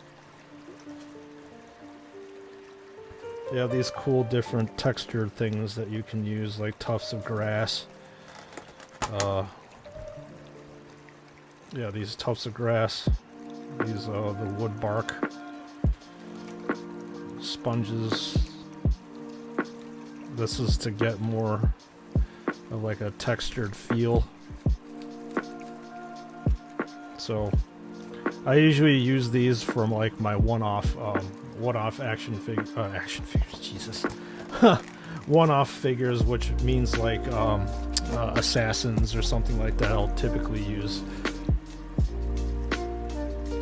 stuff like that for them, because army-wide you want to have a certain aesthetic and you don't want to break up that aesthetic. So that's what I use when it comes to a unique character model. Okay, so that Chaplain over there is drying up, so I need to fix this area.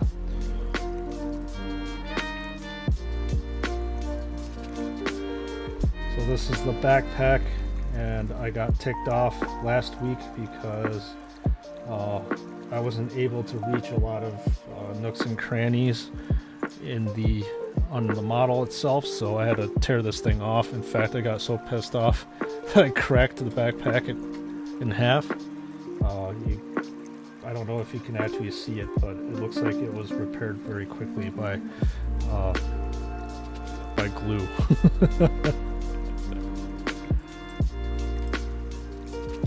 Okay. We'll put that off to the side. And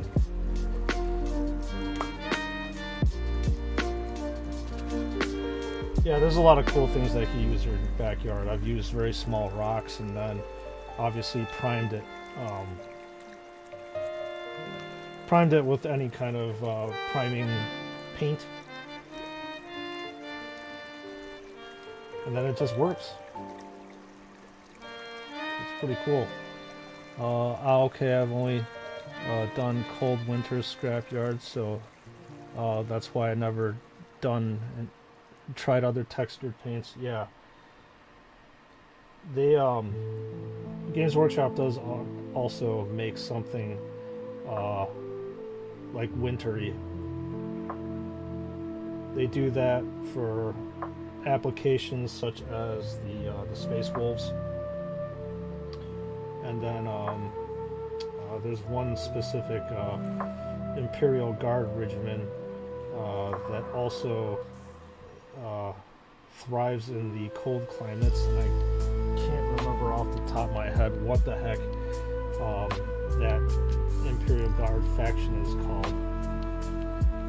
You know, total brain fart here. Is that Valhallans? Is that it?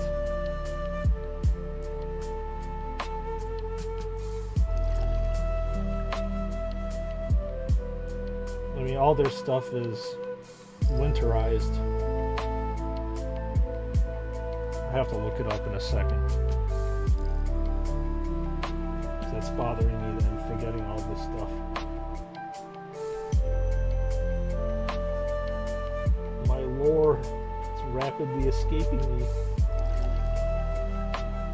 It's no good. Obviously, once I put down this paintbrush, I'll take a look.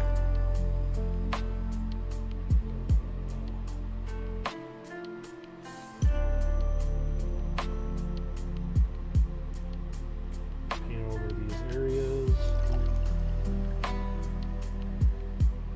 And it should be no problem with attaching the Chaplain's backpack on. Just use super glue now because I'm not sure if the, well, maybe I'll use plastic glue. Plastic glue holds better.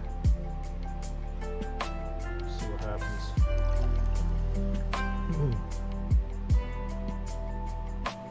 Need to fix the gold areas.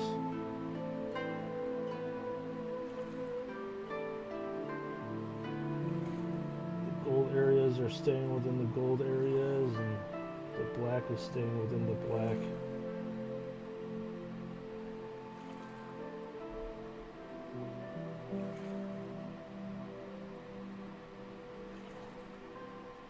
Clean up this backpack a little bit.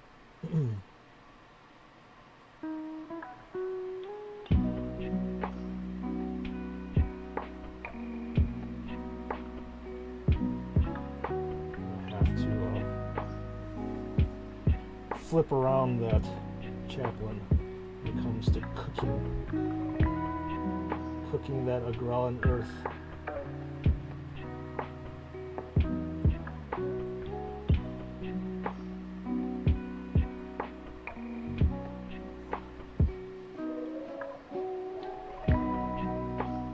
Okay. How's this side looking? Need to probably hit this with some black areas and gold areas too.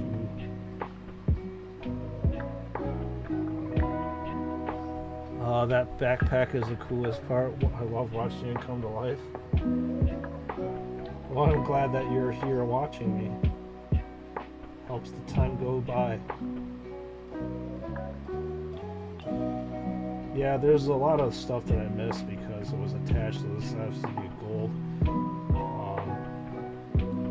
I have to fix this area too.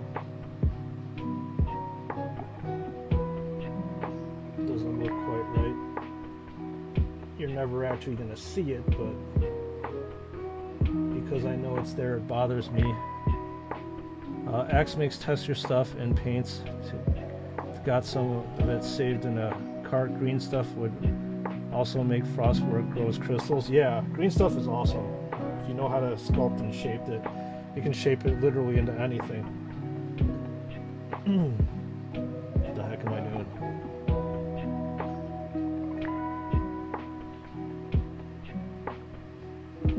Yeah, Dominatrix, this is really cool. Like, typically on backpacks you don't see all this ornate stuff. You got this halo, this wreath, this like weird eagle type thing, and like there's bones in the middle, or bones here. Yeah, this backpack is very, very different, or this character is completely different.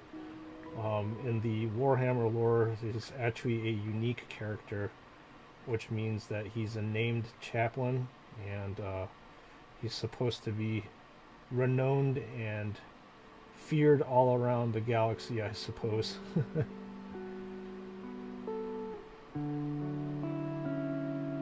And the backpack is super OG because, like, you see all these different pipes here, and the new Space Marine action or models don't have it. Well, this is where the tear occurred. cover it up so that you don't see my rage being taken out on a piece of plastic. And voila, it disappears right before your very eyes. It's like I'm actually a magician. Ta-da!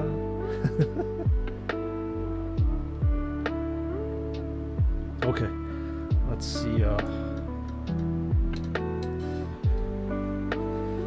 how the ground is doing over there.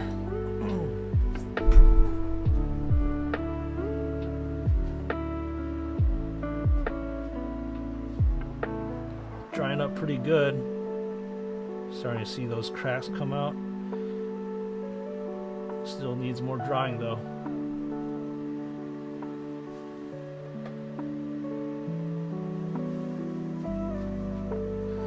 And because it needs more drying, it gets more time for me to work on the backpack.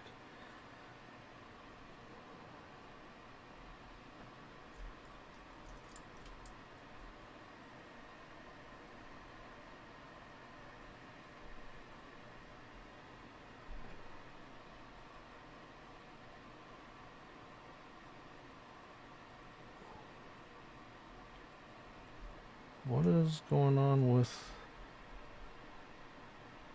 my beats? Weird. That dropped off for some reason.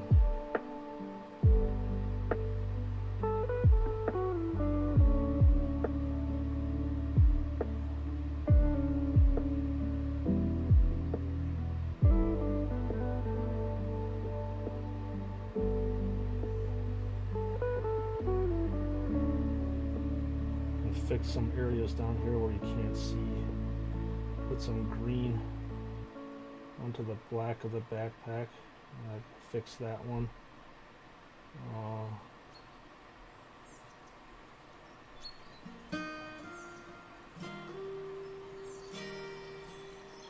want to clean up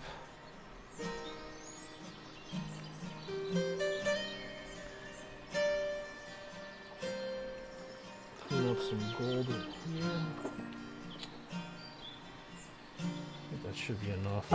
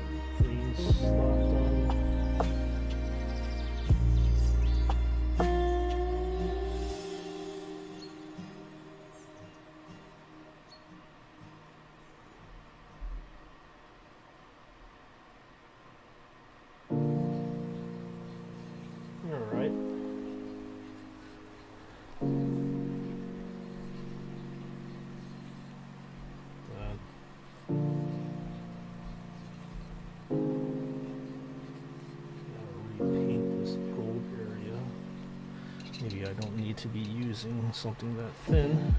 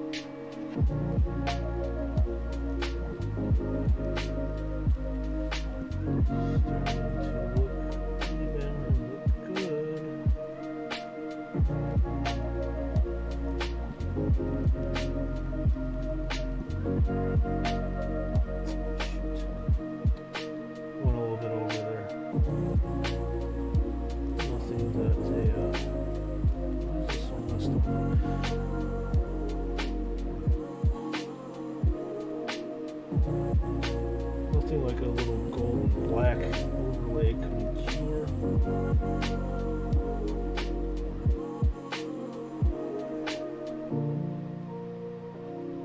Fix this area to make it a bit smoother. There we go.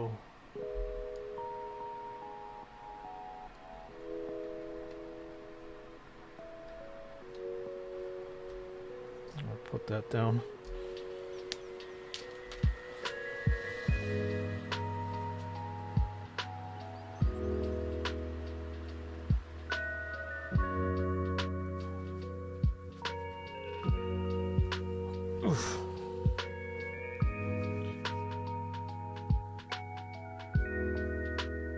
Yeah, it looks pretty good. Look at that dry cracked earth. Back here.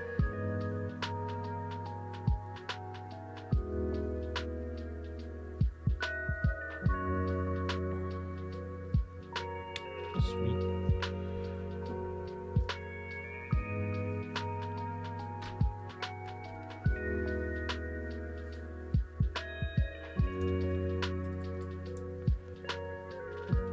Time to shade the base again.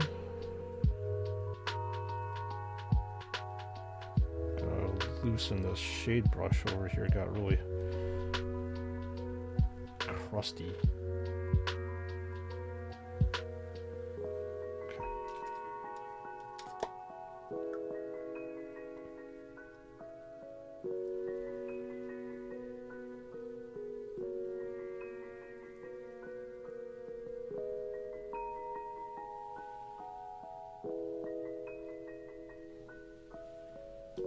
This guy out of the way a little bit.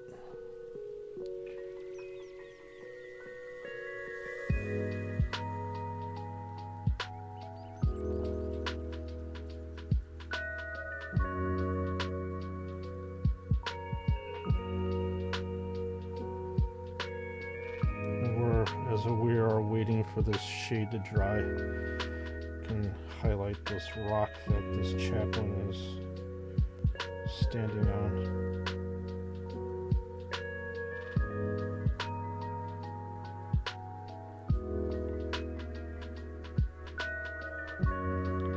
Multitasking while paint is drying. The way to stay in the game. Not really a game, but just maximizing your efficiency of your time. know what they say, time is money. Money is time. Okay.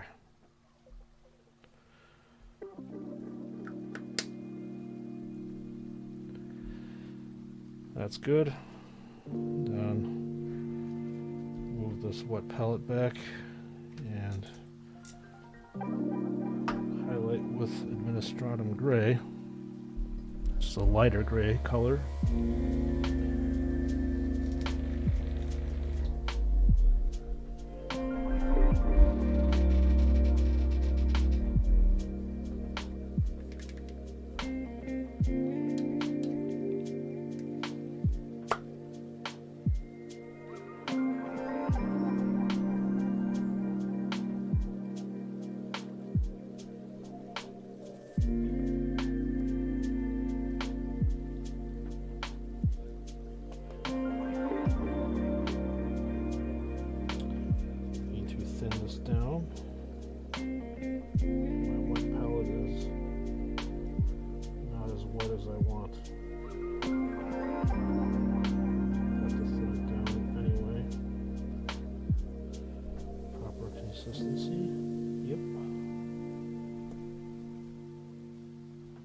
Time to highlight this area away.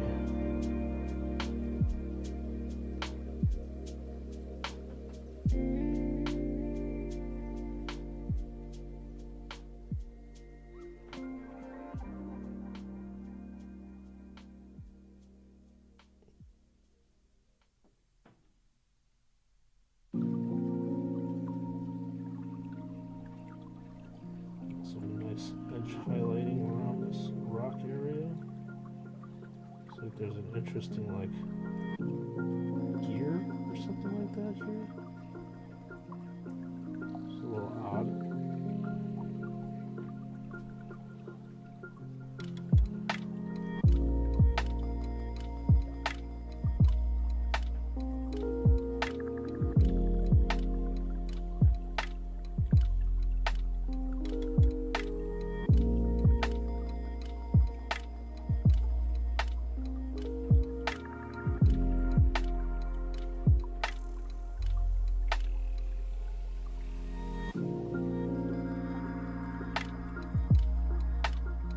See this rock even more coming to life as you have now highlights coming out from it.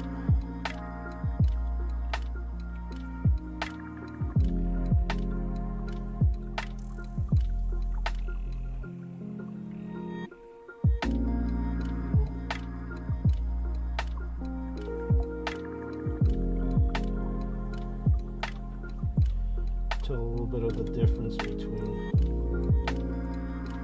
the shaded areas and obviously now the highlighted areas.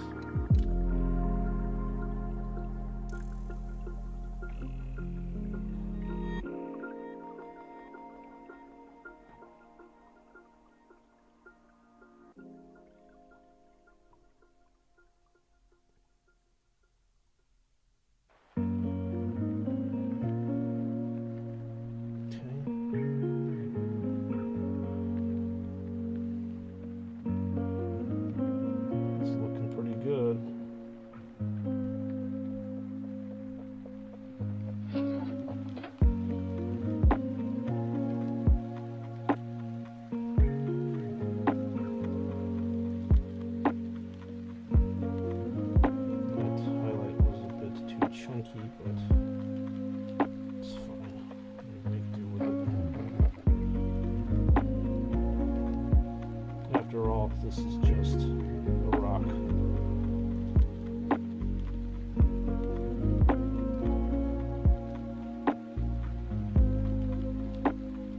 And not like a major fixture.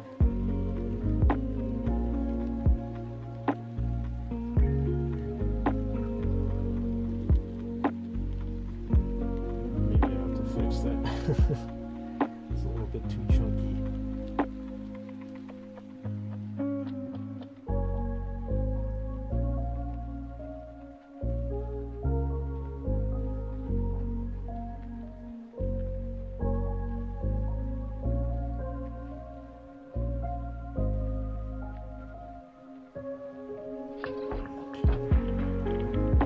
chunky, I'll have to fix it.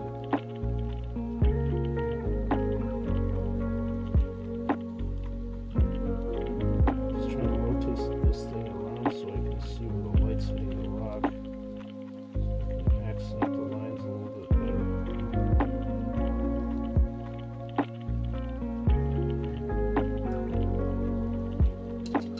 And then probably have to go probably do it downstone.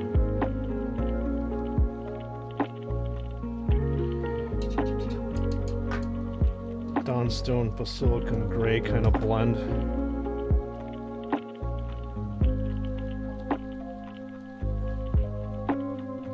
Definitely cover up those areas which I screwed up on. I'll maintain some of that color integrity. It's obviously a little bit too thick here.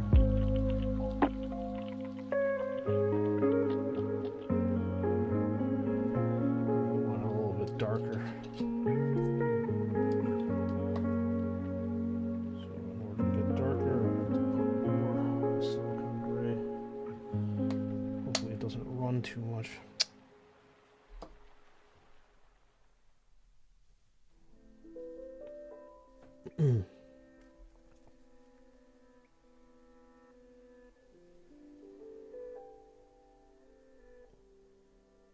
Dull it down. A few notches.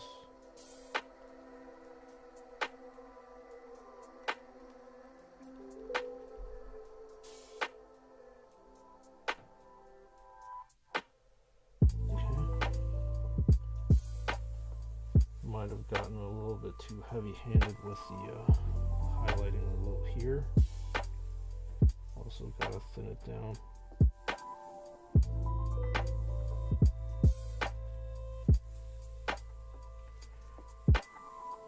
Alright, that's gonna do it for that. Don't want to spend too much time as usual. Dry brushing the base a second time.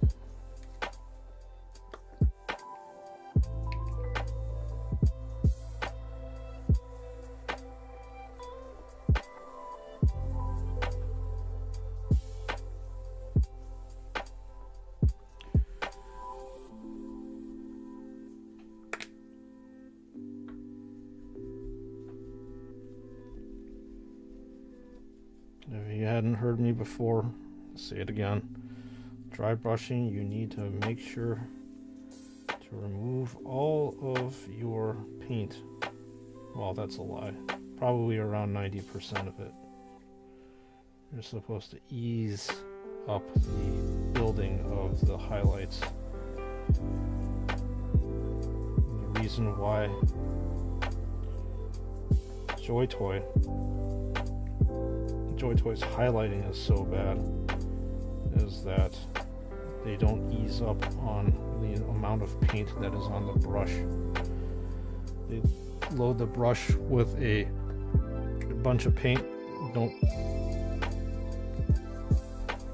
get rid of most of the paint, and that's why it looks so rough.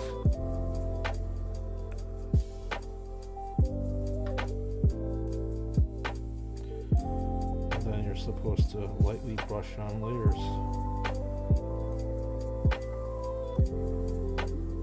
to make your model pop. In this case, it's the cracked earth. You want to make the cracks pop up from the ground. That's what I'm doing over here.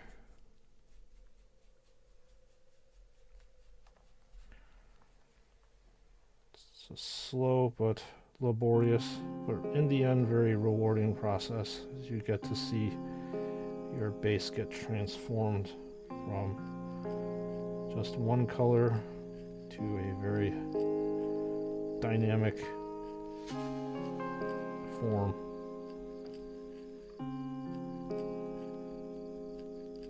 You can see this is starting to come out here. That's what you want to do.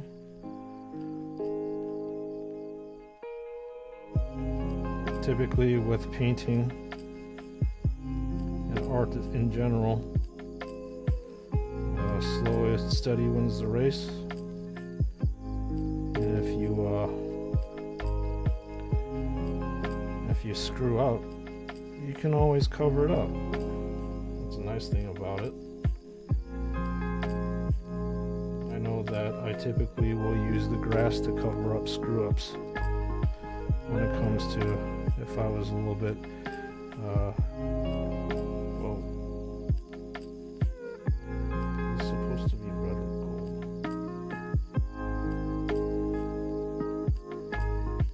I might have to fix that.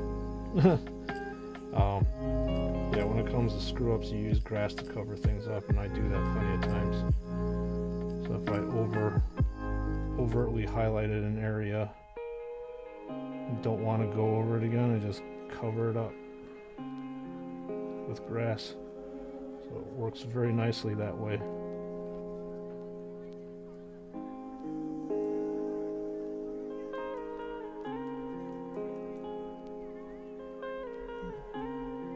And I think one more load on the brush will be good.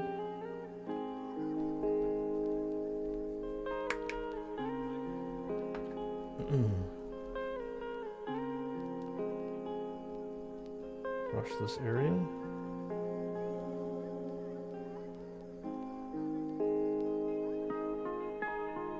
Brush this area too. Alright, I think this should be alright. Literally.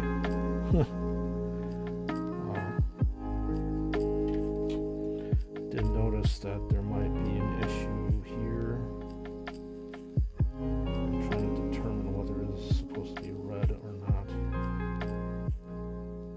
Yeah, it's supposed to be red. It's just not a deep enough shade of red. Looks good so far. Thanks, Chris. We're coming up to a good endpoint for Mr. Chaplain over here. Pretty happy that we were able to, well, right now, just finish 2 models on stream.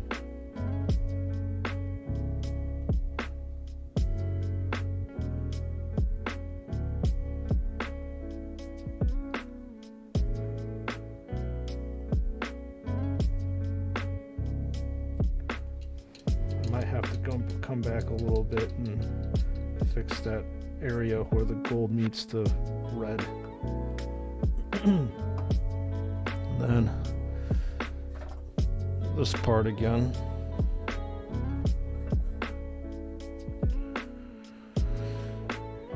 Right, indiscriminately put grass wherever I want.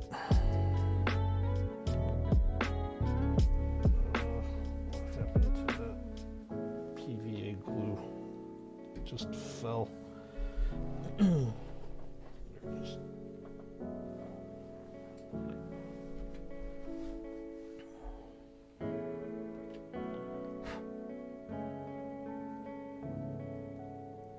You want a grass tuft in this area. Let me see. A little bit over here. Maybe a slight bit over here.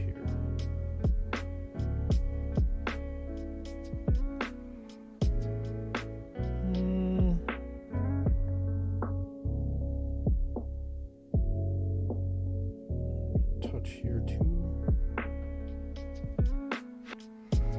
All right.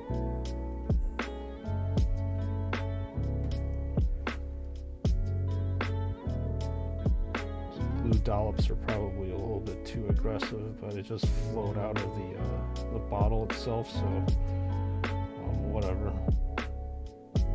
We'll just make do.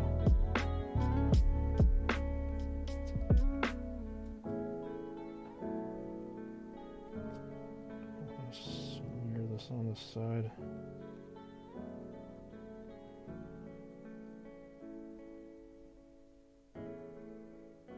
Okay. So This is looking pretty good. Flowing with the rest of the Space Marine army is the whole point.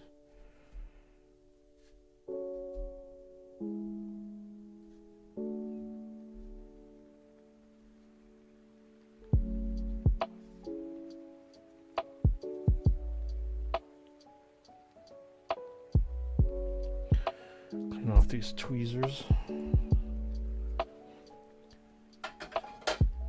And then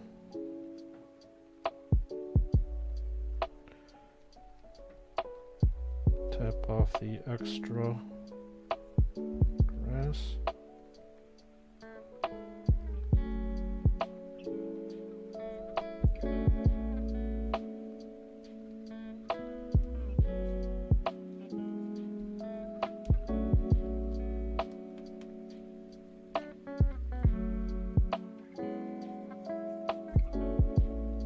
It's kind of getting loose. Okay.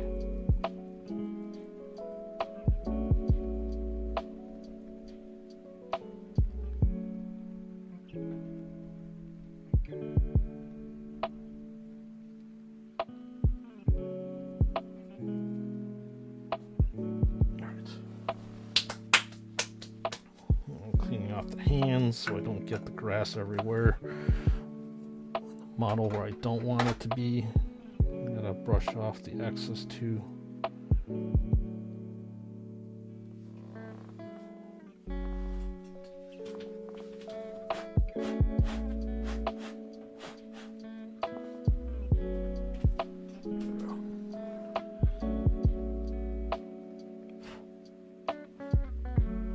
Okay. There we go. I want to try to fix this area. Won't take too much though. There we go.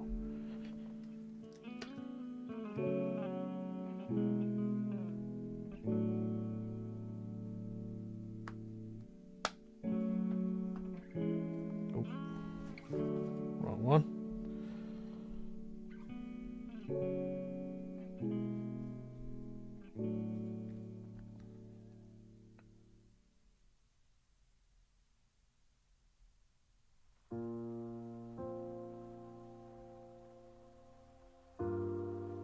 All right. I think that's good enough here. Whew. Yeah, buddy. We are good. So all the base needs is another coat of Rhinox hide down here, and I usually will do that last. So I'll keep them on this little pedestal here, but you're almost looking at a completed Space Marine here. First character that we've done on stream, and this is the area where the backpack is supposed to go, obviously.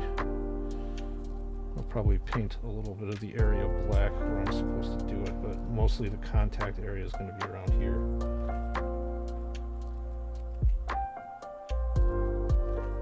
I just need to make sure to cover up this area.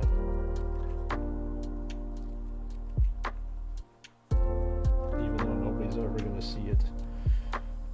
It's never going to see the light of day again. Doesn't have to be exact either. It's a nice thing. Okay. Good. Just the backpack. Woo!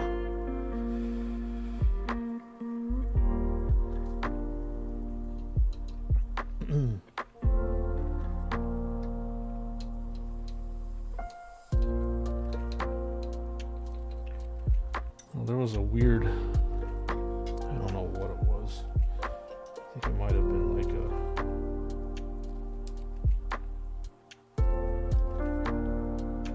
looks like a defect here. For there to be like could have been a blade of grass that got stuck here.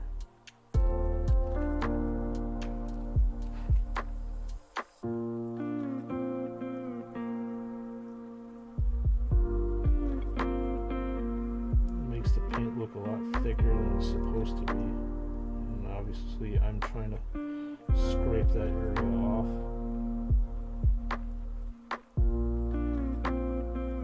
Okay, good. I'm gonna focus top. Well, focus on the green parts. So that's the wreath itself. Highlight the wreath.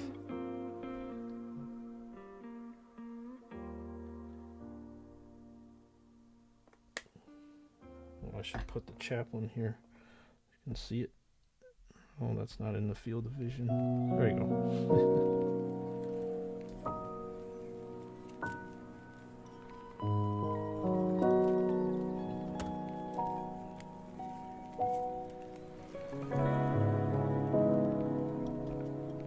Okay. We're in the home stretch, folks.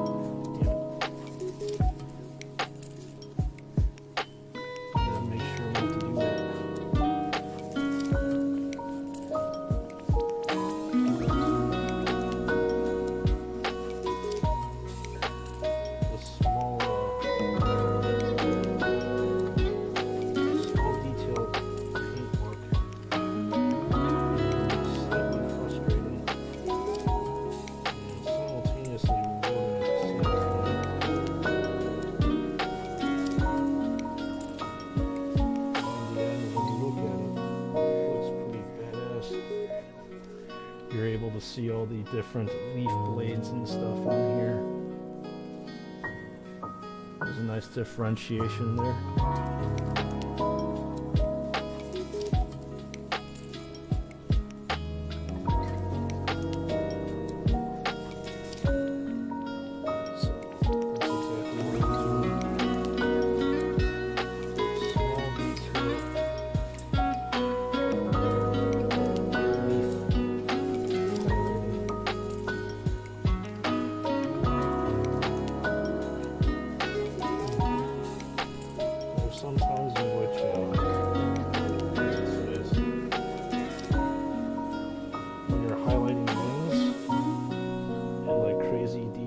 This is exactly like that. Except this is a lot less crazy than highlighting wings. Especially wings on a special character. So you're doing blending, all this different stuff. There we go.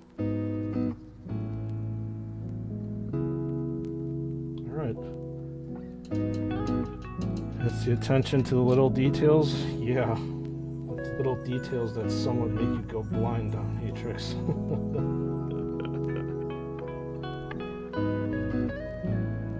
But yeah, this backpack is like you said, very interesting. It has a lot more detail onto it than the rest of your regular Space Marines. Crap ton of detail that's on here that you don't find in them. That's why I'm taking my sweet ass time on it. Because obviously I don't want to go back over any areas if I don't have to. Screw-ups at this point in time are pretty costly because everything is on this micro-scale level. That's why I'm using such a thin brush to do all this stuff.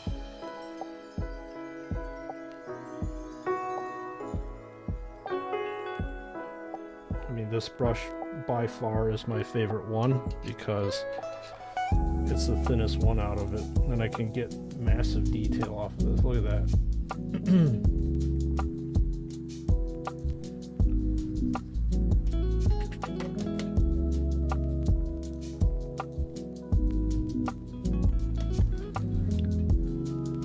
without this brush, there's no way my painting would be that good.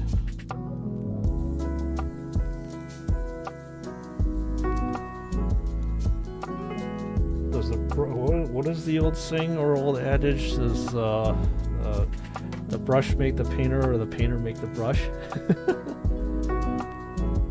I have to argue that it's probably both in this case. You need to have both of them hand in hand working together to achieve a certain sort of dynamic and synergy. Because a expensive brush in an experienced painter's hands probably would be completely useless, but I'm pretty sure that if you put a crappy brush in an experienced painter's hands, you could probably do something good about it. Now, if you have both of them working in unison, then, well, you have magic in the making, so they say. You have some real Bob Ross type shit.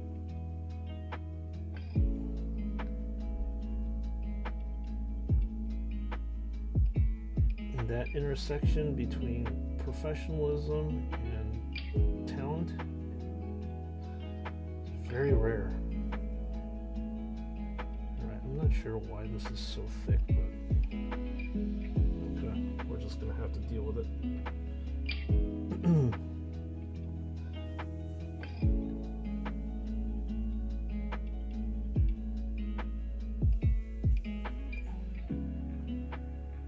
I'm just cleaning up the areas in which gold bled onto the black areas. And likely vice versa in a little bit if I'm not careful.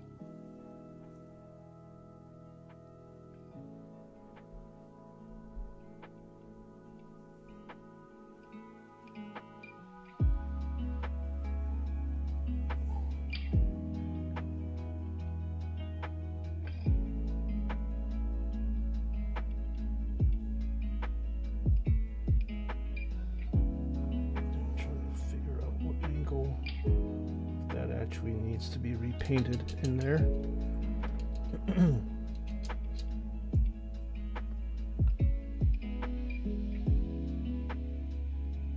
I'll make sure to post these guys on the Discord later on tonight after the stream, so you all can see the progress that we've made over the course of a good week and a half of painting. I'll have to admit, it's good progress that's being made right now. Everything looks pretty damn good. Like I said, I think I gave like 80% in this model. Probably could have done better, but like I said, as an artist, you gotta know when to stop. It's not like it's like I gooed this part. Fantastic. Not like I'm actually submitting this one into any kind of painting competition. So good enough is going to be the term that we're going to be using here.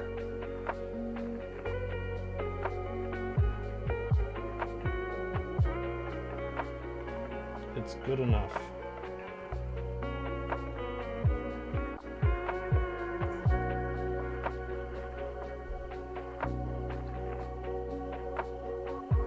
Yo!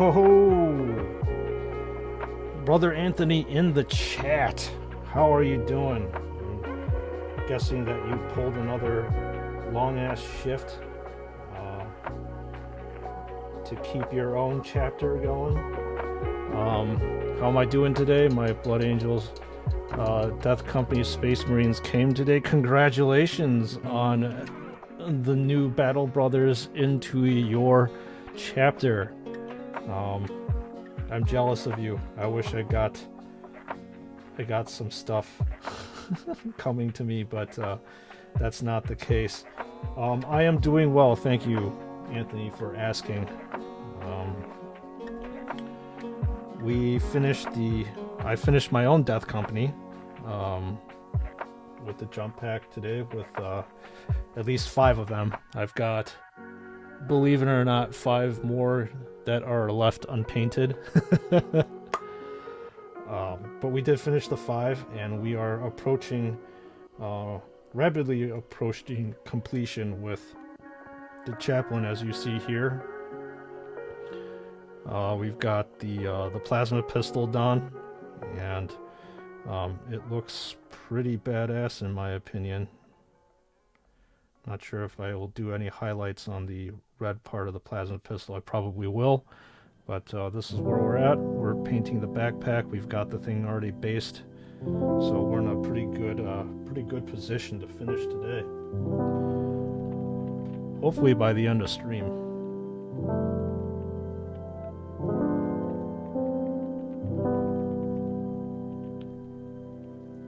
Anthony, did you end up getting the whole squad of 4, or you just got them a la carte? As in, like, you only got a few of them. Yeah, man, they look sick, so I just display them.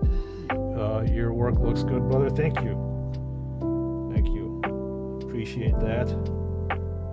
Appreciate the compliments.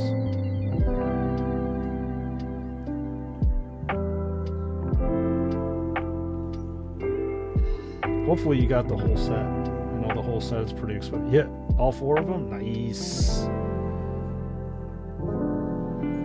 Excellent call, Battle Brother. Excellent call. Yeah, they're super dope, man.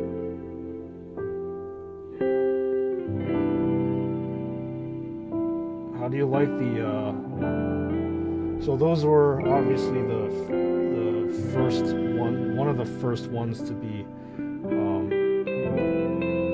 made or printed, or whatever the heck you want to call the term. I mean, what do you think of the painting on them? I absolutely love the highlights on it. On the armor panels and stuff. That's one thing that Joy Toy obviously hasn't been doing very much with the 2.0, and gradually with the 1.0 they started phasing all that stuff out. They're truly an awesome sight to behold when you get them in that squad of 4 together.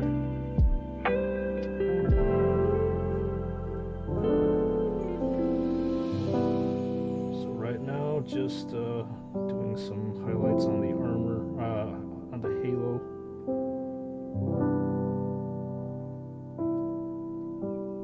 I need to darken some areas here with some pin wash with that Reichland Flesh Shade. Do that right now. Painting is awesome, brother. I love the highlight. Yeah. Big time, dude.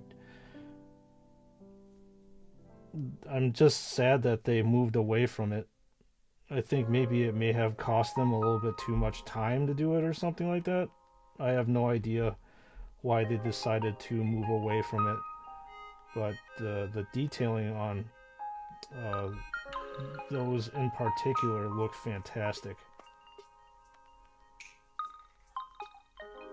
I really like how they look compared to the rest of the Joy Toys offerings, especially the later ones where they got rid of all the highlights. It's kind of disappointing. Not kind of, it is disappointing that they went that route.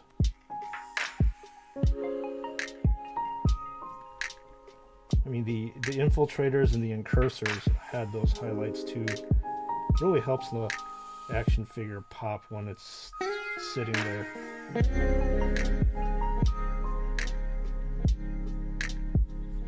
But they decided not to make it pop anymore. It was probably like a economical and financial decision.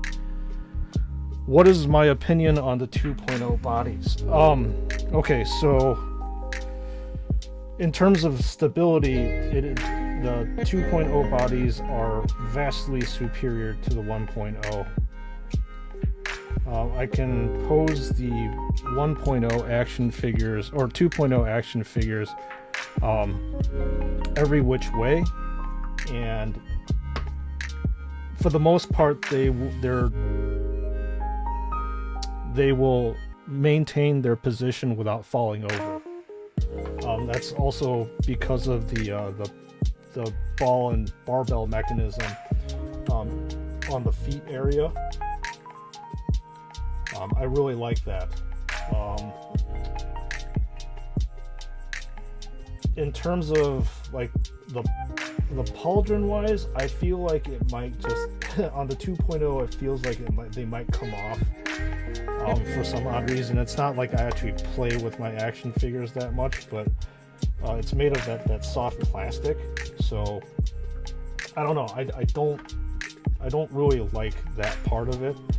But in terms of posability and maneuverability, the 2.0 definitely has the 1.0 beat. You're able to pose, I think, the 2.0 a little bit more dynamically than the 1.0.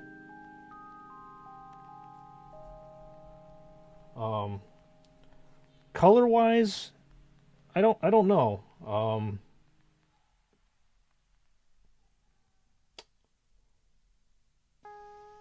Yeah, I'm not too sure about the color.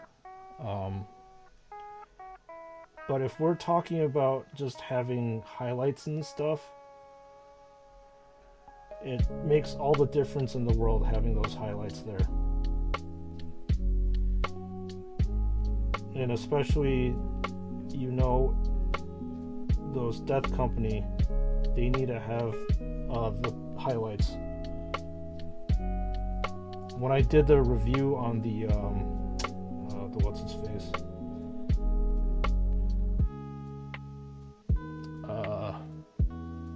the Black Templar's Intercessor, as well as the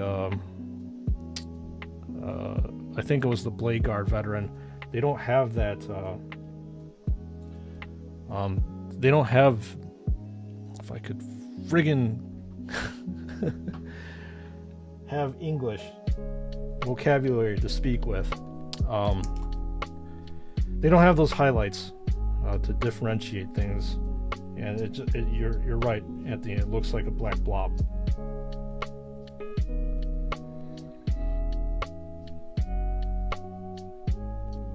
I'm not a fan of black blobs. Man, what is wrong with me? I can't speak English today.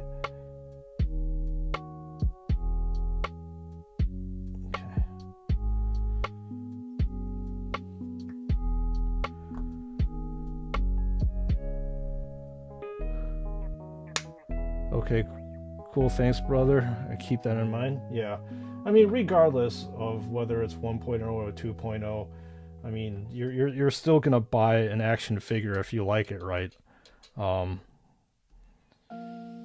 I don't with the I think with the you may be able to swap out the 1.0. No, that would look weird because the painting's not consistent then. I was gonna say you could probably swap out the leg of the 2.0 with a 1.0. So like, let's just say I really like my Blade Guard Veteran. I was thinking that I could swap out the Blade Guard Veteran's 1.0 figures with the 2.0 leg. Problem is the paint doesn't match.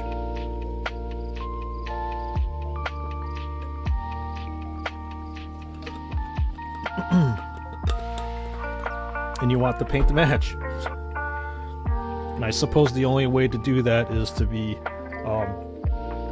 what other painters do is if they're not happy with it, they will end up customizing it and painting it themselves, which takes more time out of your hands to do that. Yeah, that goes without saying. Joy Toy is shut up and take my money. I love that Fry meme. Yeah, it is absolutely that way for me. It is definitely shut up and take my money. Even though I bitch about the painting all the time, in the end, I always end up buying it, as you know.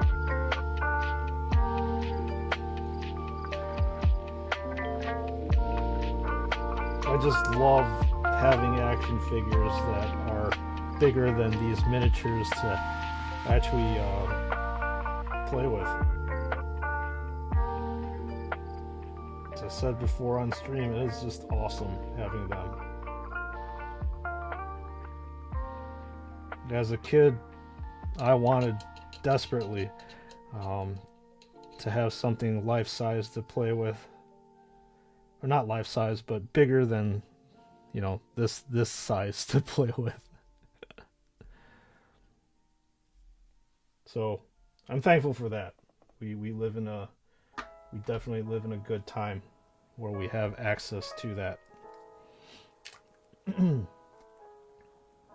So I will take it regardless, but that doesn't mean that I can't criticize it though.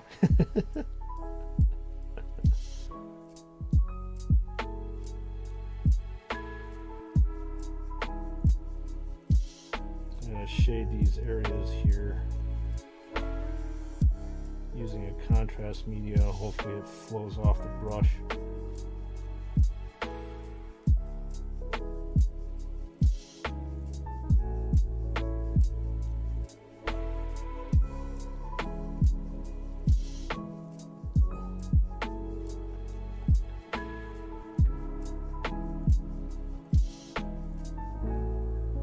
And I don't have to be too precise about using another style of paint because that requires me to actually be precise about things. I may have screwed up, but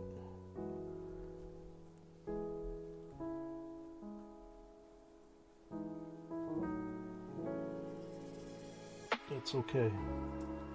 Nothing that I can't fix. Whether I want to fix it or not is a different story, though. I don't really want to go get in there and recolor these bones, but I actually might have to.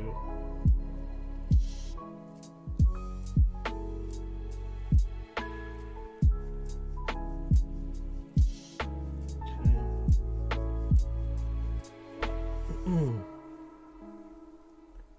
So anyways, how was it work, Anthony?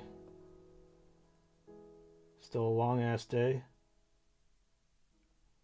Or it was pretty short? Pretty short as in what, 12 hours?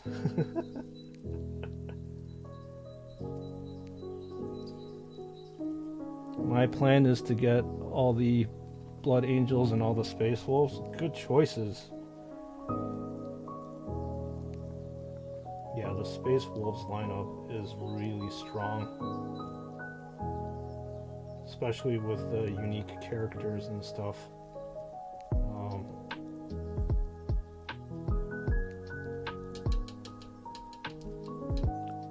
And there's so much detail that goes into the Space Wolves ones.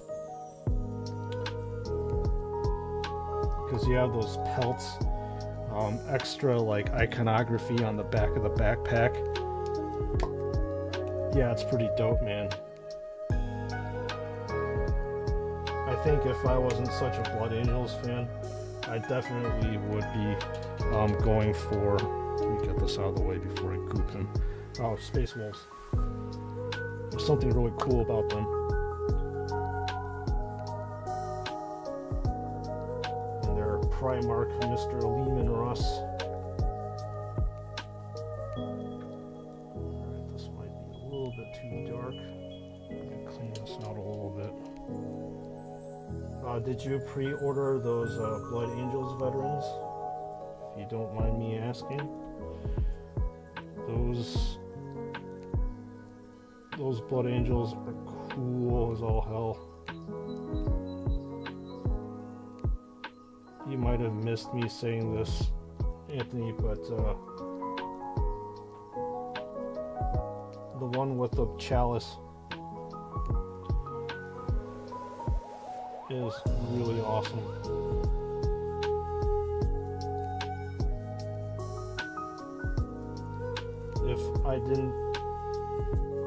If there was one that I wanted to pre-order and I was forced to make a choice between one out of the 4, it would be the one with the chalice. Because that's usually what the sanguinary priests use. And the sanguinary priests are pretty badass.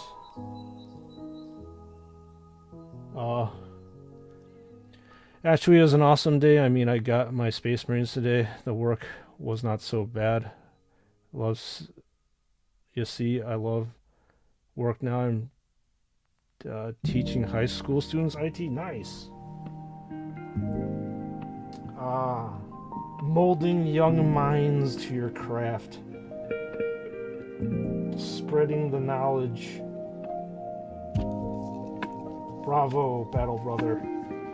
Bravo. That's cool. It's nice that you're also teaching high school students too, because I don't know how people are able to teach young kids. But teaching young kids definitely takes a certain type of person to teach, but high school people, at least they're able to sit down, or most of them are able to sit down and concentrate and stuff. I am looking at them and I'm saving money for them. I like the one with the blood drop crown. I'm trying to recall which one that is. I have to pull that up for a second.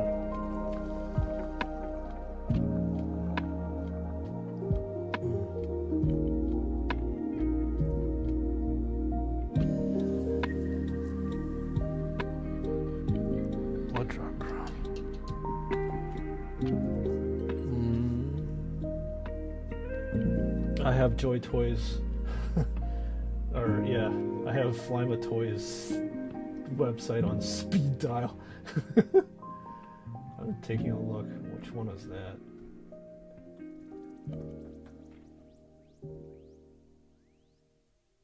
Oh, are you talking about the one with the mask? The death mask? Yeah, I would totally be saving up my money for that one too. That would be definitely the number 2. One thing that you can say is you have a lot of patience. Well, yeah. I think people in IT generally do have a lot of patience because they have to deal with people that may or may not understand electronics. I know when I used to work at my full-time job, my IT department had to be really patient with people because a lot of people don't know how to navigate around or use their different electronics.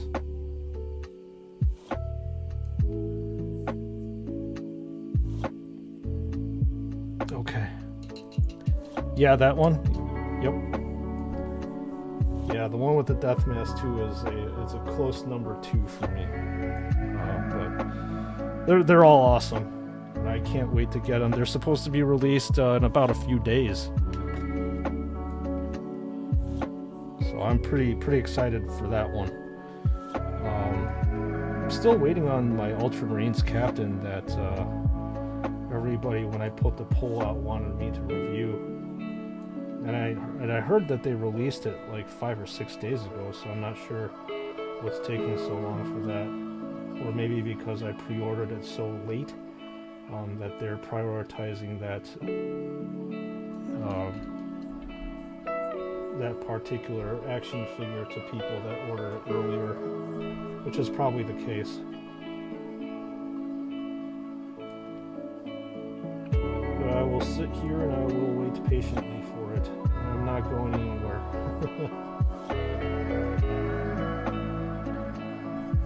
You love helping people and working with them? Yeah, that's nice. kudos to you, brother, for doing that. You could have been in the medical profession and done well for yourself too, if you have that kind of mentality. Oh yeah, awesome, brother. I can't wait to see you review it. Oh yeah, I can't wait until I get my grubby hands on it. You already know that I'm going to be grinning from ear to ear when I review the thing anyways. It's pretty formulaic. It's going to happen. I'm going to talk about the painting. I'm going to say it's okay or it sucks. Oh man. But regardless, I am very, very excited to get it. And I think these veterans are so cool and so unique in and of themselves that I'm probably going to divide up the review. Typically, if things are released together, I'll put them together in pretty much one review. But like, these things look so unique and so awesome that I have to review them separately. They're just so different from each other. Like, for example, like the like eradicators, for example.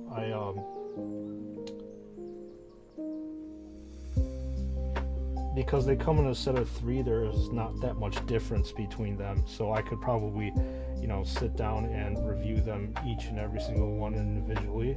I mean, not individually, just as a set. But these veterans, on the other hand, they're completely different from each other.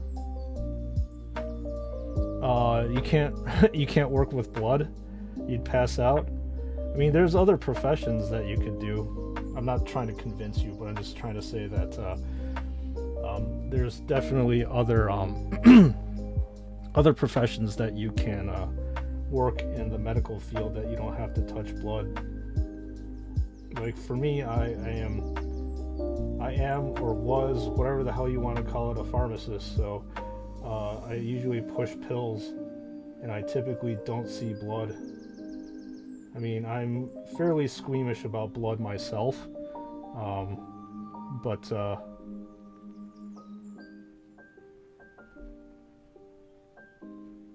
you can get away with it.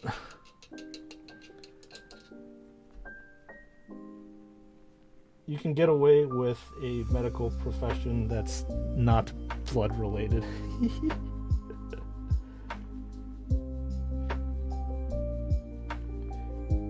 In case if you're so inclined to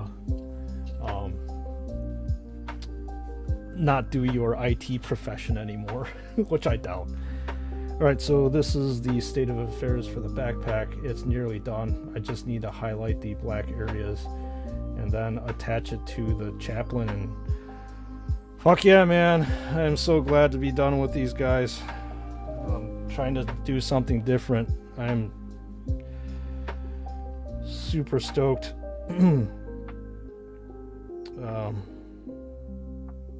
Shoot. Just when I said I thought I was done, I always find something that I need to improve on.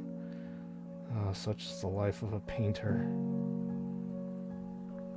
Or such is the life of a person that may or may not have borderline OCD.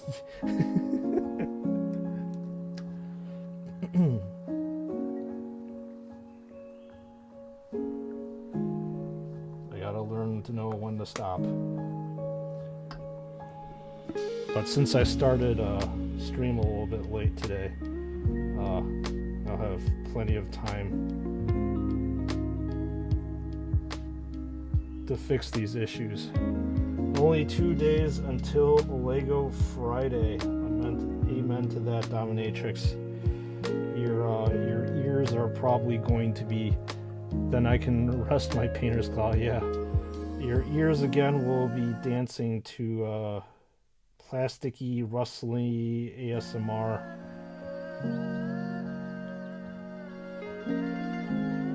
Although I will have to say, much to your disappointment, that LEGO is trying to do a sustainability initiative So they're going to be replacing all their plastic bags with paper bags.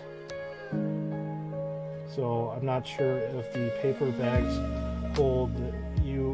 give you the same ASMR-y goodness, but I think they're trying to change over all the bags by 2024 or 25. I can't remember. I was reading an article on it earlier. Improvement is good. Never stop improving, brother. Oh yeah, that's how I approach definitely my painting. I think every model that I paint should be an improvement from the last, although it might not necessarily be the case with this one. Just because these gold inlays are a little bit irritating to me, and I'm having a little bit of trouble keeping stuff literally in line.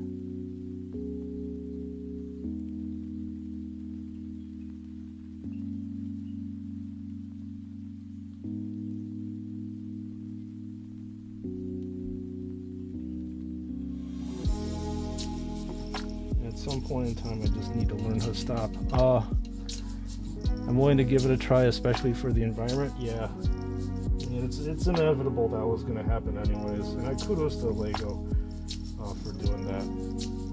But I'm pretty sure that the bags that are in the castle that I'm building are still nice and plasticky goodness.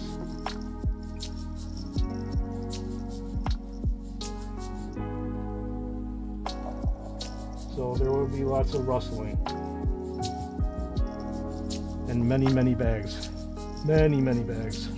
Alright, that's good enough. I'm gonna go nuts if I keep doing that.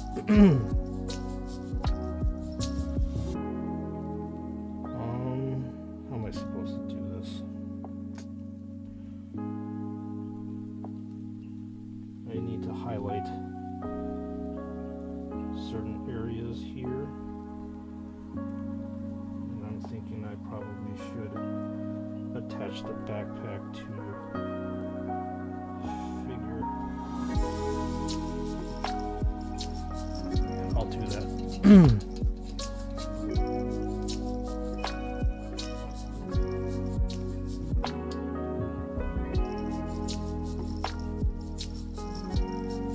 All right.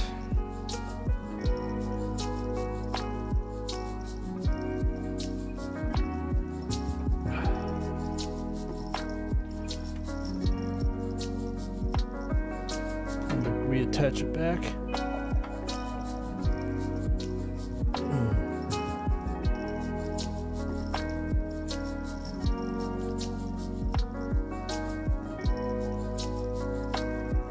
It's better to use plastic glue with this than using super glue because it melds better with the melds better together, period, actually.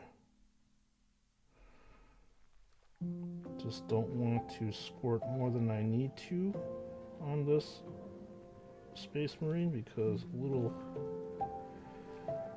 goes a long way. That's the case with any glue that you use. Usually let it wait for a few seconds, probably around 10, for the glue to melt. And then I will put this backpack right on, and then I can highlight the backpack.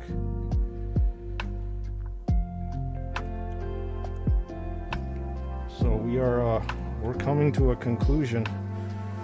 Conclusion's coming up real quick. Okay.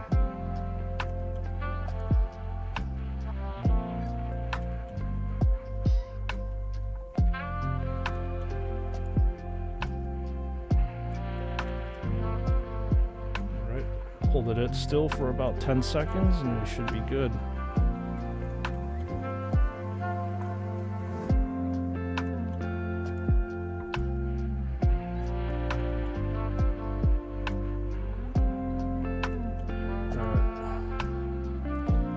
Woo! Oh, slightly crooked.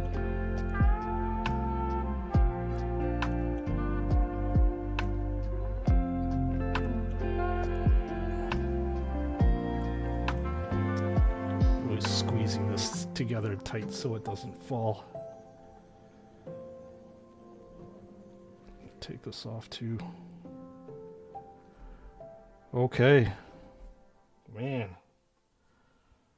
Man, oh man.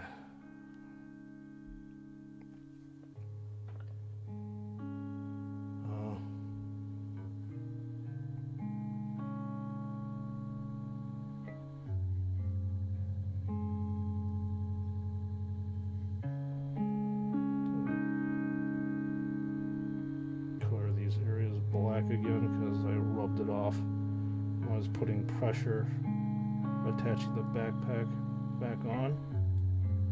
See if any of these silver areas. Nope. Fairly clean.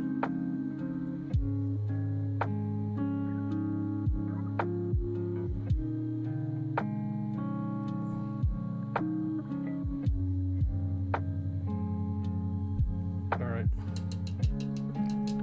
Neat, brother? Oh yeah. I am really happy about pretty happy about this, how it turned out. Yeah, I think it's pretty cool too myself. Just took a little while to get there. Pretty much 2.5 streams. Which is what? 15 hours? Now you see exactly how long it takes for me to paint something that's literally 2 inches tall.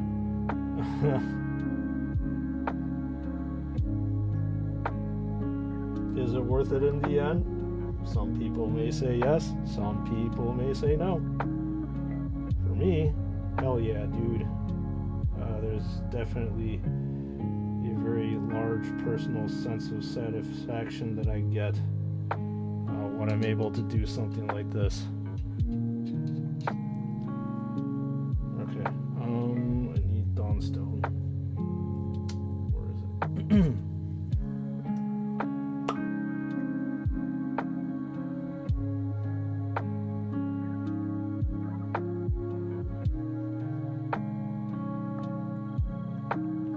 Just need to highlight the various areas on the backpack.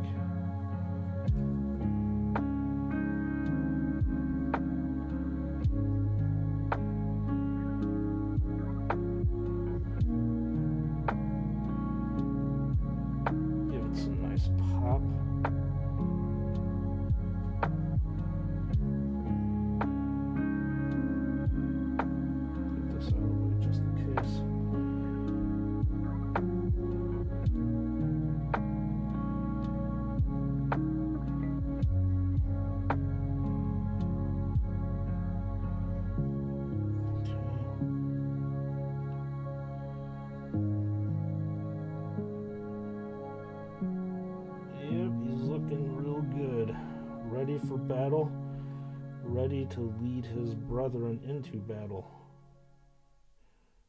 as that is the chaplain's role,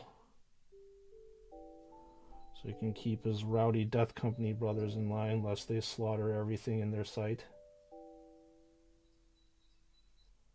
with reckless abandon.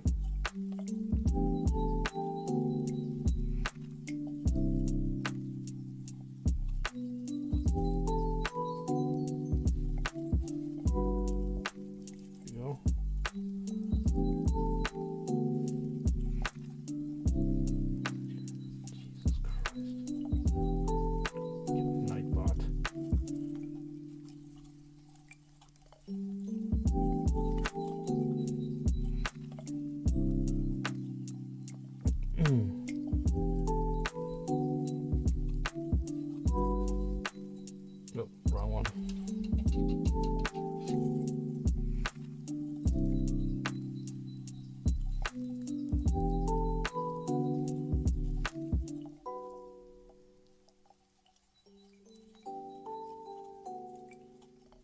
Problem is I can't really put pressure.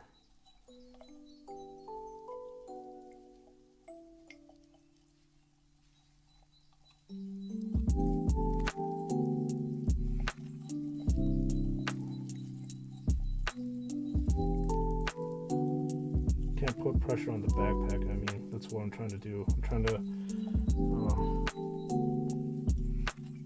I need my hands to be stable, and I usually will put pressure on the backpack, but considering I just glued it on, it's not a good idea.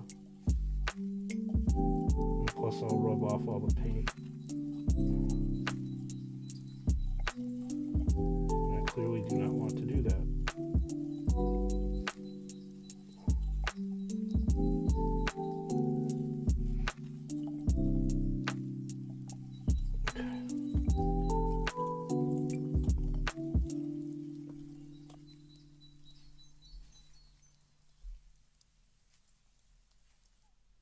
Paint all the little different studs here.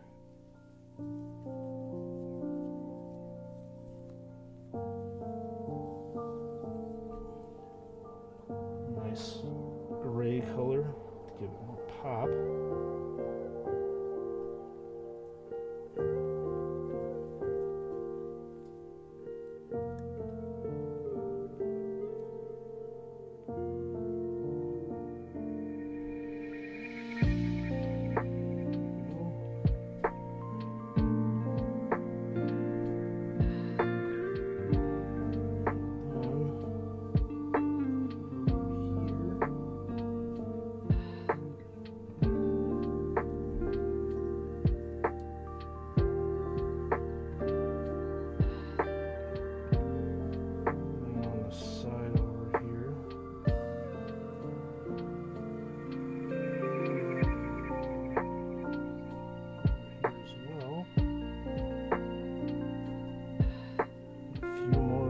Highlights, and I'll probably call this guy done.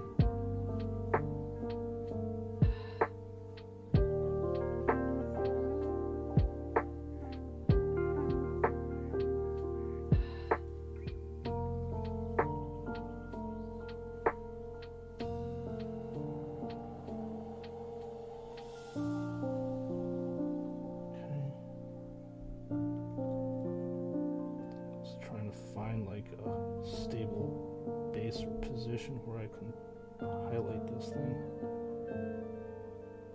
without touching the backpack. Do some nice edge highlighting.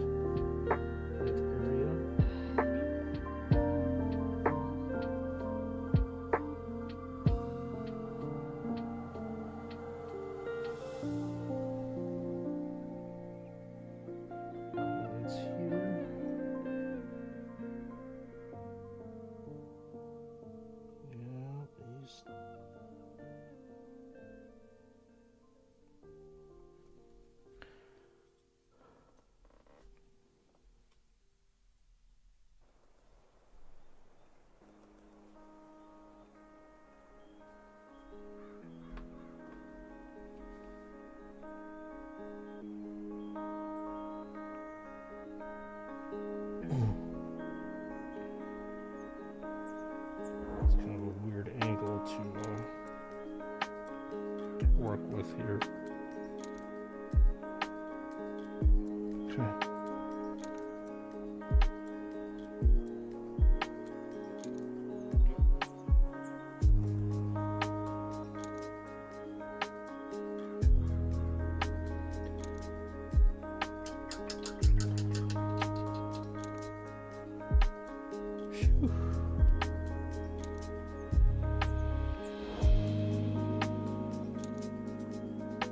Thinking probably gonna put a little bit more red highlights up here for the plasma pistol, but other than that, you're looking at a completed model here. Brothers and sisters of the chapter, and we shall put this chapter to a close, literally.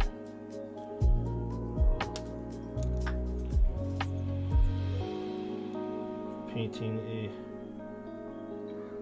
Chaplain on stream and finished that Death Company all in one day, which is really cool.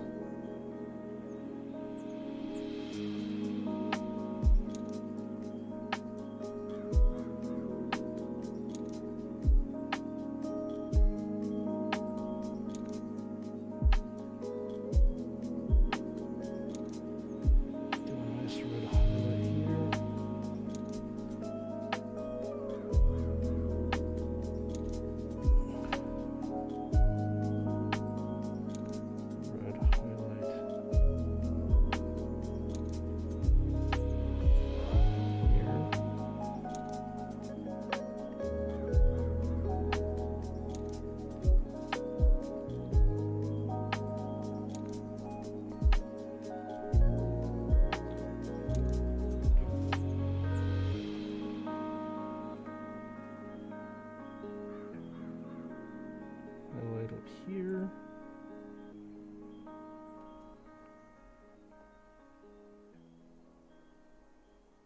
And across the top.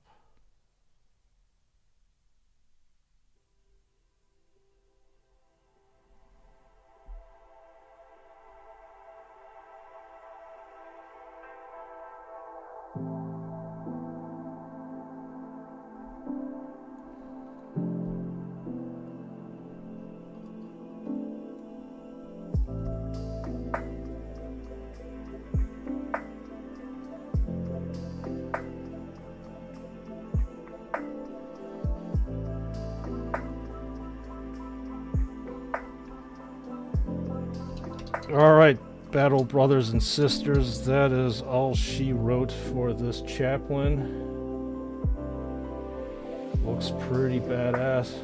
Definitely will be taking some pictures and putting them on Discord, so look for that. But as usual, thank you for joining into the stream and hanging out with me over here. I appreciate you all joining me on this lovely Wednesday night, day, afternoon, or whatever the heck that you are at. So much appreciated. So tomorrow, same time, same stream, we're going to be working on a Blood Angels Dreadnought tomorrow, and then on Friday we're going to be building some Legos. So thank you all for watching. I appreciate you all, and I will see you all on the next one.